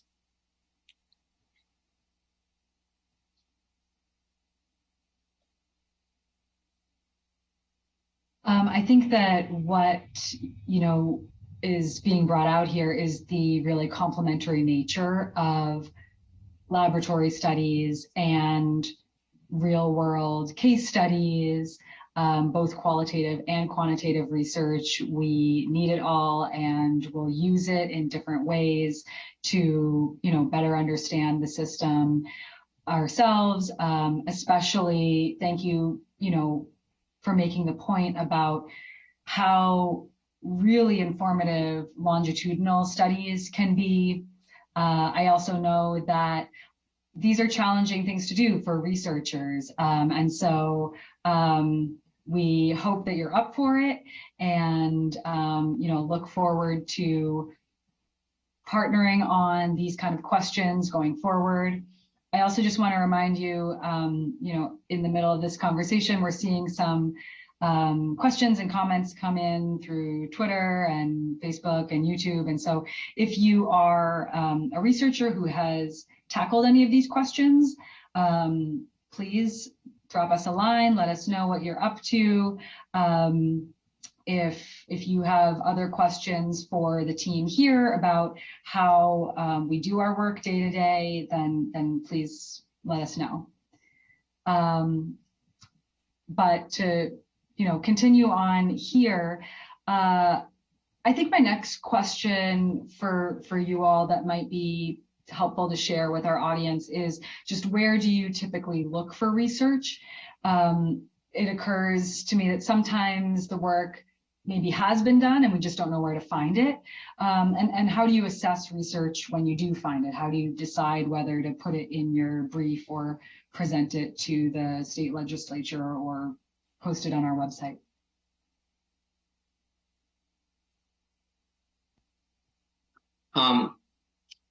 Where do I get it? We're a bit lucky here at the Innocence Project because Vanessa Materko is sometimes a source of where I get it, which I know is cheating. But I think in my experience, when I work with experts, when they write reports, when we speak with them, they're sort of great sources of information on a particular subject about what the significant studies are in that field. I think, on various litigation listservs I'm on, people will share studies that have come out that might support a certain thing. So sometimes within this community, that sometimes that gets shared around. So I think those are sort of just passingly how I would get it without sort of doing a deep dive on a particular subject going into the literature is how I might sort of passively understand a subject. Your second question about how do you assess the research? I certainly, when I'm working with an expert of experts, sort of talk about a study in reports that gives me comfort about the import or the reliability of a study. I think some of the studies you have to, for us, read actually what the sample set is, what the data sets are, and what the assumptions were made. And I think part of the assessment is like any, I think, advocate or lawyer thinking through what are the weaknesses here, and are there limitations in the study that you have to recognize, and sometimes that's the case, and you have to just live with that. So I think some of just normal sort of analysis of assumptions made, whether or not fair assumptions, conclusions going too far, are how I might assess a study in general. Yeah, I would have to agree with, and I think my team just benefits from the fact that we work in an organization that's filled with experts, and so we really do lean on them to give us the most accurate information. But in cases where we might not be able to get information from our colleagues, or it might be hard to reach some of our colleagues, and we'll also refer to reports from credible peer organizations like the Death Penalty Information Center, the National Registry of Exonerations, the Equal Justice Initiative, and even government agencies. I guess tangential to this comment is just the fact that it would actually be helpful to just have a list of preferred organizations and agencies that produce reports that we should look to for pulling when it comes to pulling information and statistics. That would be super helpful, especially as we work on blog posts or any sort of like materials that go out to the public. We want to make sure that we're citing credible sources, and so if anyone could share preferred lists, that'd be great. And then as far as how we assess the research when we find it, so just speaking from a comms perspective, I think that the way we assess research is, it really just comes down to how that information is being presented, right? A lot of the folks that we engage and try to reach out to are folks who might not necessarily be familiar with a lot of the technical terms that some of my peers might be more familiar with when it comes to wrongful conviction. And it really is our job as a communications team to present information that's digestible. And so we'll often share research on our website that our audience might find interesting, but not too overwhelming or difficult to understand. One example that I can think of is the NRA's recent report on race and wrongful convictions.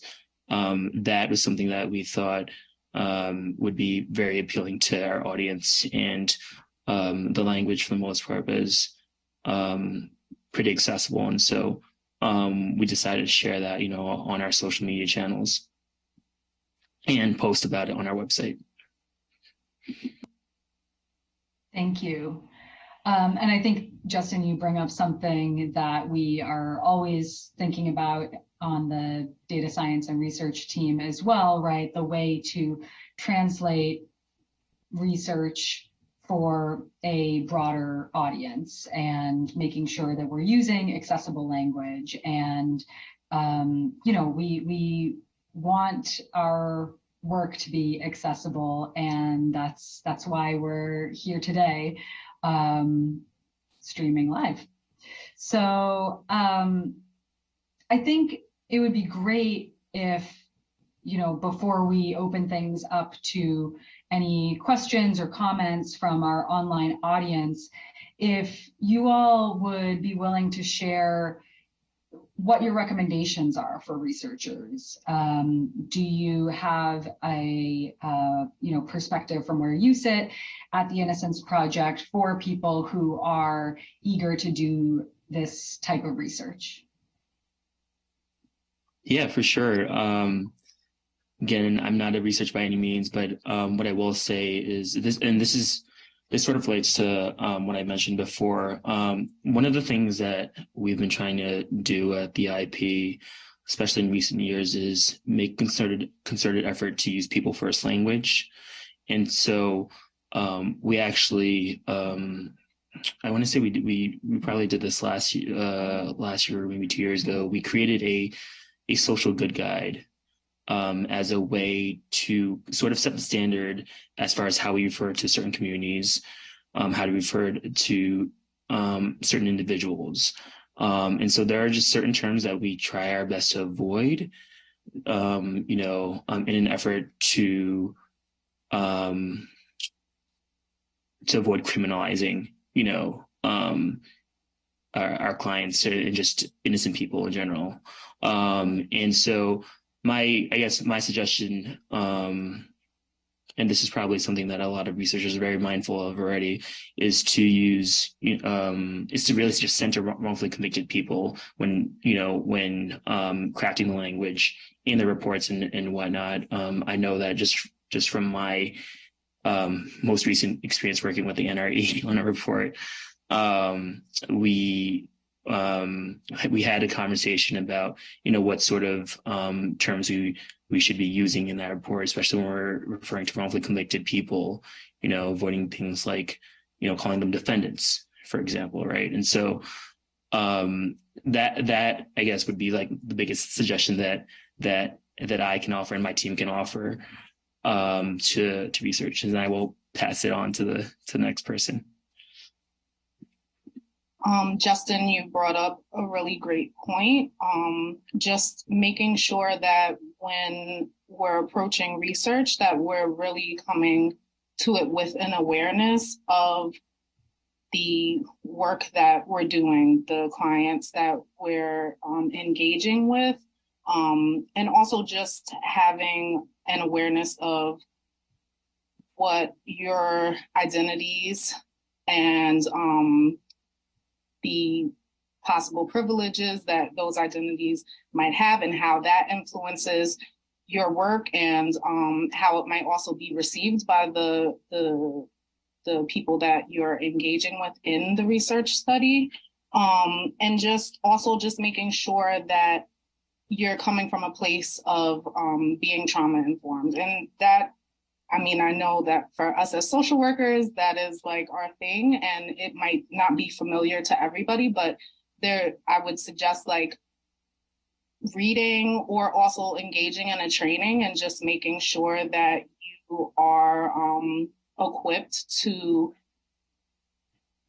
not only implement the work in a way that's informed, but also to just building the research study from the very beginning, making sure you're integrating experts, right? And who would those experts be? Freed and exonerated people, and utilizing them as an excellent resource, and not just in framing the the study, but also just having them be a participant and a sounding board to kind of make sure that you're on track, and that that you're just coming from a place of doing the least amount of harm. And I know that in research, it's not our intention to do harm, but if we're not being aware and focused on those things, it might be done unintentionally. Another thing to think about is incentives for participants. I know sometimes that might be a little bit of a touchy subject, and people might shy away from providing an incentive, whether it's monetary or another form. But we have to keep in mind that the participants are providing a service, and that their expertise is essential to the research, and they should be paid for their time. And I think that is really something to keep in mind when you're developing your research. So much. And sort of in that same vein, I think when researchers are sort of marrying their research with suggested legal reforms, either for judges or policy reforms. I think that's another area in which consulting with folks who are directly impacted would be really important as a step in the process of developing recommended reforms, as well as consulting with us here at the Innocence Project. I think it's safe to certainly speak for my team, and I imagine all of our colleagues, that we love working with and talking to researchers. So please don't hesitate to reach out. We can also put you in touch with, for example, defender organizations or other organizations that are will be sort of on the ground and sort of feeling the impact of any policy or legal reforms that you may suggest. I'll just leave it there. Thank you. And I would echo that as well. And just the two things that I would raise really have more to do with the policy setting, but just, you know, for researchers who are writing about policy or make policy recommendations, it's incredibly fruitful to talk to the policy advocates that work, you know, in the legislative or other spaces, other policy spaces, and then before publication. The process and negotiations are likely far more complex than they seem facially. And so it'd be incredibly helpful, I think, and fruitful to kind of speak with the folks that are kind of doing the work under the dome first. It's not uncommon that we read descriptions of policy work that don't really capture the reality of the policy campaign or the issues that were debated. And that's because so much of this is behind closed doors. And so, you know, we are always happy to meet with researchers, particularly researchers that are writing about policy reform, because so much of it is, you know, really complicated and sort of hard to assess as an outsider kind of trying to look in, and we'd be happy to try to demystify some of that. And then the only other thing I would say is that, you know, to the extent that, you know, there is a very deep relationship between recommending training, for instance, and, you know, and reform, you know, cannot be demonstrated. Training as a policy solution really should not be offered, because what we've seen time and again is lawmakers will very quickly jump on research that says, just train the police in implicit bias, right? But not necessarily making reforms that would actually protect against that. And so, you know, deeper reforms that would really change the system much more deeply. So we get, you know, again, obviously, if your research findings say that training has an incredible impact on, you know, on behavior, wonderful. But oftentimes, you know, there's a small correlation, and then lawmakers will run with that when faced with multiple options of what to do, because it's the least, you know, frankly, it's going to invite the least opposition. So we would just really say, you know, sure, if there's a correlation, great, but not to overplay that, because it is going to be the first thing they jump to and take on, as opposed to doing deep structural foundational reform to the criminal legal system. And I will end there. Thank you.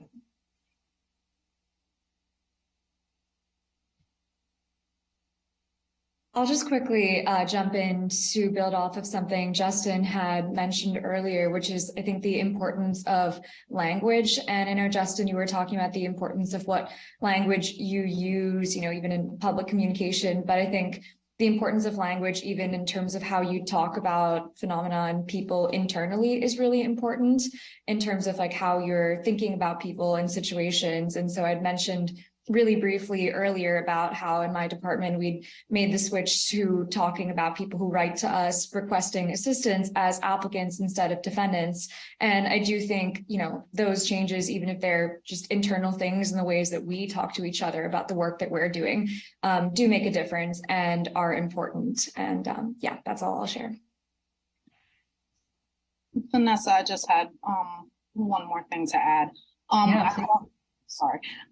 So another thing that I think would be really beneficial is integrating like an aftercare component into the research, where, you know, you can have somebody who is informed, the clinical therapist, just to have a touch point with the participants. whether it's at the end or throughout the study. Probably I would recommend throughout the study, just so that we can ensure that we're not further traumatizing the participants, because discussing these events can be triggering, and we want to make sure that while we are getting the data that's necessary to do this work, that we're also not further perpetuating trauma on our exonerees and freed people. Thank you for sharing that, Kayana. That's really important. And I think that, what we've heard from all of you here is that it's really helpful to talk to the people who are directly impacted and who are, doing the, say, policy work around the country. And I think that, coming together to share our different areas of expertise is only going to serve to strengthen the research that we're relying on going forward. For a moment now, I would like to just turn to some of the comments that have been coming in online. We have Dave Thompson says, if researchers need data or practitioner support on identifying the success of investigative interviews, please reach out. Haley Cleary on YouTube says to Lauren that they're working on it, the investigative interviewing with youth and stereotype threat right now. We also have a question from Dave on Facebook, curious about what the long-term impact is of any coercive tactics, including length of isolation. We've seen confessions happen in non-custodial settings after an interrogation takes place, maybe days or weeks later. So there are folks out there who are thinking about these questions and working on them and who have questions of their own. And I wanted to we have a little bit of extra time here, make sure, I know that we've all been talking a lot internally about questions that you all have, that your teams have. There are also other folks who aren't able to join us today. We can't fit all 100 of our staff on this screen, but I wanted to just take the opportunity to let you share any other ideas that we didn't get to earlier today. Yes, I'll get us started. I know Rebecca mentioned earlier that, additional research on how police deception and interrogation can lead to false confessions. Alongside that, it would be really helpful to have more research on different types of deception. The reason why this would be so impactful is because there are certain states in our country in which courts have distinguished between what they call intrinsic police deception during interrogation and extrinsic. And it would be really interesting to test the state court's presumptions about what those do to folks sitting in interrogation chairs. I'll explain what I mean. Courts define intrinsic falsehoods as misrepresentations about the existence of incriminating evidence. So folks familiar with this area, intrinsic falsehood is essentially another word for a false evidence ploy. They talk about extrinsic falsehoods as things like assurances of divine salvation if you confess, promises of mental health treatment in exchange for confession, assurances of more favorable treatment, so promises of leniency, things like that. And what the courts have done, though, is they've presumed that these intrinsic falsehoods would can induce an innocent person to falsely confess. And for some reason, inconsistent with what we know from the false confession data and what we know from the available science, these courts have reasoned that falsehoods like the false evidence ploy, which they're referring to as intrinsic. I may have mixed up the words intrinsic and extrinsic. Let me know if anyone wants clarification. But the courts have said that essentially false evidence ploy, lying about evidence, is less likely to induce an innocent person to confess. And we know that that is not accurate based on what we have. So a study that sort of compares the two side by side to debunk this assumption that some courts in our nation have made would be incredibly helpful in seeking law reform in that area.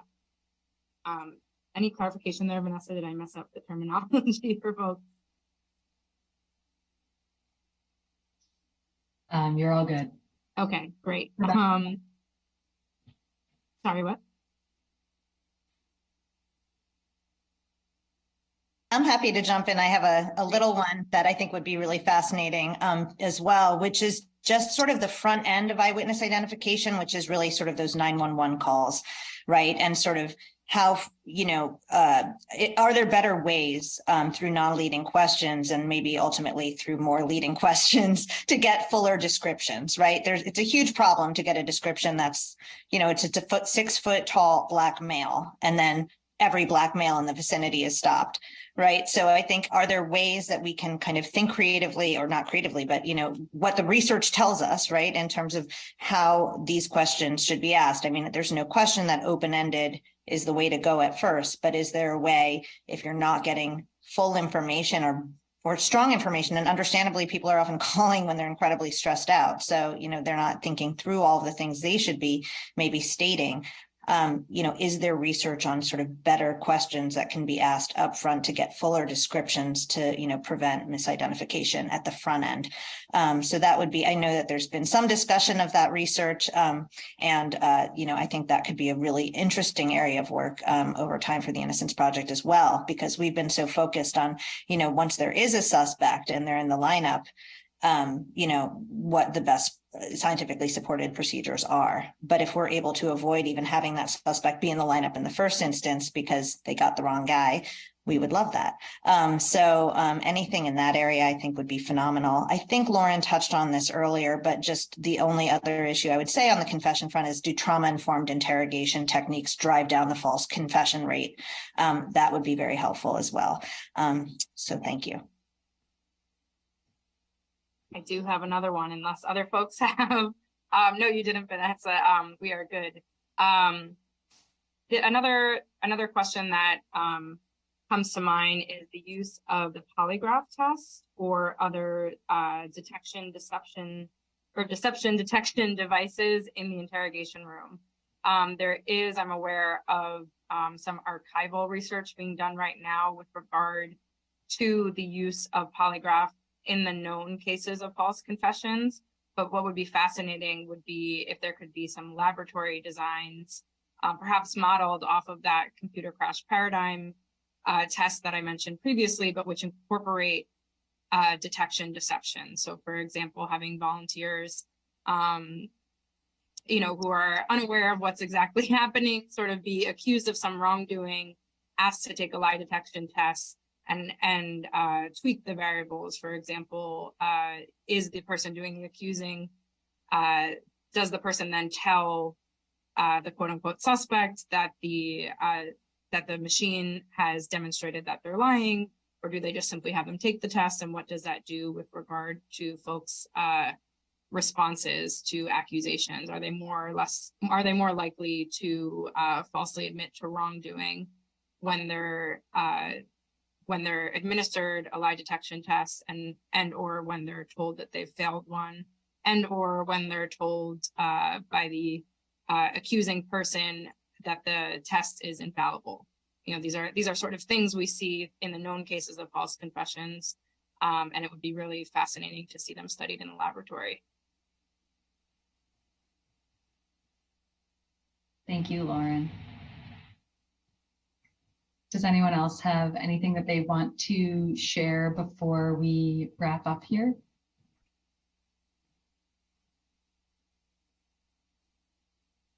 Okay, so for those who didn't catch the whole conversation and, who are interested in more, we're going to share a recording of this conversation.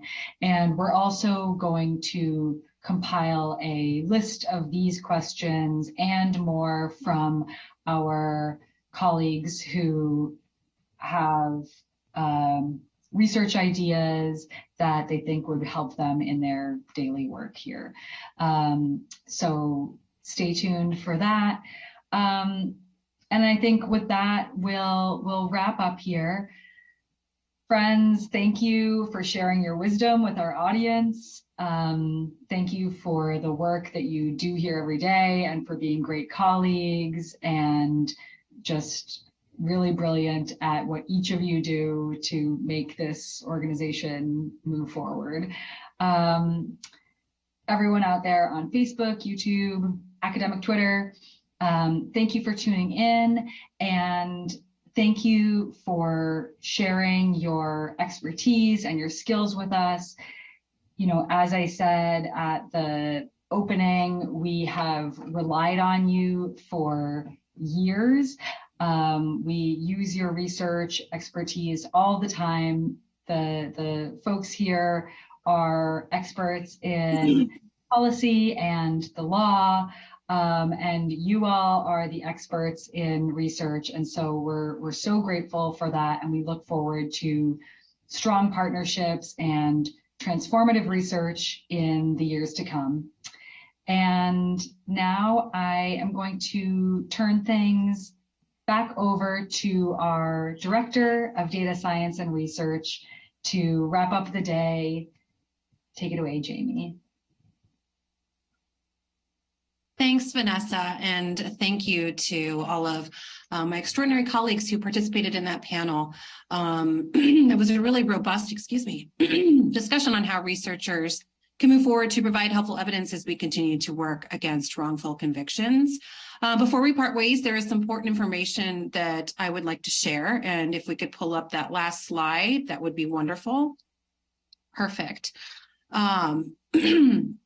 The Innocence Project is part of a large network of organizations working to free people who have been wrongly convicted. It's called the Innocence Network. Each independent organization is known as a network member. For those of you who are interested in conducting research that involves freed or exonerated people and or any Innocence Project staff at any network member, you must submit a proposal to the Network Research Review Committee for review.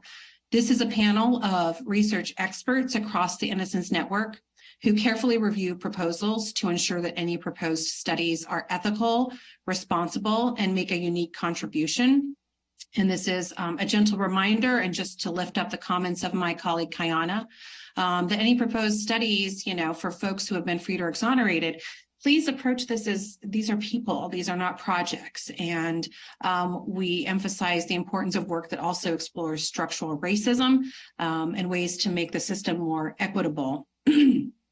So please keep these facets in mind as you think about future research endeavors. You can also find other research resources on the website for the Network Research Review Committee. For those of you who are interested in the text of the studies that were presented by our 4 research teams this morning, the Wrongful Conviction Law Review will be publishing a special issue entitled the Innocence Project Scholarship Issue, and that will be published in the beginning of the year.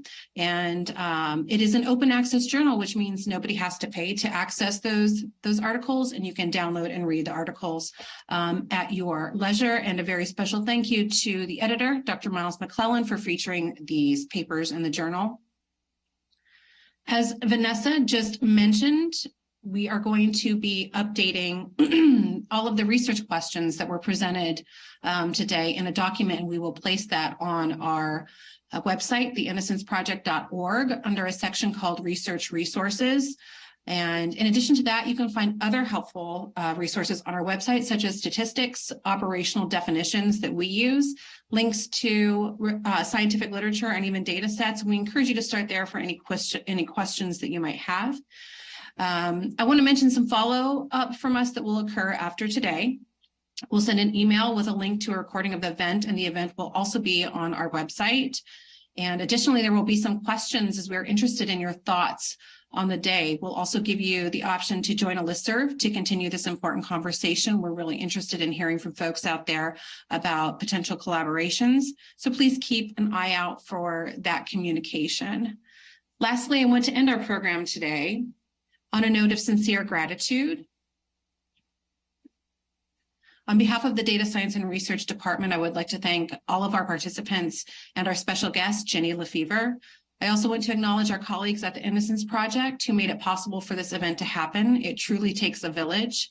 And thank you to our viewers who took time out of your day to hear this call to action. We look forward to hearing from our audience members and our researchers out there on how we might collaborate on some really impactful research. And on that note, I bid thee farewell, and I wish you all a happy and healthy holiday season. Thank you for joining us today.